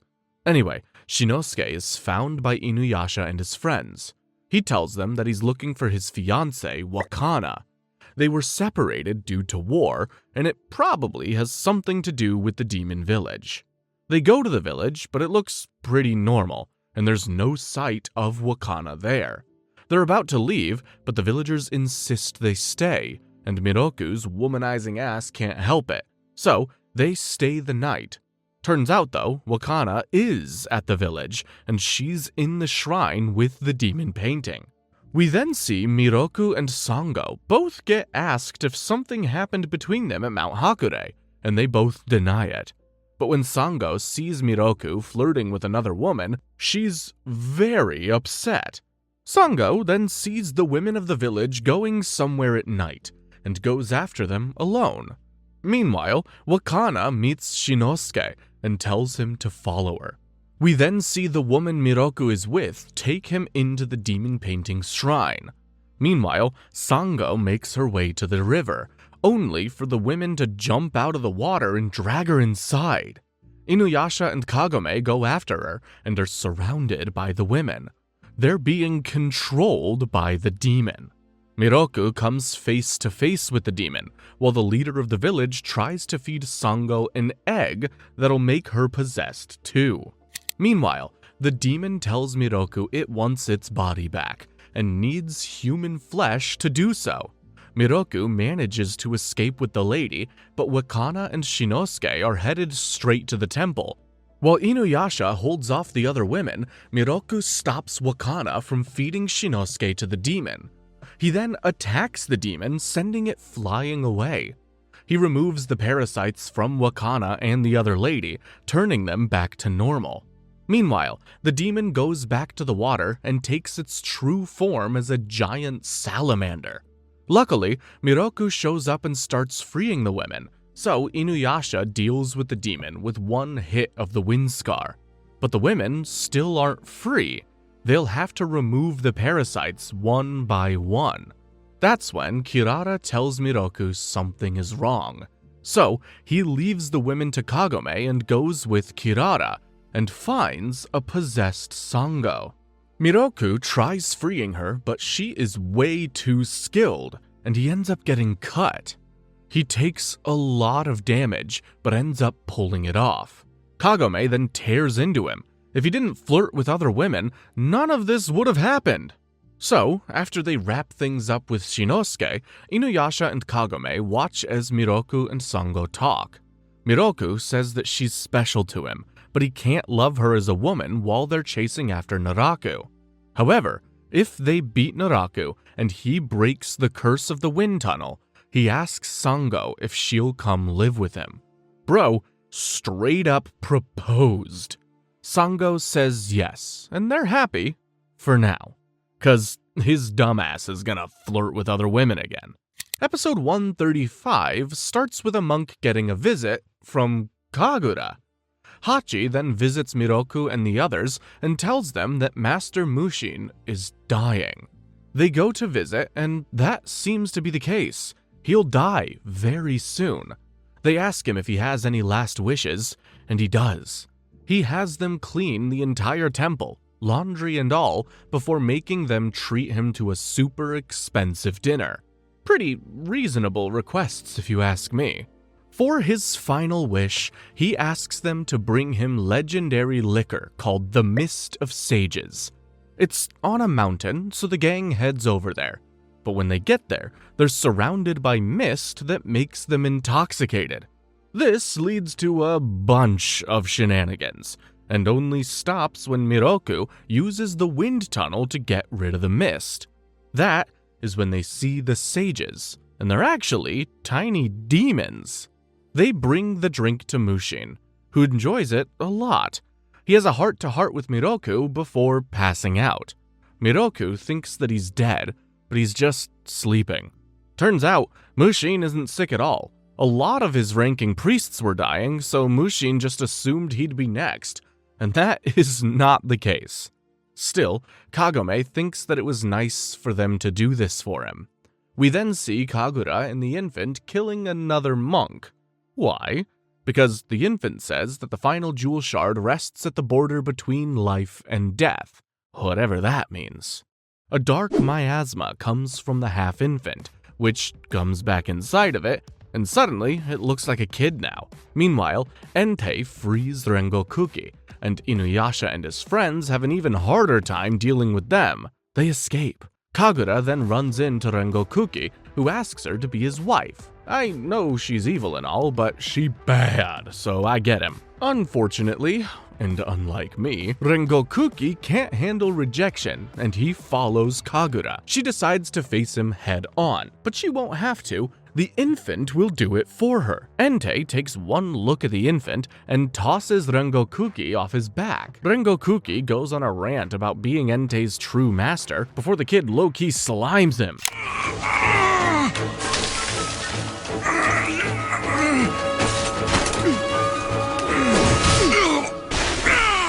He gets on Entei's back and goes to Inuyasha and his friends, where he introduces himself as Hakudoshi. He then tells them about looking for the last jewel shard in the border between worlds before flying off. Hakudoshi says he's done with humans for now. He needs demons next. The next day, Inuyasha, Sango, and Miroku are looking for clues, while Kagome and Shippo cook food. That's when they're attacked by a headless demon. Inuyasha defeats it and says some amateur swordsman cut off the head. Turns out, it was Hakudoshi, who's collecting demon heads for some sinister reason. The next episode starts with Inuyasha and the gang coming across a village that's being terrorized by another headless demon, so they decide to help. While taking care of the headless demon, they run into this cute little guy named Kanta, an otter demon. Turns out, Hakudoshi also chopped off the head of this poor otter's dad, but he didn't collect it. Kanta did.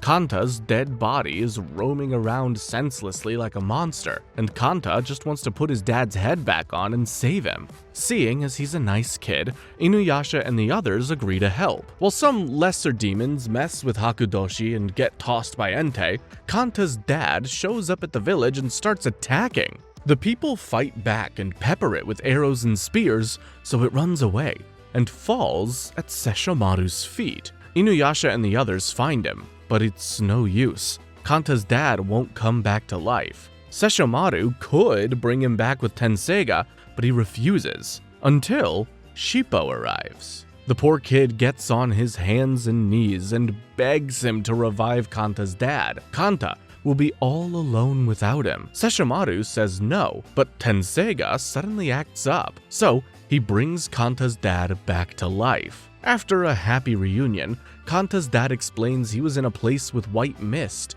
and when he dove down, he saw a giant skeleton still covered in armor. After hearing this, Sesshomaru leaves, and the gang bids farewell to Kanta and his dad. Meanwhile, Inuyasha and Kagome know the place Kanta's dad was talking about, the grave of Inuyasha and Sesshomaru's dad. Inuyasha has a dream about his dad's grave, so he heads out to see how he can get back.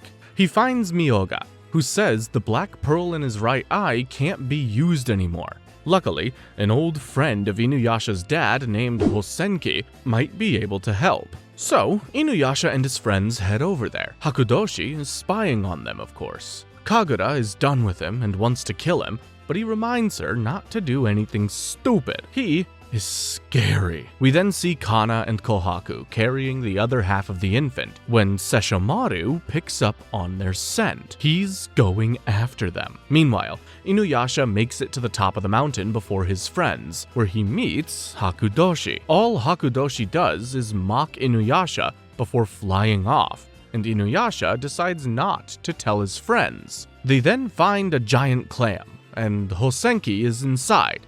Kinda. The real Hosenki died of old age, but this is his son. Hosenki used to make jewels to travel to places like Inuyasha's dad's grave, but he used them all before he died. Unfortunately, it's gonna take him 100 years to make another jewel. Inuyasha and his friends are all out of luck. Meanwhile, Hakudoshi realizes he just needs to break a certain gate, so he sends Kagura on an errand. While Kohaku and Kana make it to Naraku, Kagura visits Inuyasha and the others, and tells them Hakudoshi is headed to the mountain in the realm of fire. Apparently, there's a gateway that leads to the other world there, and he is gonna break it. It's an obvious trap, but they have no choice, so the gang decides to head over there. Episode 145 starts with Inuyasha and his friends heading to the Realm of Fire, being followed by Naraku's demon wasps. While Hakudoshi and Kagura spy on them, they make their way to the gate, which has 2 stone statues next to it. A voice asks Inuyasha if he wants to pass through, and he says yes. So, the stone statues come to life. Their names are Gozu and Meizu, and they say only the dead can pass through the gate. Inuyasha fights them, but it's useless. The stone guards can't be harmed by blades of this world. Even Miroku's wind tunnel does nothing to them. Beating them is not an option. Luckily, Myoga has a plan. He tells Inuyasha to just break the chains holding the gate closed. So, with his red Tetsusaiga power that destroys barriers, he does just that. Unfortunately, as soon as the gate is open, Kagura bum rushes them with a bunch of demons and makes her way through. But her demons start turning into stone as soon as they enter the gate, so everyone takes cover. The guards ask Kagura if she wants to pass through the gate, and she says no, so they start closing it. But before they do, Kagura senses the last sacred jewel shard inside the gate. It's there, alright. The gate closes, so Gozu and Meizu go back to their normal selves. Kagura then goes back to Hakudoshi and confronts him for using her as a lab rat. She attacks him, but that just turns out poorly for her. Don't play with my life, you brat!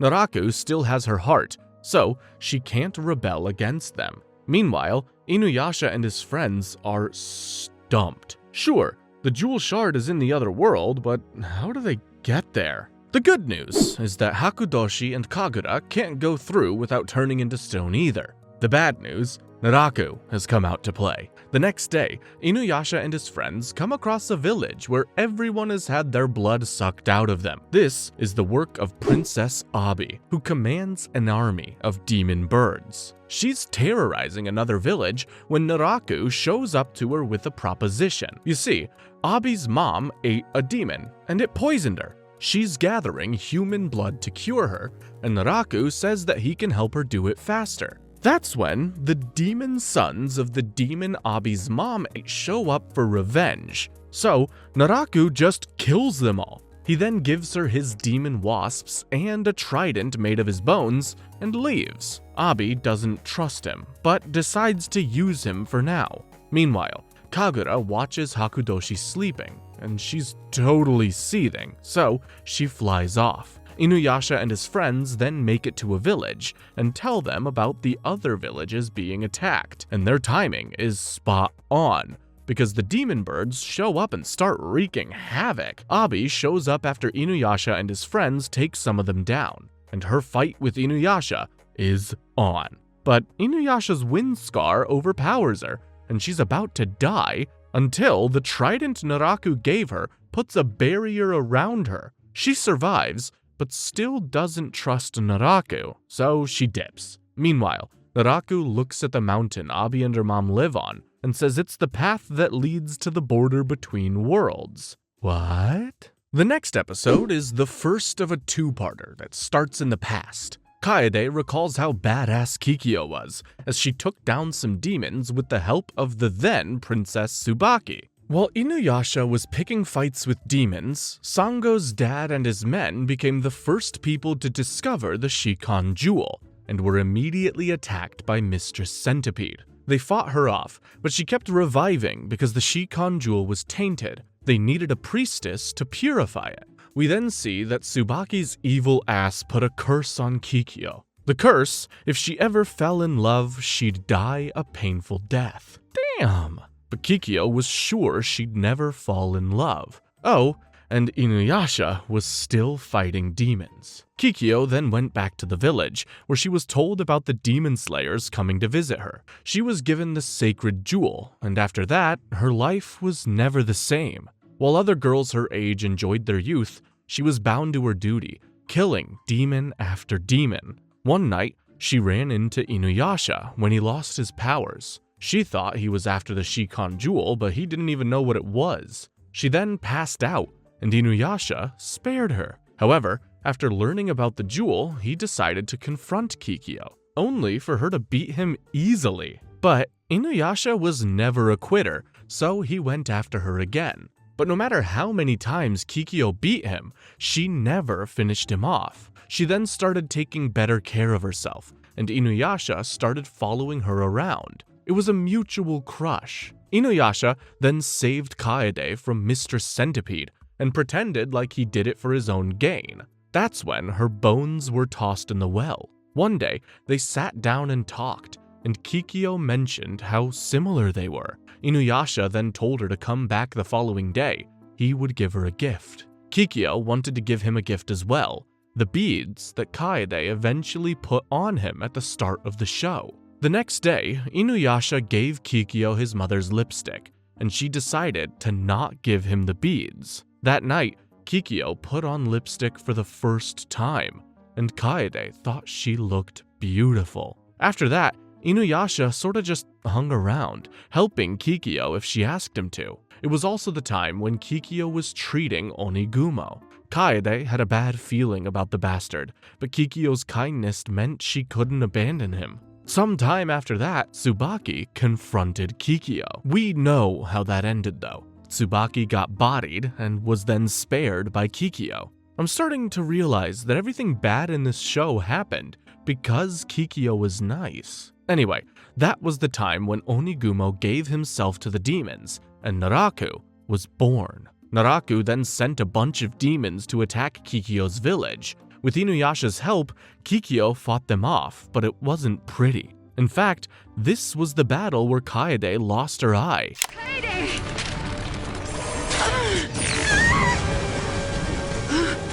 Forgive me, Kaede!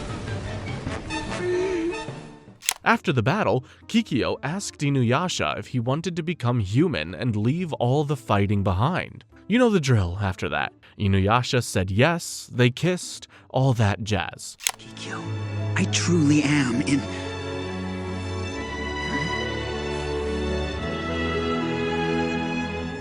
After that, they agreed to meet and turn Inuyasha human, but Naraku had other plans. Then, the master stroke of Naraku's plan. He tricked them both into hating each other and made Kikyo seal Inuyasha away. She was then burned with the sacred jewel, taking it with her into the afterlife. After that, Kagome was born with the jewel shard inside of her. 15 years later, she came across the well, and the rest is history. The next episode starts with Abi's demon birds ravaging another village, as Hakudoshi watches on. 2 kids and 2 grown-ups survive and set out to see the Holy One. Later, Inuyasha and his friends come across the village and wonder what the hell Naraku's up to. We then see Kagura visit Rin and Jaken, but Sesshomaru isn't there, so she leaves. She desperately needs a way to kill Naraku and Hakudoshi, and has an idea. The infant was split into 2 parts. Hakudoshi is one, and the second is with Kana. Since Naraku trusts Kana more, Kagura knows the second half must be important. We then see a woman in some castle crying over giving birth to a stillborn child, but Kana and Kohaku have a child for her, the second half of the infant. We need to take a second to appreciate how messed up that is. Inuyasha gets really dark sometimes. Meanwhile, Inuyasha and his friends are looking for the demon bird's nest when they meet the villagers who escaped. They're on their way to meet a holy man named Saint Hijiri. Inuyasha and his friends take them and meet some other villagers on the way, only to be attacked by the demon birds. Kagura and Hakudoshi are watching, and the gang realizes this is a distraction. The real attack is happening at Saint Hijiri's village. Inuyasha tries attacking Hakudoshi, but even his red Tetsusaiga can't break through Hakudoshi's barrier. But you know who can? Saint Hijiri.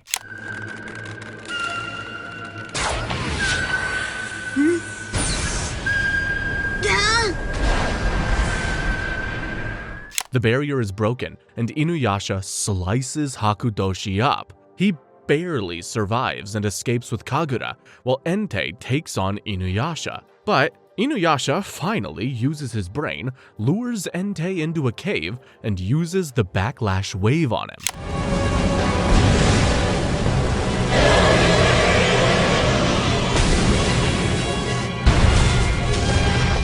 Entei is destroyed, but we have a whole new mystery on our hands now. Who is Saint Hijiri? Episode 150 starts with the obvious theory. Saint Hijiri is Kikyo. Who else do we know that shoots sacred arrows? But Inuyasha doesn't pick up her scent, and Miroku says he didn't sense her. We then see people being protected by a young girl's barrier, while Hijiri and another girl make their way to them. Hijiri shows up and destroys all the demon birds with one arrow. It's so scary that even Abi tucks her tail and runs. By the time Inuyasha and his friends make it there, Hijiri is already gone. Then, they do the "Oh, Inuyasha, do you want to go after this possible lead on Kikyo?" for the gazillionth time.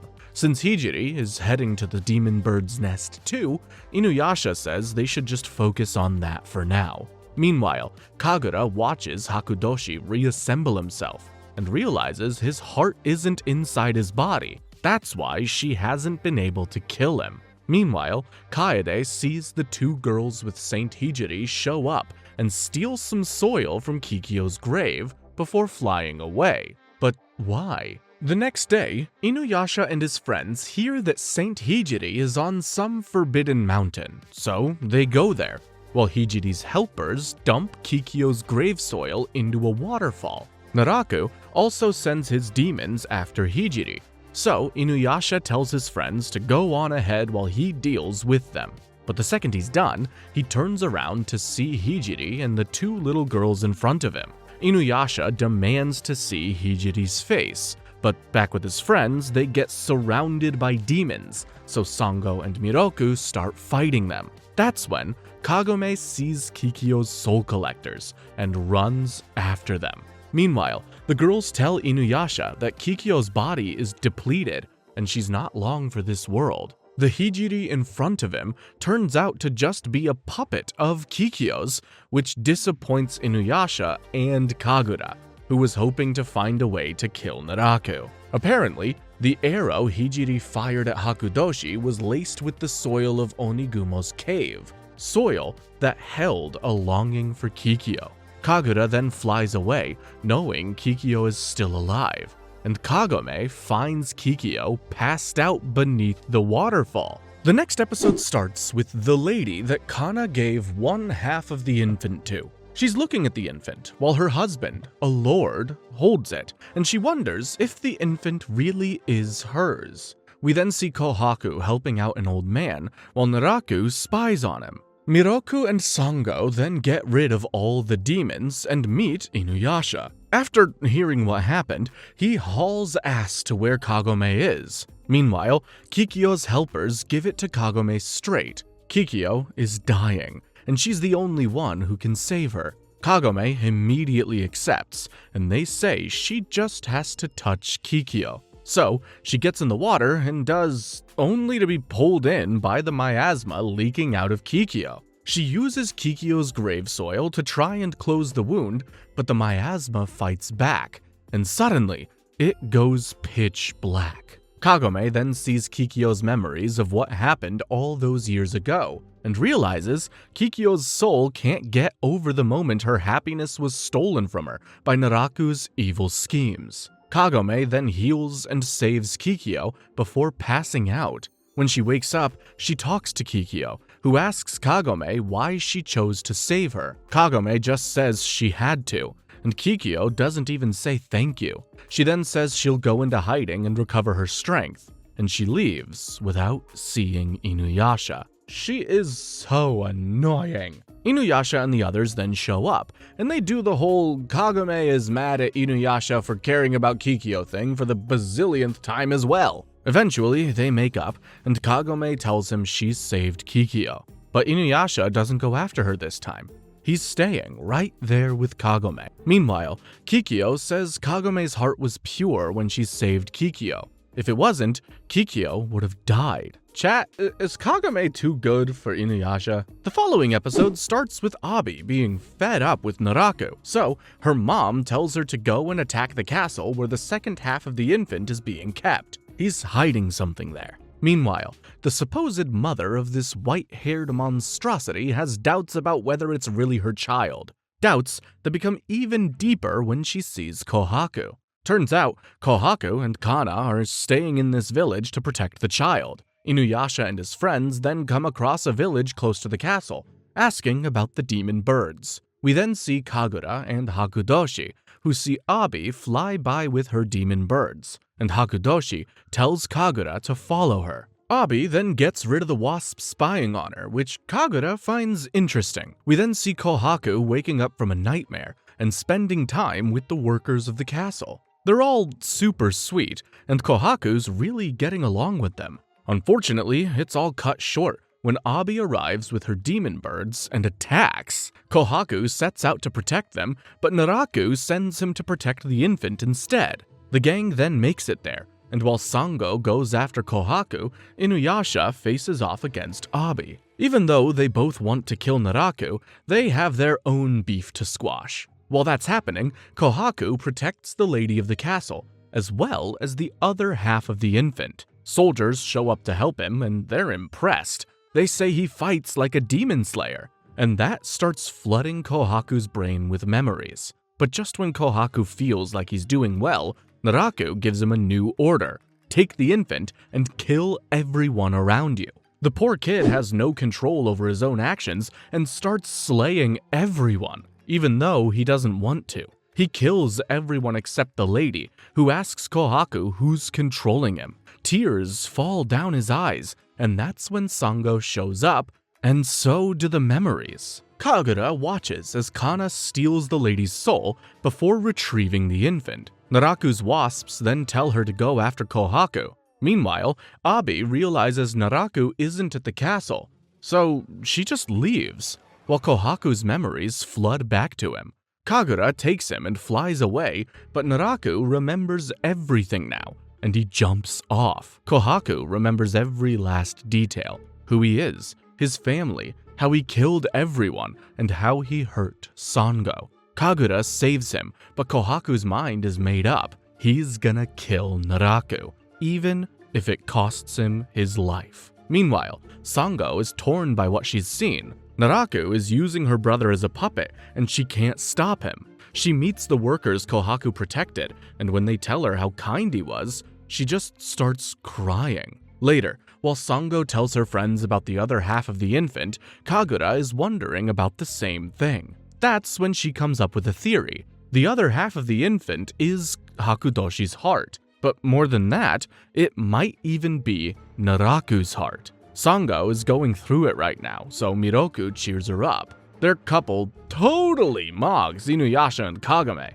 Meanwhile, Naraku is planning to use all of the human blood Abi has gathered to make his way to the border between worlds. But not yet. Later that night, Inuyasha is visited by Kikyo's helpers, aka her Shikigami, and they say Kikyo is waiting for him. Ugh, here we go again. Inuyasha goes to see Kikyo, who's still recovering. She asks Inuyasha about Naraku's plan, and he tells her about the whole using human blood to get to the border thing. She tells him to not take Kagome. Naraku is after her eyes, and will use her to find the jewel shard. Kikyo says she'll go herself, but Inuyasha says she's too weak. So, she gives him an arrow rubbed with dirt from Onigumo's cave and tells him to give it to Kagome. Inuyasha returns and gives it to her, saying all he did was meet Kikyo. But of course, Kagome doesn't believe him. Oh, brother. Meanwhile, Naraku's demons are gathering as Sesshomaru watches on. Inuyasha and the others make their way to the demon bird's nest, where Naraku is facing Abi. Abi's mom has already healed, so she decides to show herself, and she big. Naraku, it seems you chose the wrong people to manipulate. Abi and her mom start fighting Naraku, and they're strong. But it doesn't matter, because Naraku's barrier is unbreakable. Abi's mom gets tired of this nonsense, so she just swallows him up, barrier and all. Inuyasha and his friends make it there, only for Abi's mom to announce that she ate Naraku. And when Abi fights Inuyasha, something happens. Naraku bursts a hole through Abi's mom's head and crawls out through her skull. He then explodes the trident he gave to Abi before killing her with his bone tentacles. Inuyasha says that he's despicable, but Naraku doesn't care, and he starts opening the path to the border between worlds using Abi's mom's corpse. Naraku chops off her head and glides along the river of blood to the entrance to the other world. Metal as hell! Inuyasha and his friends follow him. Sesshomaru shows up too, but he's late. Lucky for him, Kagura arrives and says she knows a different entrance, but it's dangerous. Back with Inuyasha, he and his friends make it and see his dad's tomb. Inuyasha suddenly blacks out, reliving memories from his childhood until Kagome snaps him out of it. They're then attacked by diamond spears coming from inside the tomb, but they manage to survive. And Kagome can sense that the jewel shard is inside the tomb. They make their way to the tomb and find a skull attached to a diamond body. This is the original Hosenki, and he has the last sacred jewel shard. Hosenki explains that the shard came into his possession when he was alive, and it told him to take it here. He says the Shikon jewel must never be completed again, despite what Inuyasha and his friends want. That's when Naraku somehow manages to corrupt the jewel shard inside Hosenki, and he goes berserk, attacking Inuyasha and his friends. Inuyasha tries attacking with the wind scar, but not only does it not work, his mind starts getting bombarded with memories of his childhood again. Seeing him struggle, Kagome locates the jewel shard in Hosenki and fires an arrow at it. It doesn't break free, but it does scare Hosenki enough to make him cover it up. Kagome tries using Kikyo's arrow, but it rejects her. So, she just uses her own arrow again, and Inuyasha jumps in, only to get injured and sent crashing down into the mist below. The next episode starts with Kagura taking Sesshomaru and Jaken to the gate in the realm of fire, and making it clear she wants nothing to do with it. And as he gets closer, Tetsusaiga starts shaking. Meanwhile, Kagome is doing her best to get the jewel shard back, but it's really hard without Inuyasha. That's when Naraku shows up, thinking Inuyasha is dead. Inuyasha isn't dead, of course. He was just taking a little got my ass beat nap. And when he wakes up, Tetsusaiga is shaking too. Anyway, Naraku tries getting the jewel shard from Hosenki, who has been completely corrupted by this point. Turns out, Naraku didn't have the power to corrupt Hosenki, so he lets Kagome and her friends fight him first so they could corrupt Hosenki for Naraku. Okay, Mr. Aizen wannabe. We're simply a part of my plan. Inuyasha won't accept defeat like that, so he starts blasting Naraku with wind scars. Naraku deflects one back to him, and Inuyasha uses that deflection to use Backlash Wave on Naraku, which doesn't get past his barrier. And Naraku uses Hosenki to stab him from behind. This is going great! Meanwhile, Sesshomaru meets Gozu and Mezu, and their fight is on. But when they reveal they can't be beaten by a sword of this world, Sesshomaru pulls out Tetsusaiga. The gate opens itself, Gozu and Mezu kneel before him, and he and Jaken pass through freely without being turned to stone. Kagura knows it now. Sesshomaru's the only one who can kill Naraku. Meanwhile, Inuyasha can do nothing, as Naraku removes the final jewel shard from Hosenki and tosses them both aside. That is when an attack hits Naraku's barrier. It's Sesshomaru. He shows up and punches Inuyasha. He yells at him for defiling their father's resting place, but Inuyasha is getting off light with that punch. Sesshomaru is gonna kill Naraku for the same crime. While Sesshomaru tries to break Naraku's barrier, Hosenki tells Inuyasha there's a way to break through Naraku's barrier. All he has to do is kill Hosenki and let Tetsusaiga absorb his powers. It won't be easy though. Inuyasha can only do it if he has the resolve, and if he fails, he gon' die. So, Inuyasha starts hacking away at Hosenki, getting more and more injured every time he does it, and there isn't so much as a scratch on Hosenki. Outside, Sesshomaru cuts off Naraku's tentacles, only for them to release a miasma. Sesshomaru is unaffected, but it's a threat for everyone else. Luckily, Kagome purifies it with her arrow. Unfortunately, Kagome runs out of arrows, except the one from Kikyo. So, Inuyasha says he'll save his friends from the miasma. Hosenki calls him a fool for choosing his friends over strengthening his sword, but Inuyasha doesn't care. He's gonna do things his own way, no matter what. He uses a wind scar to slice the miasma, and it goes and shatters Naraku's barrier too. And that's because Tetsusaiga just got a shiny new upgrade.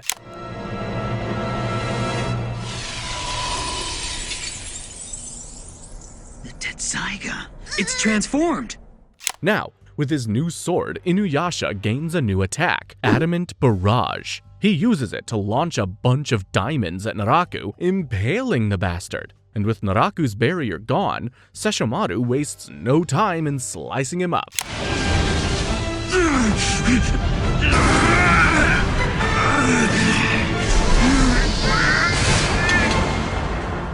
Naraku won't go down that easily though. He has a jewel shard powering him. And that's when Kikyo's arrow starts powering up, and Kagome knows she has to use it. So she does just that, though she hesitates a little. The arrow hits Naraku, who suddenly teleports away. We then see Kagura go back to Hakudoshi, who's inside a barrier. And she arrives just in time to see Naraku teleport inside Hakudoshi's barrier and make him take the arrow. That little hesitation from Kagome was enough for him to pull this maneuver. He's not dead yet. Meanwhile, Inuyasha gets the sacred jewel shard Naraku dropped and tells Hosenki he'll continue to fight, so he and his friends go after Sesshomaru to the exit. The following episode starts with Naraku and Hakudoshi saying they need to kill Kikyo. Her arrows are a serious threat to them. Meanwhile, Kagura tries to recruit Kohaku to betray the baby demon. Kohaku plans to do just that, but he wants to do it by acting loyal until he comes across the infant again, and then he'll kill it. So, he refuses Kagura's offer. Wink wink. Back with Kagome and her friends, they wait until Inuyasha checks out Kikyo's last known location. She's not there, and Kagome isn't too pleased when he comes back. Typical. Anyway, Naraku sends Hakudoshi and Kohaku to lure out Kikyo, so they take down a giant rat demon and take the little backpack shrine he has. Turns out, the shrine contains tiny demon rats called Zushi Nezumi. Not only are they human-devouring little bastards, but they also multiply if you attack them. The only way to truly get rid of them is to destroy the shrine. The Zushi Nezumi take over a village, and the only survivors run into Inuyasha and his friends. Inuyasha cutting them up only makes it worse, so Miroku sucks them in using his wind tunnel. But that was just a small part of the rats. They spread throughout the land until the entire area is covered with rats. This is bait for Kikyo, who takes notice. While Inuyasha and his friends realize Naraku's after Kikyo, Kikyo has her Shikigami bring her a certain herb. She uses it to grow a huge tree and cast a spell called Mayose, which lures in demons. All the demon rats take notice and start going towards the tree. Hakudoshi heads out to find Kikyo, leaving Kohaku with the shrine. Kagome, Shippo, and Inuyasha are also looking for her. Meanwhile, Sango and Miroku are looking for the shrine, while Kohaku is conflicted. He wants to close the doors and minimize the casualties, but he's being watched and can't disobey orders. That's when Miroku and Sango show up, and Sango is horrified to see Kohaku is a part of this. So, she jumps off Kirara, ready for battle. Kohaku grabs the shrine and makes a run for it, while Sango chases him. Meanwhile, Inuyasha and Kagome make it to the tree, where the demon rats are being purified, only for Hakudoshi to show up and slap some demon slugs on the tree, slowly killing it. Inuyasha slices at Hakudoshi, who just laughs and disappears. Meanwhile, the power of the tree is weakening, so Inuyasha and Kagome take down the slugs. But it's too late. The tree is already dead, and the rats are back on the rampage. Back with Kohaku, he's fighting Sango, doing his best to keep his cover and hide the truth from his sister. That's when the demon rats come after them, and Miroku can't keep them all at bay. They swarm Kohaku. Sango dives in to save her brother, but she can't destroy the shrine. It's protected by a barrier. So, she protects Kohaku and gets swarmed by rats too. Inuyasha and Kagome show up just in time for Kikyo to shoot an arrow at the shrine, breaking the barrier. Inuyasha destroys the shrine, and the rats disappear. Kohaku and Sango have taken some damage, but they're okay. Sango is relieved, but Kohaku just runs away and is extracted by Hakudoshi. Later that night, Sango is struggling with her thoughts. She regrets saving Kohaku, who's been responsible for so much death, but she'd regret it even more if he died, and Miroku consoles her. We then see Kikyo cut off some of her hair and give it to her Shikigami. This time, she's going after Naraku. Episode 160 starts with Kagome heading back home, without telling Inuyasha. Inuyasha, meanwhile, is talking to Kaede about Kikyo. Kagome goes home, but all she can think about is being second fiddle to Kikyo. And that's because Inuyasha is an asshole. The next day, Kagome's mom gives her a rusty old bike, which Kagome cleans up. It's perfect, until Inuyasha shows up and lands on it, destroying it. He asks Kagome why she left like that, but Kagome is super mad at him, both for the Kikyo thing and for the bike. So, she makes him sit and goes to school. Kagome's friends instantly realize something is wrong, so they start interrogating her. They do the usual thing where Kagome is vague about her boyfriend and her friends ask a lot of questions. But the conversation takes a turn when Kagome mentions Inuyasha is at her home. They want to see him. Kagome's not a fan of the idea, but her friends are determined and she can't turn them down. Meanwhile, Inuyasha tries to fix her bike and just makes it worse. He then tries using Tetsusaiga to make diamonds with adamant barrage, but it won't work. So, he gets a part-time job at the shrine to find a new bike. Unfortunately, Kagome arrives with her friends and sees her mangled bike. So, she makes him sit again and ruins his part-time job as well. She goes after him, and it looks like he's gone. So, she tells her friends to wait in her room while she grabs tea, only for Inuyasha to come in through the window. He's already in conversation with her friends when she comes back, and it floors her. Sorry to keep you. Did Kagome ask you to do that back then? Still, it doesn't go as badly as she thought. In fact, it goes great. Kagome's friends think he's super cool and say nice things about him before they leave. That fixes Kagome's mood right up. She's not mad at Inuyasha anymore. Teenagers are weird. The next episode starts with the gang happening upon a village, where a water demon is terrorizing the villagers. That's when the people from the village recognize Miroku. Apparently, he cured their daughter Shima 2 years ago, and then asked her to bear his children. That's not the crazy part though. The crazy part is that she said yes, and apparently his timing is perfect.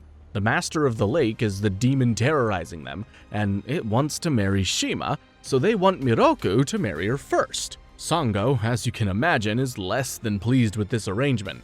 Later that night, Miroku does everything he can to get out of this, and Sango makes sure he knows she hates him right now. That's when the master of the lake shows up. He's a total chump. Shima's dad then explains that he prayed by the master's shrine when Shima was sick, and promised he'd give anything to the master if his daughter was cured back in the day. So, the master is here to collect. Shima then says she's not fit to marry him because he wants a virgin, and she slept with Miroku 2 years ago. This news hits everyone like a truck, especially Sango. The master of the lake turns into a giant catfish monster, but Inuyasha deals with it, while Miroku and Sango talk. Sango isn't so sure about Miroku anymore, and runs off. Miroku then says the whole thing was a false accusation, but that's when the master grabs Shima and runs off with her. Sango sits by the lake, sad about the whole thing. When she sees the master of the lake with Shima, Sango saves her, but ends up getting caught instead. He says he'll make Sango his bride instead, but Miroku is having none of that. The hell you will! There's no way you'll take my woman for your mistress! He dives in after her and sucks all the water from the lake using his wind tunnel. After taking down the master of the lake, Shima tells everyone she made up the whole thing about them sleeping together, and all is forgiven between Sango and Miroku. I would once again like to point out that a womanizing monk and a traumatized mercenary have a healthier relationship than Inuyasha and Kagome. The next episode kicks off with Naraku in a cave in some snowy area, picking up a magic orb. We then see Inuyasha using Shippo to lure out a fox deity that's been terrorizing a village. Sango and Miroku work together and free the deity from the parasite chrysalis that was controlling it. Later that night, while they're going to sleep, Shippo notices even more parasite chrysalis coming after them, but Inuyasha just steps in and destroys them. Unfortunately, one of them takes control of Shippo and uses him to blast Inuyasha with scent bombs, taking him out. Miroku and Sango try chasing him, but he escapes. The next day, we see the full force of Shippo's powers. He terrorizes the villagers with stuff like giant worm puppets and sentient mushrooms. Miroku and Sango try stopping him, but end up trapped in sticky rice goo. Inuyasha and Kagome find him, and they confront him. Shippo's tricks are easy for Inuyasha to deal with, but Kagome gets caught in a tornado Shippo makes with his top. Inuyasha goes after her, and they both end up in the water. He then sends Inuyasha flying away right next to Miroku and Sango. Eventually, they manage to find him again, and Inuyasha separates the parasite chrysalis from Shippo. Then, they find a swamp full of the buggers. So, Miroku gets rid of them with his wind tunnel.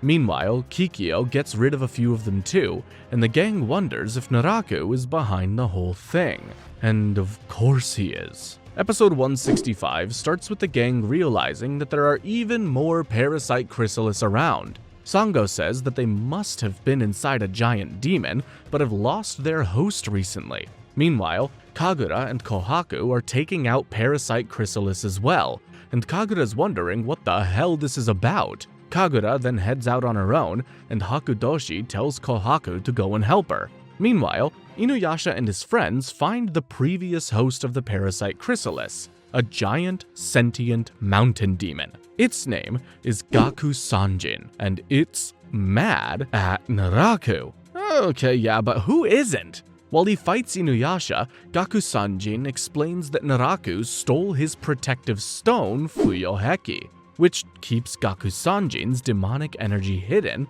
and keeps him asleep and away from trouble. After Inuyasha defeats him and spares his life, he earns Gaku Sanjin's trust, so he gives them crystals that will help them find the Fuyoheki. Kagura takes the same crystals, and Kohaku realizes why Naraku took the Fuyoheki. He wants to use it to hide the infant that contains his heart. Kohaku then receives instruction to kill Kikyo's Shikigami, so he does that, only to come face to face with Kikyo herself. But she then gets ambushed by Naraku. She couldn't sense him because of the Fuyoheki. Inuyasha and the gang catch up, and Naraku disappears. Inuyasha then talks to Kikyo, and they realize Naraku is using the Fuyoheki to hide his heart. Meanwhile, Naraku gives the Fuyoheki to the infant, asking how he'll use it. Back with Kohaku, he and Hakudoshi kill a demon that's devoured a bunch of human souls, and then slit open his stomach to gain access to something called Haku. This cannot be good. Inuyasha and his friends come across some demons and take them down. When they do, Haku escapes their bodies. See, every living thing has two spirits inside of them, Haku and Kon. Kon is the heart or the soul, and Haku is the one that controls movements. Naraku is now creating demons without souls and using Haku to control their movements. The gang starts hunting down these demons, which progressively get more and more human. They end up finding Hakudoshi with his masterpiece, a demon named Moriomaru. Moriomaru is a mix of a bunch of demons, and he is one tough dude. After nothing else works, Inuyasha manages to channel the adamant barrage and is about to kill Moriomaru, until Hakudoshi protects it with his own body. They both escape, but not before stealing the crystals that were helping them find Naraku. Hakudoshi then leaves Moriomaru to Kana and the infant, and Kana says she's gonna give Moriomaru a soul. Uh-oh. The final double-parter of Inuyasha's original run starts with 3 waves of light killing Gaku Sanjin. 3 days later, the locals tell Inuyasha and his friends about it. They investigate, and Inuyasha picks up the scent of humans. Meanwhile, we see who killed Gaku Sanjin. 3 little boys called the Ascetics, who shoot down another demon with their weapons called Goryo Urns. They take the demon's remains and return to their master, whose name is Goryo Maru. That sounds familiar, and he looks like a human. What is going on? The next day, Inuyasha and the gang go looking for the Ascetic's base, only to be ambushed by them. But Inuyasha stops them and gives them all a good schmack on the head. They try to warn the kids about doing dangerous stuff, but the Ascetics just disagree and run away. While Kagura is trying to find where the infant is, Inuyasha and his friends track down the Ascetic's temple. They try to fight with their Goryo Urns, which shoot out demons, but Inuyasha pushes them back. That's when Goryo Maru comes out, and he's a human with a demon arm. Before they can talk, demons attack, and everyone works together to fight them off. Goryomaru shoots demons out from his demon arm just like the Goryo urns, and the demons run away as Kagura watches. Then they talk, and Goryomaru reveals he doesn't know anything about Naraku. What's more, the ascetics accidentally killed Gakusanjin. Goryomaru didn't ask them to. With it being nighttime, Goryomaru tells them to stay the night. The gang has dinner with the kids, while Goryomaru fills the Goryo urns again. The kids explain that they're all orphans whose parents were killed by demons, but they were saved and taken in by Goryomaru. That's why they helped him. Outside, Kagura knows all this has something to do with the infant, so she possesses the demons and attacks. Goryomaru is too tired because he just filled the Goryo urns, so it's up to everyone else to take on the demons. Kagome and the kids make it to Goryomaru, while Kagura tries to figure out what's what. Kagome uses the sacred jewel shard she has to deal with Goryomaru, and his demon arm reacts to it, waking up. Meanwhile, Kagura realizes the infant is here, only to be shot through the chest by Goryomaru. At night.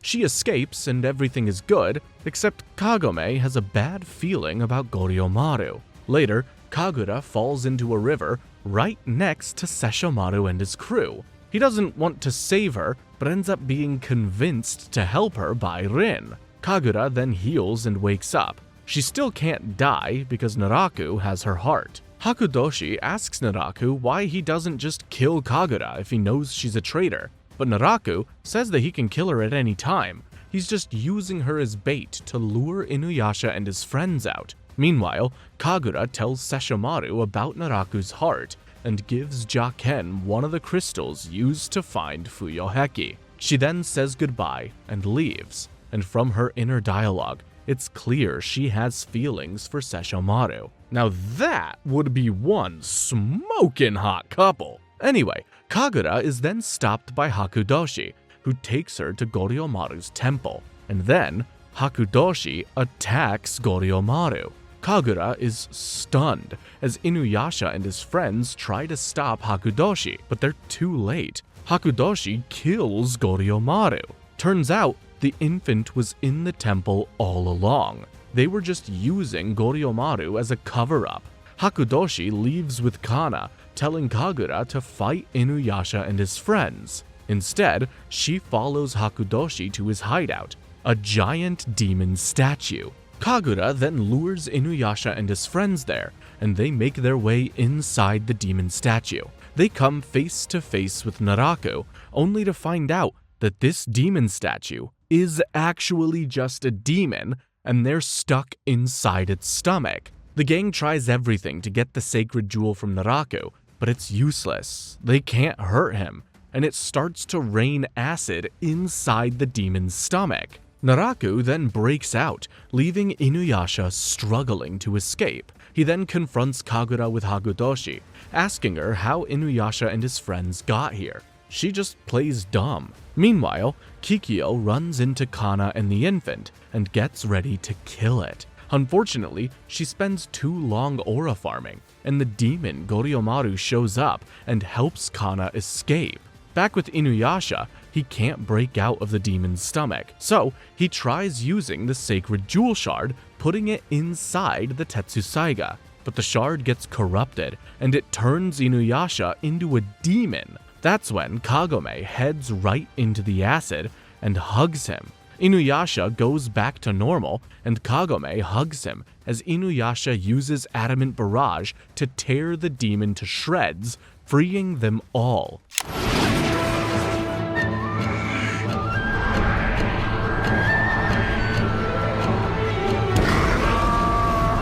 After that, Kagome gets treatment for her feet, and she and Inuyasha share a peaceful moment together. The final act kicks off with Naraku telling Kagura to not let him escape, and he's talking about Goryomaru.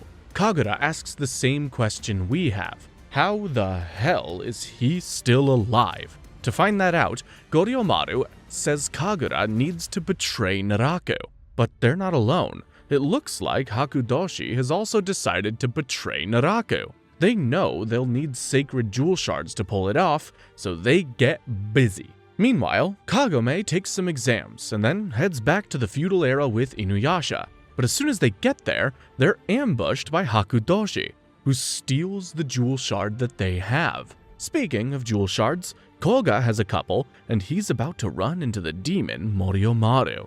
Meanwhile, Kohaku is out hunting demons on Naraku's orders. After a run-in with some civilians, Kohaku chases the demon down, only for it to be killed by Kagura. She's here for the jewel shard inside of him. Meanwhile, Koga can't take down Moriomaru no matter how hard he tries, and he's about to get devoured until Kikyo saves him with a sacred arrow. But it took a lot out of her. She's getting weaker. Meanwhile, Kagura corners Kohaku, who wants to help take down Naraku. It's the only way he can make up for his sins. This seems to resonate with Kagura, who tells him to go and save himself. That's when Hakudoshi shows up and starts attacking them both. Kagura sends Kohaku away on one of her feathers, and Inuyasha and the gang show up too. Sango chases Kohaku when Moriomaru shows up and transforms into Goryomaru. Oh, I knew it! I have come to get the Shikon jewel shard. Goryomaru is Moriomaru? Goryomaru goes after Kohaku, while Inuyasha tries to take down Hakudoshi. But the sly bastard captures Kagura and starts escaping. Kagura then explains that Naraku's heart is inside Moriomaru, and that Hakudoshi teamed up with him to overthrow Naraku. Naraku's watching the whole thing though, and he undoes Hakudoshi's barrier, which leads to him being absorbed by Miroku's wind tunnel. Thank God. Kagome offers Kagura a chance to join them, but she refuses. Inuyasha promises to get her heart and set her free, and she runs away. Did they forget how she kinda slaughtered Koga's tribe? Anyway, Moriomaru finds Kohaku and is about to take his shard, but Sango and Inuyasha show up and save him. So, Moriomaru escapes. Sango confronts Kohaku, who reveals he remembers everything, and that's why he can't stay with his sister. The pain is too much. Kagome understands, but reminds Kohaku that he is the most important in the world for Sango. Meanwhile, Kikyo is getting weaker and weaker. At this rate, she'll die before killing Naraku. The next episode starts with the gang going to Sango's village. While Sango takes Kohaku to the grave of his fallen comrades, Inuyasha and the others investigate Midoriko's cave. She was the woman that created the Shikon jewel. Turns out, there's a chrysalis in the cave being protected by a barrier. Interesting. Meanwhile, Koga is out looking for a legendary weapon called the Goraishi. Kagome and the others return home, but Inuyasha stays back. And when a soul collector pops out of the chrysalis, it's obvious why. He follows it and meets Kikyo. Turns out, Kagome healing Kikyo wasn't enough. She's dying again. So, she took Midoriko's soul, which will keep her alive long enough to kill Naraku. That's when Kohaku starts running. The jewel shard inside of him is telling him to kill Naraku. The others follow, but get stopped by a barrier. Koga's legs feel heavy too. What is going on? Kikyo explains that the only way to truly kill Naraku is to purify the completed Shikon jewel right before he absorbs it. She then leaves. Kohaku hears the whole thing and knows he needs to sacrifice himself to kill Naraku. So, he says goodbye to Inuyasha and goes after Naraku. While Moriomaru devours a demon to get stronger, Koga and his men come up against the guardian of the Goraishi, a three-headed dog. Koga fights it, but the bastard keeps regenerating. Eventually, Koga chooses saving his comrades over taking the Goraishi, which makes the Goraishi choose him. And it is strong. Take this!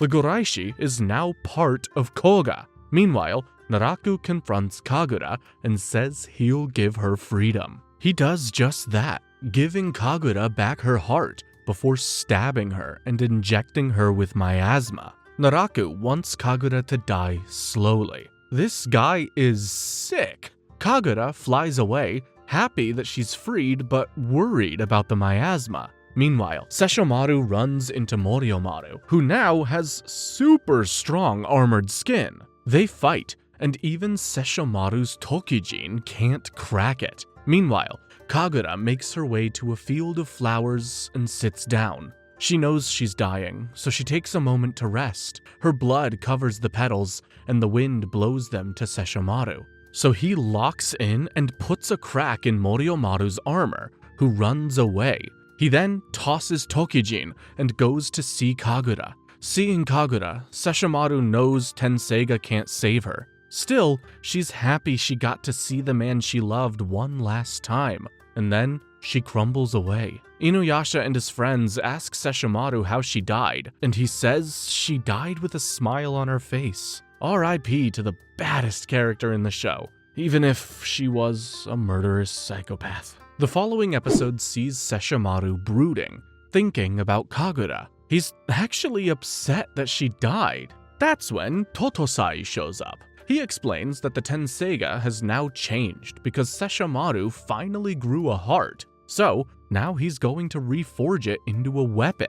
While Miroku and Kaede console Sango over Kohaku, Kagome is doing her best to focus on her studies and get into a good high school. But she can't, so she just goes back with Inuyasha. The gang is walking when someone smacks a leaf on Shippo's head. Then they see a giant inn called the Demon Mansion. It's actually an exam hall where demons get points for tricking humans, like how Miroku gets tricked by demons posing as beautiful girls. What does Sango see in him again? Meanwhile, Shippo wakes up to see 3 fox demons talking to him about a demon promotion exam. Apparently, the leaf on his head is an exam ticket. Turns out, there are 30 ranks for fox demons, with 1 being the highest and 30 being the lowest, and you increase your rank by fooling people. So, this next segment is mainly Shippo pranking the hell out of Inuyasha over and over and over again as relentlessly as possible. He does it so well that he jumps up from rank 30 to rank 24 in one night. The exam ends at dawn though, or else Shippo would make rank 1 in a day. Poor Inuyasha. The next day, Shippo gets tricked by a demon named Mujina into helping him steal power from Tetsusaiga, using Mujina's own blade Daki. But Mujina is a chump, so Inuyasha breaks his sword, gets rid of him, and smacks Shippo on the head. Meanwhile, Tetsusaiga has reforged Tetsusaiga into a weapon. But instead of cutting opponents directly, it opens a path to the underworld and sends them there. Great! Now Sesshomaru's the Grim Frickin' Reaper! This technique is called Meido Zangetsuha, and Sesshomaru is going to use it to avenge Kagura. Episode 4 starts with Sesshomaru practicing with his new Tetsusaiga. Right now, he can only cut a crescent shape with Meido Zangetsuha, but in time, he'll be able to cut a full circle. Meanwhile, Inuyasha takes the broken Daki to Tetsusaiga, who says it's a fake. The real Daki can only be constructed with the scales of the dragon demon Ryujin, and if such a Daki were to exist, it could steal all of Tetsusaiga's power. We then see a swordsmith named Toshu, who created the perfect Daki, only to be chased down by dragon demon Ryujin.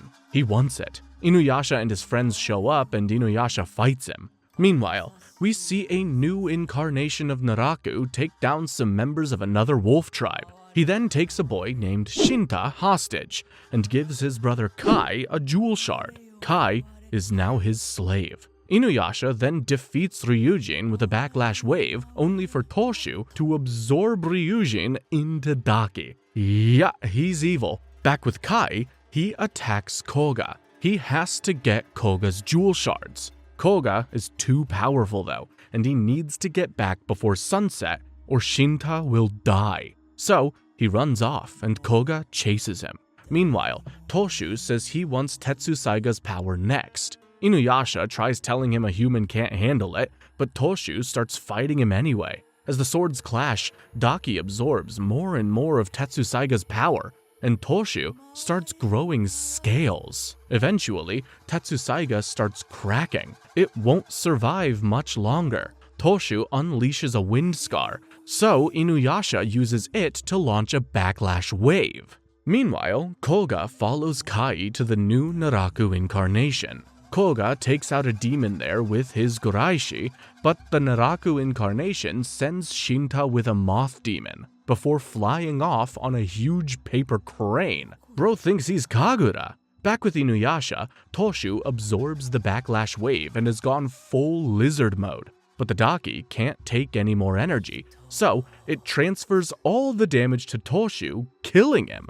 Tetsusaiga then absorbs Daki's power and gets dragon scales on it. It can absorb attacks now. Inuyasha and his friends then see Koga's lackeys, so they follow them. Koga and Kai find Shinta in Moriomaru's grasp, and Koga's jewel shards start acting up again. Kai and Koga get trapped, but Inuyasha sets them free, and Sango rescues Shinta. Inuyasha attacks with Adamant Barrage, but the attack does nothing, and Moriomaru absorbs the diamonds. So, Inuyasha uses the dragon-scaled Tetsusaiga to steal some of Moriomaru's energy. It works, but it also hurts him. He keeps doing this, while Koga and Kagome help him with attacks of their own. Eventually, the dragon-scaled Tetsusaiga forces Moriomaru to run, but also knocks Inuyasha out. That's when the new Naraku incarnation reveals himself. His name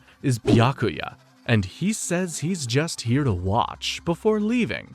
Byakuya then tells Naraku about the dragon-scaled Tetsusaiga hurting Inuyasha, and Naraku is thrilled. Inuyasha might just end himself. The next episode starts with Kohaku finding Kikyo and telling her to use his jewel shard. He's ready to sacrifice his life. Kikyo feels bad for him, but knows what she has to do. We then see Moriomaru looking at two demons named Kinka and Ginka fighting each other, and he wants to absorb them. Back with Inuyasha, Totosai shows up and explains that Tetsusaiga isn't the problem. Inuyasha's just not strong enough to handle the absorbed power. So, he sends Inuyasha to train under the Great Holy Demon Spirit. While Moriomaru takes on Ginka and Kinka, Byakuya watches until he's attacked by Sesshomaru. Byakuya avoids the attack, and they both see Moriomaru take Ginka and Kinka down. Sesshomaru then challenges Moriomaru to a fight, but Byakuya helps him escape, and Sesshomaru is pissed. We then see Inuyasha and his friends find the Holy Demon Spirit. He's a very old man, but there's a problem. A demon stole his internal organs, and he can't train Inuyasha until he gets them back. So, they go outside and realize the villagers are all demons. The demon that stole the organs is playing a trick on them, and the Holy Demon Spirit seals Tetsusaiga away to make sure Inuyasha doesn't hurt any innocent civilians. They all look, and they eventually run into a couple of demons that have the organs sent on them. But with Tetsusaiga sealed away, the Holy Demon Spirit tells Inuyasha to look for the Demon Vortex. It's a spiral of energy demons have, and when cut, the demon dies. Everyone but Kagome gets blown away, so Inuyasha locks in, finds the Demon Vortex, and takes down the demon. One of them smells different than the others. Kagome and Inuyasha follow the Holy Demon Spirit back to his hideout, where another demon is waiting for them. Inuyasha can see a bunch of demon vortices around them, and he can't tell which one is real. So he starts hacking away, but only hurts Tetsusaiga and himself. When that doesn't work, he locks in, finds the real demon vortex, and slices it, finishing the demon off. He turns around, and this whole thing was an illusion created by the Great Holy Demon Spirit. He was training Inuyasha. He reveals that the true purpose of the dragon-scaled Tetsusaiga isn't to absorb demon energy, but to cut through it. The Great Holy Demon Spirit then has an inner monologue about Tetsusaiga having one more form, but Inuyasha will have to find that one by himself. The next episode starts with Inuyasha and the gang investigating a demon tree, and Kagome senses a jewel shard inside it. That's when Naraku shows up, absorbs the tree, and flies off. So they chase him. Meanwhile, Kohaku and Kikyo are walking across a mountain when Moriomaru bursts in and sends Kikyo falling. She survives though and meets Koga. She asks Koga to hand over his jewel shards. See, the reason his jewel shards have been acting up is because the soul of Midoriko, which Kikyo has binded with her own soul, wants the jewel to be completed and purified. And every time Naraku has a chance to get Koga's shards, Midoriko slows Koga down to make it happen. Kikyo offers to take them and spare his life, but Koga has his own revenge to take and refuses. We then see Moriomaru and Naraku face each other, as Inuyasha and his friends watch from a distance. Naraku says he knew Moriomaru and the infant would betray him, and he plans to absorb them both. While Kikyo and Kohaku make their way to the battlefield, Naraku and Moriomaru duke it out. It's a tight one, but Moriomaru eventually absorbs Naraku and the Shikon jewel. Now, he just needs the remaining 3 shards, 2 in Koga and 1 in Kohaku. He goes after Koga, so Inuyasha joins Koga and helps him find a way to beat Moriomaru. It's not an easy fight though, and the jewel shards making Koga stop mid-battle isn't helping either. Meanwhile, Kikyo and Kohaku are ready to do their part, until Kagome and Sango show up. They beg Kikyo and Kohaku to give Inuyasha some time, and Kagome heads over to help him. But she and Inuyasha fall, and Moriomaru flies away with Koga. Kagome realizes something is off. Moriomaru hasn't absorbed the Shikon jewel yet, and that's because Naraku is still alive. But the jewel's powers don't seem to be having any effect. You still haven't figured it out, have you? You didn't think he'd go down that easily, did ya? He absorbs Moriomaru from within and comes out born again. The infant tries escaping, but Naraku starts absorbing it, as well as Koga. Kagome locks in and sends an arrow at Koga, which helps him channel the power of his ancestors and break free. Miroku then uses his wind tunnel in an attempt to suck the infant in. That would destroy Naraku's heart and kill him. Naraku sends out a bunch of miasma, which starts poisoning Miroku, and he's willing to push through even if it kills him. Inuyasha stops Miroku, who was moments away from killing Naraku and himself. Naraku escapes with the infant, and Miroku passes out. Kikyo says that she can try saving him, but he might never fully recover, and poor Sango just cries. The next episode kicks off with Kikyo healing Miroku. Meanwhile, Naraku does some soul searching and realizes what Kikyo's plan is. To avoid it, he needs to accept his heart back. His heart, with all the negative feelings it has for Kikyo and Inuyasha. Later that night, Kikyo heals Miroku, but tells him that using the wind tunnel too much could kill him. Miroku asks her to keep that a secret, so Kikyo leaves with Kohaku. That's when Kagome wakes up and sees a spiderweb. The next day, these spiderwebs terrorize a village. Kikyo knows Naraku is behind this, but gets caught in the webs anyway. Inuyasha and the others follow her, and Inuyasha and Kagome both end up getting stuck with Kikyo. Koga and the others can't follow them.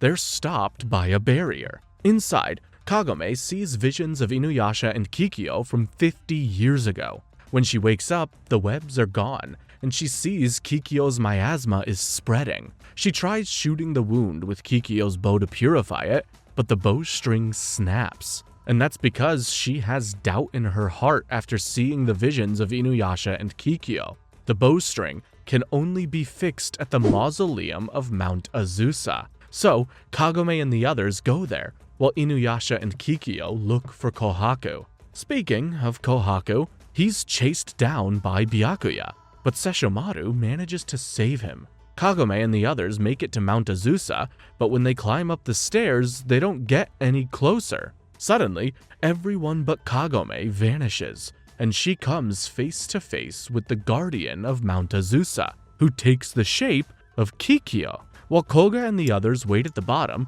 the guardian of Mount Azusa puts Kagome through a bunch of illusions to test her resolve. Inuyasha and Kikyo show up, and Inuyasha goes after her. The guardian does its best to trick Kagome and make her hate Kikyo, but Kagome really is a pure cutie patootie, and she passes the test. She really does want to save Kikyo. She gets the bow and is freed from the spiderwebs. Naraku isn't too bothered though. He says he's just gonna kill Kikyo. Episode 8 starts with Inuyasha saving Kikyo, only for Naraku to abduct everyone else. Naraku brings them to himself and holds Kikyo in his arms. But Kikyo senses that Koga's jewel shards are purified. If Naraku gets a hold of them, he and the jewel will be purified, and Naraku will finally be defeated. Sure enough, Naraku's tentacles get evaporated when he touches the shards. Inuyasha then shows up to save Kikyo. Kagome wants to purify her wound, but Kikyo says not yet. Inuyasha then attacks with dragon-scaled Tetsusaiga, and it opens a path inside Naraku, where Kagome senses the Shikon jewel. Naraku drops Kikyo, and Inuyasha saves her. Meanwhile, Koga decides to head for the Shikon jewel since his shards are pure. Completing the jewel would end everything. But that's when Kagome senses something's off. It's a trap. Koga gets captured by Naraku, who starts corrupting his jewel shards. Turns out, Naraku doesn't have the Shikon jewel. He hid it with Kikyo. Miroku and Inuyasha help free Koga, and that's when Kikyo tells Kagome to shoot the arrow at her. Naraku tries to stop it, but Kikyo's soul collectors help Kagome, and she fires the arrow at the Shikon jewel. It gets purified and makes its way to Naraku, and it's a battle between her demonic energy and Kikyo's pure energy. Koga's shards get stolen too, but that's not the worst of it. Naraku successfully corrupts the Shikon jewel. The only shard left is keeping Kohaku alive, and Naraku disappears, saying he'll be back for it. Oh no. We then see Kikyo, and it's not looking good. Inuyasha and his friends take her somewhere safe, and Inuyasha sits alone with her for a while. She's dying, and she makes sure to visit Kaede in a vision, apologizing to her sister. Poor Kaede just cries. Inuyasha then holds Kikyo as they reminisce about the old days. They both cry, they kiss, and then Kikyo evaporates, with her soul collectors taking her soul away. Inuyasha says Kikyo doesn't want them to mourn her. She'll protect them all. Well, I for one will not be mourning her. Still, that was kinda sad. The next episode starts with Kohaku, who's now with Sesshomaru and his crew. Sesshomaru then goes after another demon. When the dust clears, we find out who it is. Sesshomaru's mother. And no, the show never gives us her name. Meanwhile, Koga manages to cheer Inuyasha and Kagome up a bit before leaving, and Inuyasha says he didn't lose his jewel shards in vain. They will stop Naraku. Meanwhile, Sesshomaru's mother tells him her dad left her with a Meido stone, and a hound from the underworld pops out of it. Sesshomaru uses Tenseiga, but the hound is unaffected. It grabs Rin and Kohaku and takes them to the underworld. So, Sesshomaru follows and frees them both. But there's a problem. Kohaku's okay, but Rin's not breathing. Sesshomaru's mom says the only way to save her is to cut down the guardian of the underworld, and Rin suddenly gets swept up by darkness. Sesshomaru's mom gives them a one-time chance to escape, saying Rin will have to die. But Sesshomaru and Kohaku ignore it. They make their way to the Guardian, and Sesshomaru cuts it down with Tenseiga, but Rin still isn't waking up. Turns out, since she's already been revived by the Tenseiga once, she can't be revived with it again. And Sesshomaru is devastated. Just listen to the softie. Nothing I could have gained was worth losing her. Nothing at all. Suddenly, Tenseiga starts glowing, and all the corpses in the underworld start moving towards it. So, Sesshomaru uses Meido Zangetsuha makes an oval shape way bigger than his previous attempts and escapes the underworld with Rin and Kohaku. His mom then revives Rin one last time with her magic necklace, and Sesshomaru is over the moon with joy. They leave, but not before Sesshomaru's mom says Kohaku can't be resurrected with Tenseiga either. Meanwhile, Kagome says Kikyo told her to protect Kohaku's light, and that's exactly what they're gonna do. Episode 10 starts with Kana mourning Kagura, wondering if she was truly free at the end. We then see Inuyasha, who's still mourning Kikyo's death, and the gang arrive at a village with a lot of pretty flowers. The villagers invite them to stay the night, and they do. But at night, they see the flowers making people bleed from their eyes and turning them into soil. This is all the work of the Flower Prince, and he can somehow read people's minds? He knocks out Sango, so Inuyasha hits him with a wind scar and he runs away. Kagome and Inuyasha go after him, and Inuyasha likes this. It helps him take his mind off of Kikyo's death. Meanwhile, Byakuya gives Kana her latest orders: unleash the power of her mirror on Inuyasha and his friends. Inuyasha and Kagome make it to the Flower Prince, and his vines drag Inuyasha in. He dreams of Kikyo as the Flower Prince devours him, but Kagome manages to wake Inuyasha up and helps him out with her arrows. Together, they take down the Flower Prince, getting rid of the bastard and all of his flowers. In the aftermath, Kagome wipes away Inuyasha's blood. It's clear that she knows how hard all of this is for him. Inuyasha opens up about Kikyo's death being difficult, and apologizing for not taking Kagome's feelings into account. Kagome accepts and all is good. Meanwhile, Kana turns a lake into a mirror. Some locals tell Inuyasha and his friends about it the next day, so they go to investigate and meet Kana's mirror demon. I was waiting for this! What's more, it seems to have stolen all of Tetsusaiga's powers. Inuyasha can't use Wind Scar or Adamant Barrage. With no way of winning, the gang retreats. Later, the mirror demon picks a flower for Kana. It seems to care about her, but Kana just crushes it. This little girl's going through something. The next episode starts with Inuyasha and his friends hiding in a barrier, wondering what to do. They don't have time though, because Kana, her mirror demon, and Byakuya just showed up outside. The mirror demon uses red Tetsusaiga to break the barrier, and Inuyasha takes it on. But without Tetsusaiga's powers, he's backed into a corner, and his demon side comes out. Inuyasha says Tetsusaiga is asking for his demon side, and he starts fighting back against the mirror demon. It seems to take no damage. Instead, any injury it gets is reflected back to Kana. It takes a while, but Inuyasha and his friends eventually figure that out.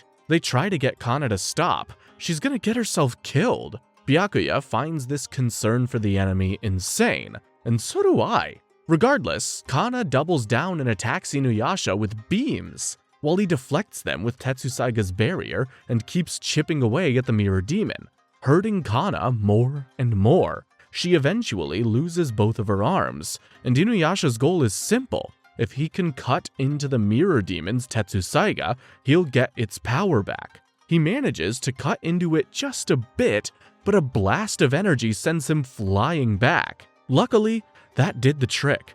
His demon side backs down and his Tetsusaiga is back to normal. Inuyasha confronts a broken Kana and refuses to kill her. Kagome says it's over. Kana's free now, and Kana thinks of Kagura. Naraku decides he's had enough of this, so he blows Kana up like a bomb. He wants her to kill Inuyasha and his friends with her, but she refuses. Instead, she passes along a message to Kagome. A small part of the Shikon jewel is still pure, and that light will kill Naraku. She then explodes, and Inuyasha puts her mirror down as a mark of her gravestone. Just like Kagura, Kana is finally free. The following episode starts on a new moon, which means Inuyasha doesn't have his powers. Miroku and Sango are up against a demon on their own, and it's not looking good. Miroku can't use the wind tunnel because of the demon's poison, but still does to save Sango.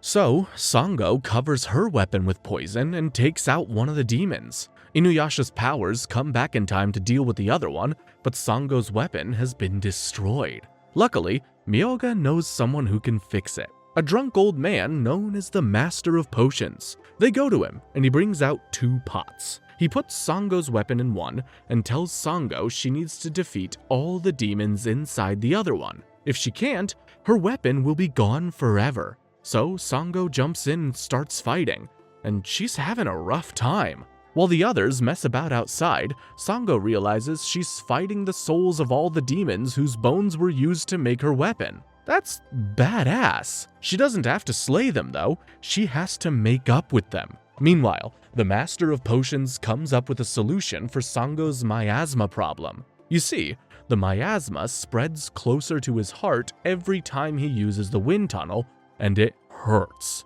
So, the Master of Potions gives him a medicine that will get rid of the pain, but the effects of the miasma won't go away. Inuyasha thinks that's insane, asking Miroku what Sango would feel like if he died. Meanwhile, the demons agree to return to Sango if she promises to never sacrifice her weapon for Miroku again. But she refuses. Shawty loves her man. So, the demons attack. Meanwhile, Miroku convinces Inuyasha that he's not drinking this medicine to throw his life away. He's doing it so he can protect Sango. So, Miroku drinks it, and at the same time Sango refuses to put her weapon over Miroku.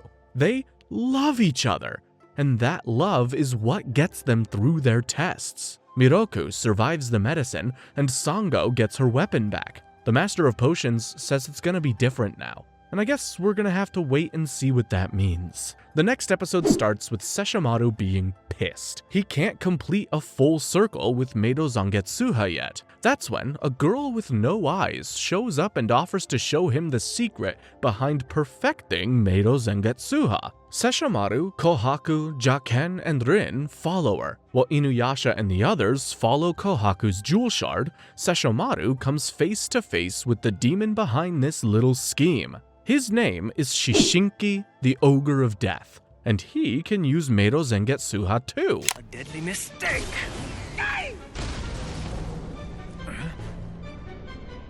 Turns out, it was his technique originally, and Sesshomaru's dad stole it from him, as well as his face. Until your father stole it from me.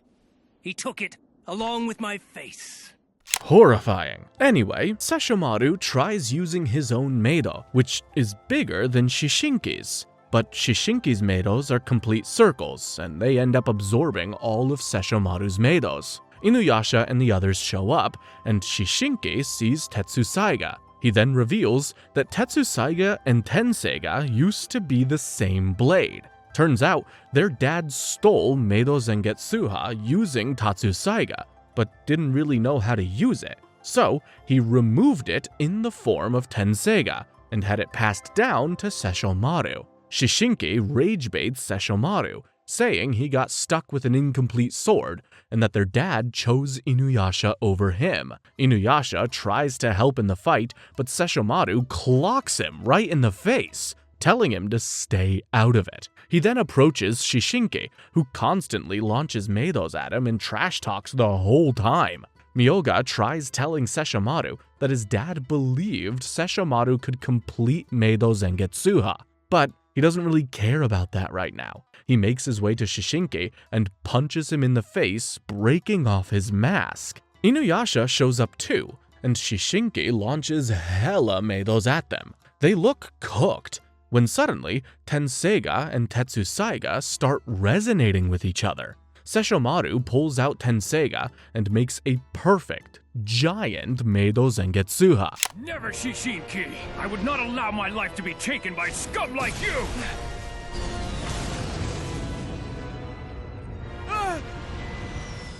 It swallows up Shishinki and his Meidos. He still trash talks on his way out, and just like that, he's banished to the underworld. Inuyasha then tries to make up with Sesshomaru, asking him to accept Tenseiga as his inheritance. But Sesshomaru knows he only perfected the Meido because of Tetsusaiga's presence, and refuses the peace offering. saying they're gonna fight for life. Myoga then has a line about Sesshomaru figuring out why he was giving Meido Zangetsuha, but I guess we'll have to wait and find out. The following episode starts with Byakuya investigating what happened in the last battle. Meanwhile, Sesshomaru goes to confront Totosai, and his crew is just chillin' when Naraku gives them an old-fashioned jump scare. Both of you, run! Kohaku, it's been too long. Naraku! Back with Sesshomaru and Totosai, he knows why their dad separated Tenseiga and Tetsusaiga, so Tetsusaiga could absorb it back once Meido Zangetsuha had been perfected. Sesshomaru, naturally, is furious and wants to kill Totosai, but Totosai explains that their dad's long-term plan was much greater. He's just gonna have to remove his attachments to Tetsusaiga to see it. Naraku then tries stealing Kohaku's shard, but Kikyo's magic protects him, and he makes a run for it with Jaken and Rin, with Naraku hot on their tails. Byakuya tries to stop Inuyasha and his friends from interfering, but they clear a path for Sango to go after her brother. Byakuya then bails, so Inuyasha and the others follow Sango. Meanwhile, Naraku catches up to Kohaku and the others, and his miasma starts corrupting Kohaku's jewel shard. Kohaku tries offing himself, but Sango saves him and confronts Naraku. Naraku tries to get in Sango's head, but her resolve is too strong. Unfortunately, Kohaku's shard has been corrupted, and he tries attacking Sango. Sango blocks, and Kohaku does his best to fight off Naraku's influence. So, Sango attacks with her weapon. Naraku laughs, thinking that it's useless, until it cuts him in half. Turns out, the Master of Potions gave it a serious poison buff. Naraku can't recover from his wounds. Now, you don't actually expect to defeat me with Hirai coats, do you? So, he just runs away, and Kohaku is safe for now. Naraku's not done though. While he recovers, he gives Byakuya a shard of the Mirror Demon and tells him to give it to Sesshomaru. What is he up to? Meanwhile, Sango and her friends convince Kohaku to stick by them. Together, they can defeat Naraku. And Miroku, he just hopes his body will hold out long enough to defeat Naraku. Episode 15 kicks off with a bang. Byakuya gives Sesshomaru the piece of Kana's Mirror Demon. Using it on Tenseiga, he faces Inuyasha and steals Tetsusaiga's powers. Byakuya transports them to a place full of demons where they fight it out, and Sesshomaru is bodying Inuyasha. Naraku is super happy this is happening. Evil bastard. Totosai shows up to show Inuyasha's friends what's happening.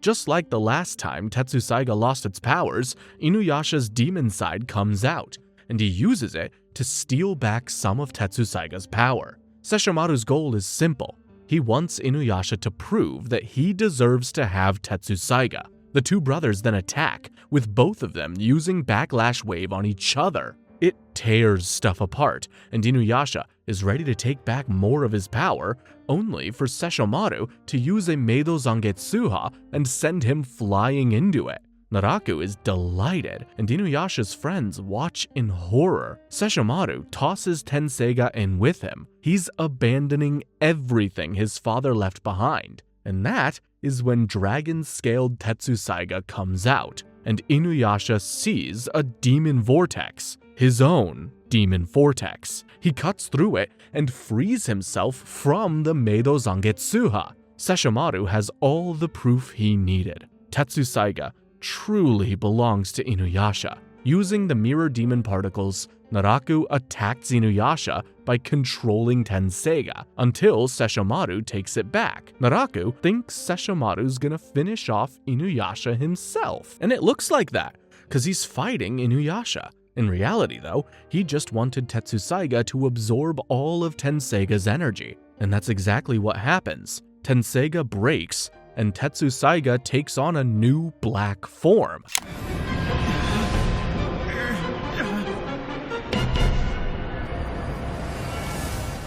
That's the good news. The bad news is they're stuck on the path to the underworld. Sesshomaru says that only Inuyasha can free them now. He sees a bit of light and uses his new Tetsusaiga, cutting through it and making it back to the real world. Tenseiga follows them out, fully repaired. Sesshomaru doesn't want it, but Rin says she'll give it to him when he's in a better mood. After he's gone, Totosai says Sesshomaru's close to gaining a weapon of his own, one that isn't a family heirloom. The next episode opens with a priestess named Hitomiko. Many years ago, when she was a child, she and her friends were attacked by Naraku.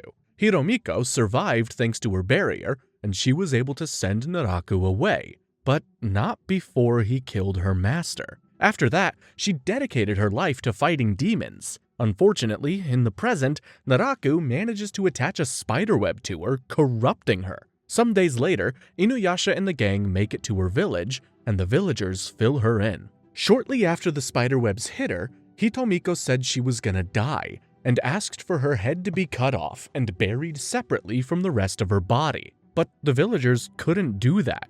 So now, Naraku has brought her back to life and is using her as a puppet. His goal is simple. He wants Hitomiko to steal Kagome's power and kill her. And when Kagome uses an arrow to try and break Hitomiko's barrier, she gets pulled in, as her friends are powerless to stop her. Hitomiko starts preparing to steal Kagome's powers, saying Kagome was given her name for a special reason. It holds power. Naraku is there too, so Kagome tries shooting him, but Hitomiko says she isn't using the power of the bow she got from Mount Azusa properly. She'll never win without it. Naraku shows Kagome the spider in Hitomiko's heart and gives her two choices. Either die by Hitomiko's hands or kill Hitomiko and have her own heart corrupted forever. Kagome runs, but eventually gets pulled down into what Hitomiko calls hell. She says Kagome will never beat her unless she remembers why she was given the name Kagome. Kagome then remembers asking her mom why she gave her that name.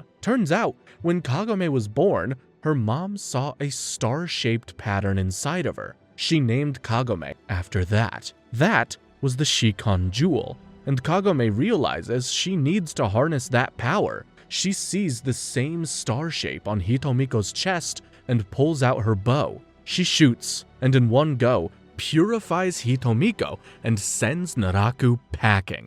Take this!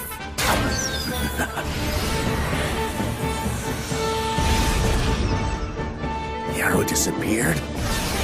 The spiderweb and barriers all disappear, and Kagome's friends go after her. Hitomiko says Kagome did it, but tells her that something is blocking her true power. Before Hitomiko passes away, Kagome and her friends help lay her to rest. Kagome wonders who or what could be blocking her true power. The following episode kicks off with some demons coming after Kohaku's shard and being cut down by Sesshomaru, while Byakuya watches the whole thing. Meanwhile, Inuyasha tells Kaede about Kagome's powers being sealed away, and they think Kikyo did it. But Kaede disagrees. She says that there are two parts to the Shikon Jewel. The good part, Naohi, and the bad part, Magatsuhi. And she says it's Magatsuhi that's done this. Meanwhile, Naraku is in conversation with the Magatsuhi part of the jewel, which uses Naraku's flesh to make itself a body.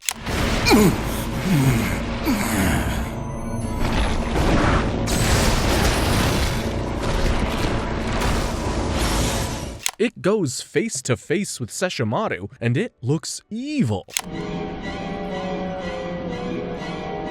Sesshomaru takes it on, but this monster is on a different level. It grabs Kohaku and starts corrupting his jewel shard. Inuyasha and his friends show up to help, and the fight is on. The monster takes one look at Kagome, and she passes out. Sesshomaru transforms into his demon dog form, but he and Inuyasha are still on the back foot. The monster introduces himself as Magatsuhi, and it looks bad. Sesshomaru breaks free from him, and Inuyasha wants to use Mido Zangetsuha, but he can't with his friends around. So, Sesshomaru forces all the parts of Magatsuhi into one place, and then uses his Tenseiga to cut the true form of Magatsuhi, which was hiding. It's not over though. All he did was damage the bastard. He trapped Sesshomaru again, covering him in demon flesh. Inuyasha tries to help, but he gets trapped too. That's when a bright light flashes,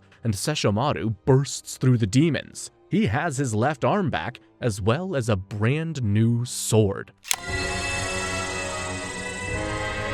Saiga, and it is freakish. Not only does it cut away Magatsuhi's body, it stops him from regenerating. Sesshomaru blows him away, but his true form manages to escape. Totosai showed up mid-battle, and he explains that Saiga has always been inside Sesshomaru. He just needed to give up on Tetsusaiga to achieve it. Kagome wakes up too. This is a win for the good guys. The next episode starts with Kagome having a nightmare about failing entrance exams before she wakes up next to her friends. She tries purifying Kohaku's jewel shard, but she can't. Magatsuhi fully sealed her powers. Speaking of Magatsuhi, Sesshomaru's going after him, and he leaves Rin and Jaken with Inuyasha and his friends. Show off. Kagome's worried about not having her powers, but she can't do anything about it right now. So she goes home to study, only to find that her family's gone on a trip, and the poor girl feels super lonely. The next day, Inuyasha shows up, and they talk. Inuyasha thinks it might be good for her to stay on his side until they beat Naraku, but Kagome refuses. She promised Kikyo she'd fight, and she intends to go through with it. Inuyasha promises to protect her with his life, and they're about to kiss when Kagome's family comes home. We're home! Hey, Kagome, when'd you get back? What are you guys doing? God damn it! After that, Kagome locks in and is ready for her entrance exams. And it's a wild day. Kagome barely makes it on the train, avoiding Inuyasha who's following her.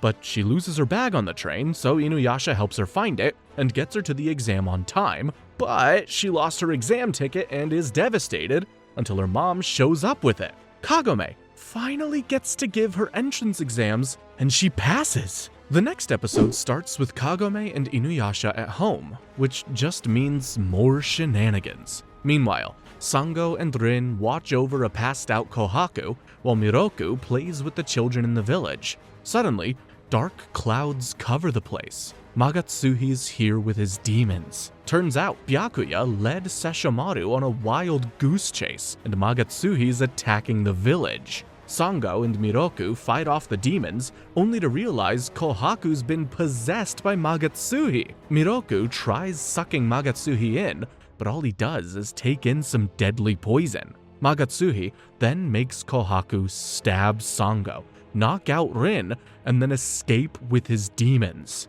Oh no. Inuyasha and Kagome come back to find Kaede's house wrecked, and their friends unconscious. Sango's wound is bad, but Miroku's in much worse shape. The miasma in him has spread, and either his wind tunnel or the miasma will kill him soon. Inuyasha and Kagome don't waste a second and head after Kohaku. Meanwhile, Byakuya tries stalling Sesshomaru with 1,000 demons, but he obliterates them in one swing of his Saiga. Sango then suits up and asks for a moment alone with Miroku.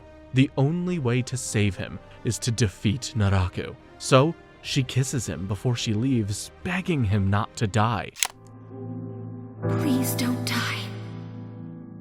Meanwhile, Kagome and Inuyasha chase down Kohaku, who's almost in Naraku's grasp. They try stopping him, but Inuyasha can't, and Kagome's arrows are useless. Magatsuhi then says he'll just kill Kohaku if they come any closer. He'll survive, but Kohaku won't. Turns out, Magatsuhi's using Kohaku's jewel shard to make him relive the day he killed his father and his tribe over and over again.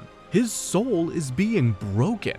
Luckily, Kohaku sees one of Kikyo's soul collectors, which takes him to a vision of Sango. Sango begs Kohaku for his help, and he uses that strength to wake up. Now, free from his control, Kohaku senses Kikyo's light inside his jewel shard, so he jumps down, forcing Magatsuhi out. The only problem is, Inuyasha and his friends have to save him before he hits the ground. Episode 20 starts with Naraku trying to grab Kohaku, but his friends help him get out of it. They fight for a bit, and Magatsuhi is pretty confident until Sesshomaru shows up and slices him away. Magatsuhi says it's not over yet, and seeing as Kagome's powers aren't back, he's right. Sesshomaru then heads back to the village to tend to Rin, and the others are about to follow suit, only for Naraku to show up and grab Kagome. Let's go, Kagome! Sure.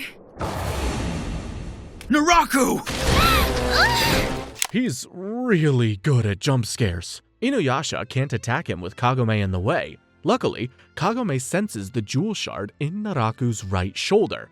So, Inuyasha and Sango combine to attack it, only to see the jewel is protected by Moriomaru's armor. Naraku says the only way to save Kagome is for Kohaku to hand himself over. Kohaku's about to do it until he sees one of the arrows Kagome shot, and it's glowing. So, Kohaku grabs the arrow, pretends he's going with Naraku, and then stabs the bastard with it. Kagome's arrow, powered by Kikyo's light, starts breaking Naraku apart. He has to let go of Kohaku, after which Inuyasha cuts Kagome loose and saves her. Naraku escapes into the clouds. It looks over for now. Meanwhile, Miroku has fully recovered, and so has Rin, or so I thought, until she sits on a demon and flies away from Jaken. Back with Kohaku, he decides he's gonna move on from his past, and he's going to live from now on. Unfortunately, he didn't see the demon creeping up behind him. From now on, I'll live.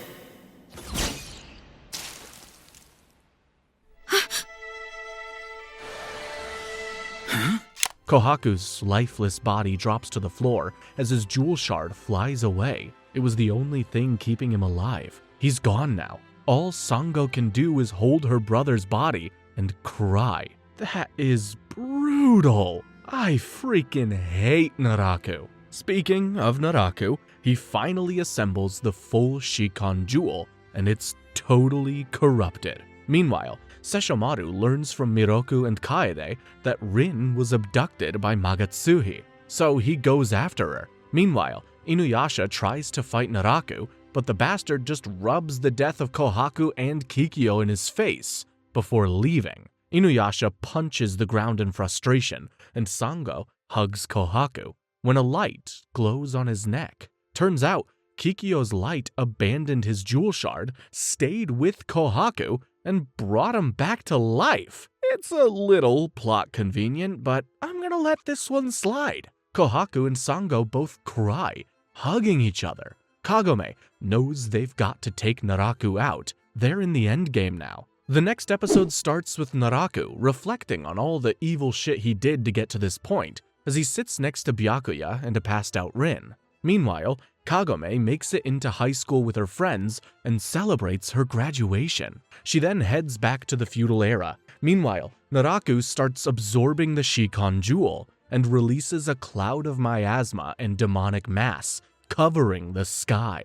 Demons get drawn towards it, and Inuyasha and his friends know what they have to do. They leave Shippo and Kohaku behind and head towards Naraku, who's a giant spider now. Sesshomaru is there too, and he could kill Naraku if Rin wasn't somewhere inside him. Inuyasha and his friends show up, and the spider opens its mouth. So, they head inside. Miroku knows he has only 1 or 2 more uses of his wind tunnel before it tears apart, but he and Sango are determined to get out of this alive and get married. I love them so much. Once inside, Inuyasha hacks away at Naraku, except everything inside here is Naraku. Naraku then says the only reason they're not dead yet is because the Shikon jewel wants their souls. How encouraging. Inuyasha then starts fighting some of Naraku's projections, which just split into 2 when he cuts them. So, he decides to use Meiro Zangetsuha, and he can't do that either. It could harm Rin. Kagome then senses that Naraku hasn't fully absorbed the jewel yet. Naraku splits Kagome and Inuyasha from Sango and Miroku. So, Inuyasha and Kagome head towards the Shikon jewel. But the jewel is corrupted, and going towards it brings out Inuyasha's demon side. He turns into an animal and starts attacking Kagome. Naraku gives her a chance to kill Inuyasha with a miasma arrow, which she obviously refuses. So, Inuyasha pushes her off an edge into the darkness. Oh no! The next episode starts with Miroku and Sango, who are trying to find their way through Naraku's body. Suddenly, Naraku shows them a vision. It's of Miroku's dad dying to his own wind tunnel. Miroku is unaffected by it, but it traumatizes Sango. She can't imagine losing Miroku like that, and that's when Naraku attacks them. Meanwhile, Inuyasha is mourning the loss of Kikyo again when he suddenly remembers Kagome. He snaps back to his normal self, and Naraku says that Inuyasha killed Kagome with his own hands. He toys with Inuyasha's mind and turns him back into his demon form. Meanwhile, Kagome is very much alive, and she's being protected by Sesshomaru. Well, now this is a fun pairing! Meanwhile, Miroku and Sango get overwhelmed by Naraku, so he has no choice but to use the wind tunnel. He does, and it looks like he's gonna blow up just like his dad's did, but it subsides. Miroku knows it's only a matter of time before it explodes though, so he runs off without Sango, and Sango chases him on Kirara. I have a bad feeling about this. Meanwhile, Sesshomaru and Kagome are looking for Rin, who herself is running away from Magatsuhi. Rin runs into Inuyasha, still in demon form, but he manages to keep his sanity and attacks Magatsuhi. Instead, Magatsuhi possesses him, and Inuyasha faces off against Sesshomaru again, this time being possessed. While Shippo, Jaken, and Kohaku make their way to join the battle, Sesshomaru knocks Tetsusaiga away from Inuyasha's hands. But that was the one thing keeping Magatsuhi at bay. Now he has full control of Inuyasha. He fights with Sesshomaru, while Kagome does her best to grab Tetsusaiga. Sesshomaru has Inuyasha pinned and is ready to kill him until Inuyasha smells Kagome's blood. He locks in and starts fighting back against Magatsuhi, saving Kagome from falling. Magatsuhi tries possessing Kagome, but Inuyasha gets away from her. That's when dragon-scaled Tetsusaiga pops out and forces Magatsuhi out of his body, and Sesshomaru does the rest, slaying the bastard with Tenseiga. Tenseiga! It's over, Magatsuhi.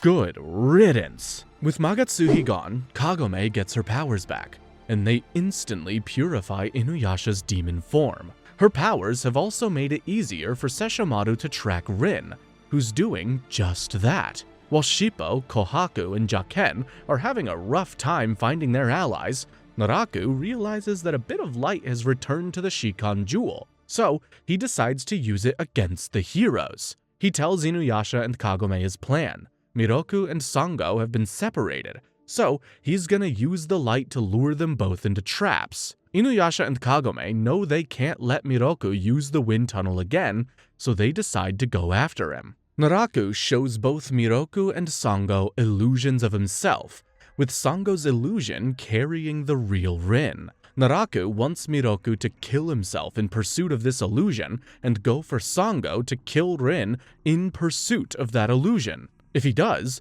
the Shikan Jewel will lose Kagome's light and be fully corrupted again. Both of those things almost happen, but Inuyasha manages to stop Miroku before he opens the wind tunnel, and Kagome shoots Naraku with an arrow, saving Rin from Sango's weapon.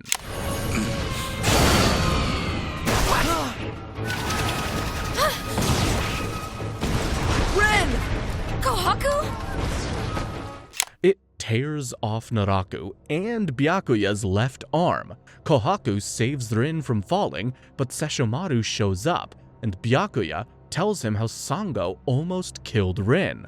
Byakuya runs away, and Sango says she'll accept any punishment from Sesshomaru, but only after they've defeated Naraku and lifted the curse of the wind tunnel. A light then shines through, the real one this time, and everyone heads towards it. Inuyasha, Miroku, and Kagome get there first, and Inuyasha tries hitting Naraku with a Meido Zangetsuha, but he misses. Shippo then sees Byakuya steal some of Meido Zangetsuha's power with an empty sword before leaving. Naraku then sends his miasma out, and Sango protects Rin by giving Rin her own mask. She really is a good person, even if she just tried to end Rin's life. Sango then goes ahead, while Inuyasha protects Miroku and Kagome with his barrier. It's clear that Naraku doesn't want Kagome to shoot her arrows. It's about to get messy. Episode 24 starts with Sango making her way to the battlefield. The gang is back together. Yeah! That only lasts for about 17 seconds. Sango fails to defeat Naraku, and he blasts her with miasma, ending with her falling through a hole. Miroku chases after her, and now it's just Inuyasha and Kagome. Miroku and Sango embrace each other and agree to die together. Their despair feeds the Shikon Jewel, corrupting it. Naraku becomes so strong, even Meido Zangetsuha can't drag him in. He says the Shikon Jewel will continue to exist even if he dies. So, Kagome asks him something no one has asked him yet. Why? Why does he keep trying to tear people apart from each other? Kagome says that he must understand these bonds. That's why he knows how to target them. She says he's scared to join with the Shikon Jewel because it'll make him a complete monster, and that the Shikon Jewel probably denied his wish. Inuyasha says that Naraku abandoned his human side long ago and attacks with a new and improved Meido Zangetsuha. It attacks in the form of multiple blades, and Naraku gets cut apart. Miroku carries Sango to safety, while Sesshomaru unleashes Tetsusaiga inside the spider, which means Naraku can't regenerate anymore. Miroku, Sango, and Kirara eventually stumble towards Shippo, who carries them to safety and gives them Jinenji's antidote for the miasma. What's more, Miroku's wind tunnel won't kill him anymore since Naraku is in a weakened state. Meanwhile, Inuyasha and Kagome are ready to take on Naraku, when Byakuya cuts Kagome from behind.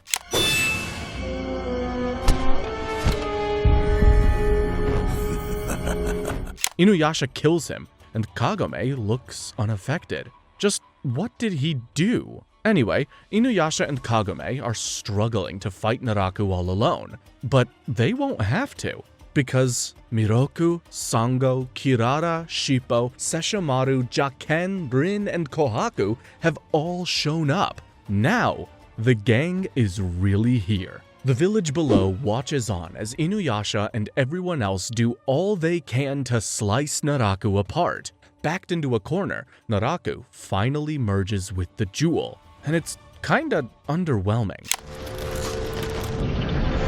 The darkness is pushing out the light! Bastard. But that's not enough for Naraku to win. He's getting bodied. So he goes kamikaze and moves his large dying spider towards the village. Large chunks of him fall throughout the place, spreading miasma everywhere. Still, Inuyasha and his friends push on, attacking him and saving the villagers. Finally, Kagome gets her shot to attack the Shikon Jewel with her arrow, and she does not miss.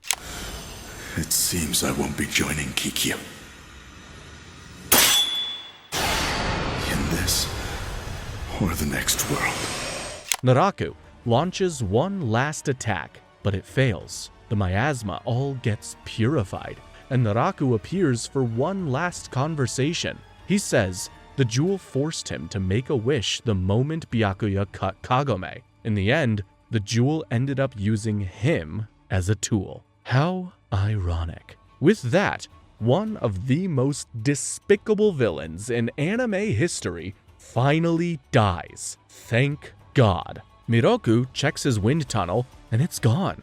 The curse has been lifted, which means Naraku is really dead. All's going well until a Meido Zangetsuha opens behind Kagome and sucks her in. Not only that, but the well Kagome used to travel to and from the feudal era disappears, both in the village and in her family's shrine. Turns out the Shikon Jewel didn't want to be purified and disappear, so it got rid of Kagome. Rude? So, Inuyasha uses Meido Zangetsuha and jumps in to find Kagome. Kagome, meanwhile, is living a normal high school life. No one in her family remembers the well in the shrine, nor anything about feudal Japan. But like the last time she was in a similar illusion, Kagome knows something's not right. It all comes back to her when she walks past the sacred tree. Suddenly, she sees her family calling out to her, and hears Inuyasha looking for her as well. Turns out, Inuyasha and Kagome are inside the Shikon Jewel right now.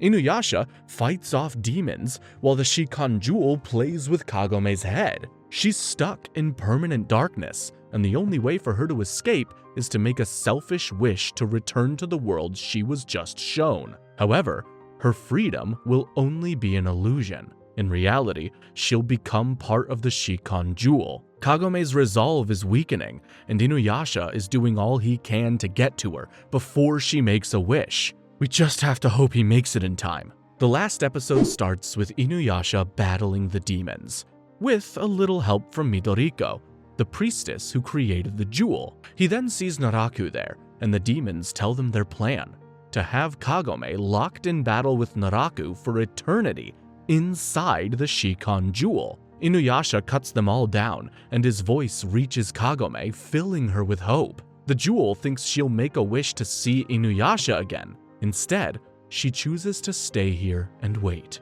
Inuyasha will come for her. Sure enough, Inuyasha uses Meido Zangetsuha to get Kagome, and for the very first time, they kiss.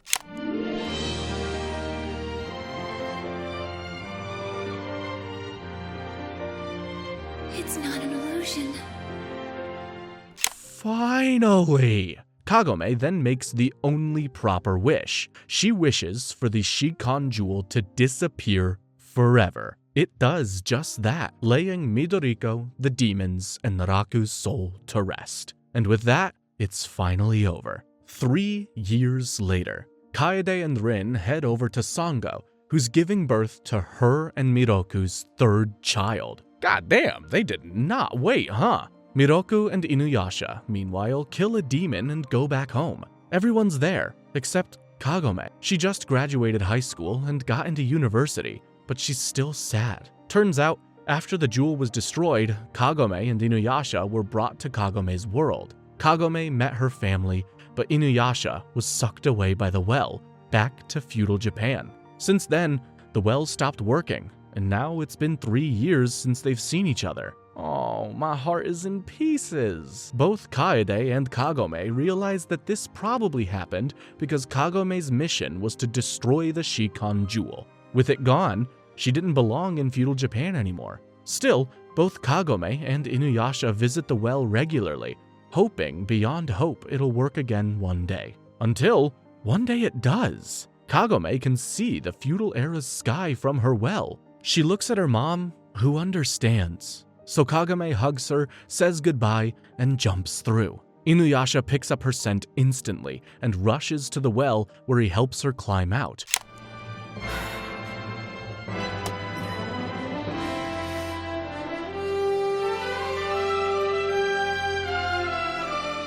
The two embrace, and their friends show up too. After that, Kagome settles in the feudal era. Her family misses her, but hey, they respect her decision. Meanwhile, Kagome and her friends all live perfect lives. Miroku and Sango have a happy family. Shippo is training to be a fox demon. Kohaku works as a demon slayer. Rin lives with Kaede and gets presents from Sesshomaru regularly. And most importantly, Inuyasha and Kagome are together, now and forever. And that was our recap of Inuyasha. Hey, thanks for watching, and feel free to click the link on screen to watch another one of my videos, but in the meantime, peace!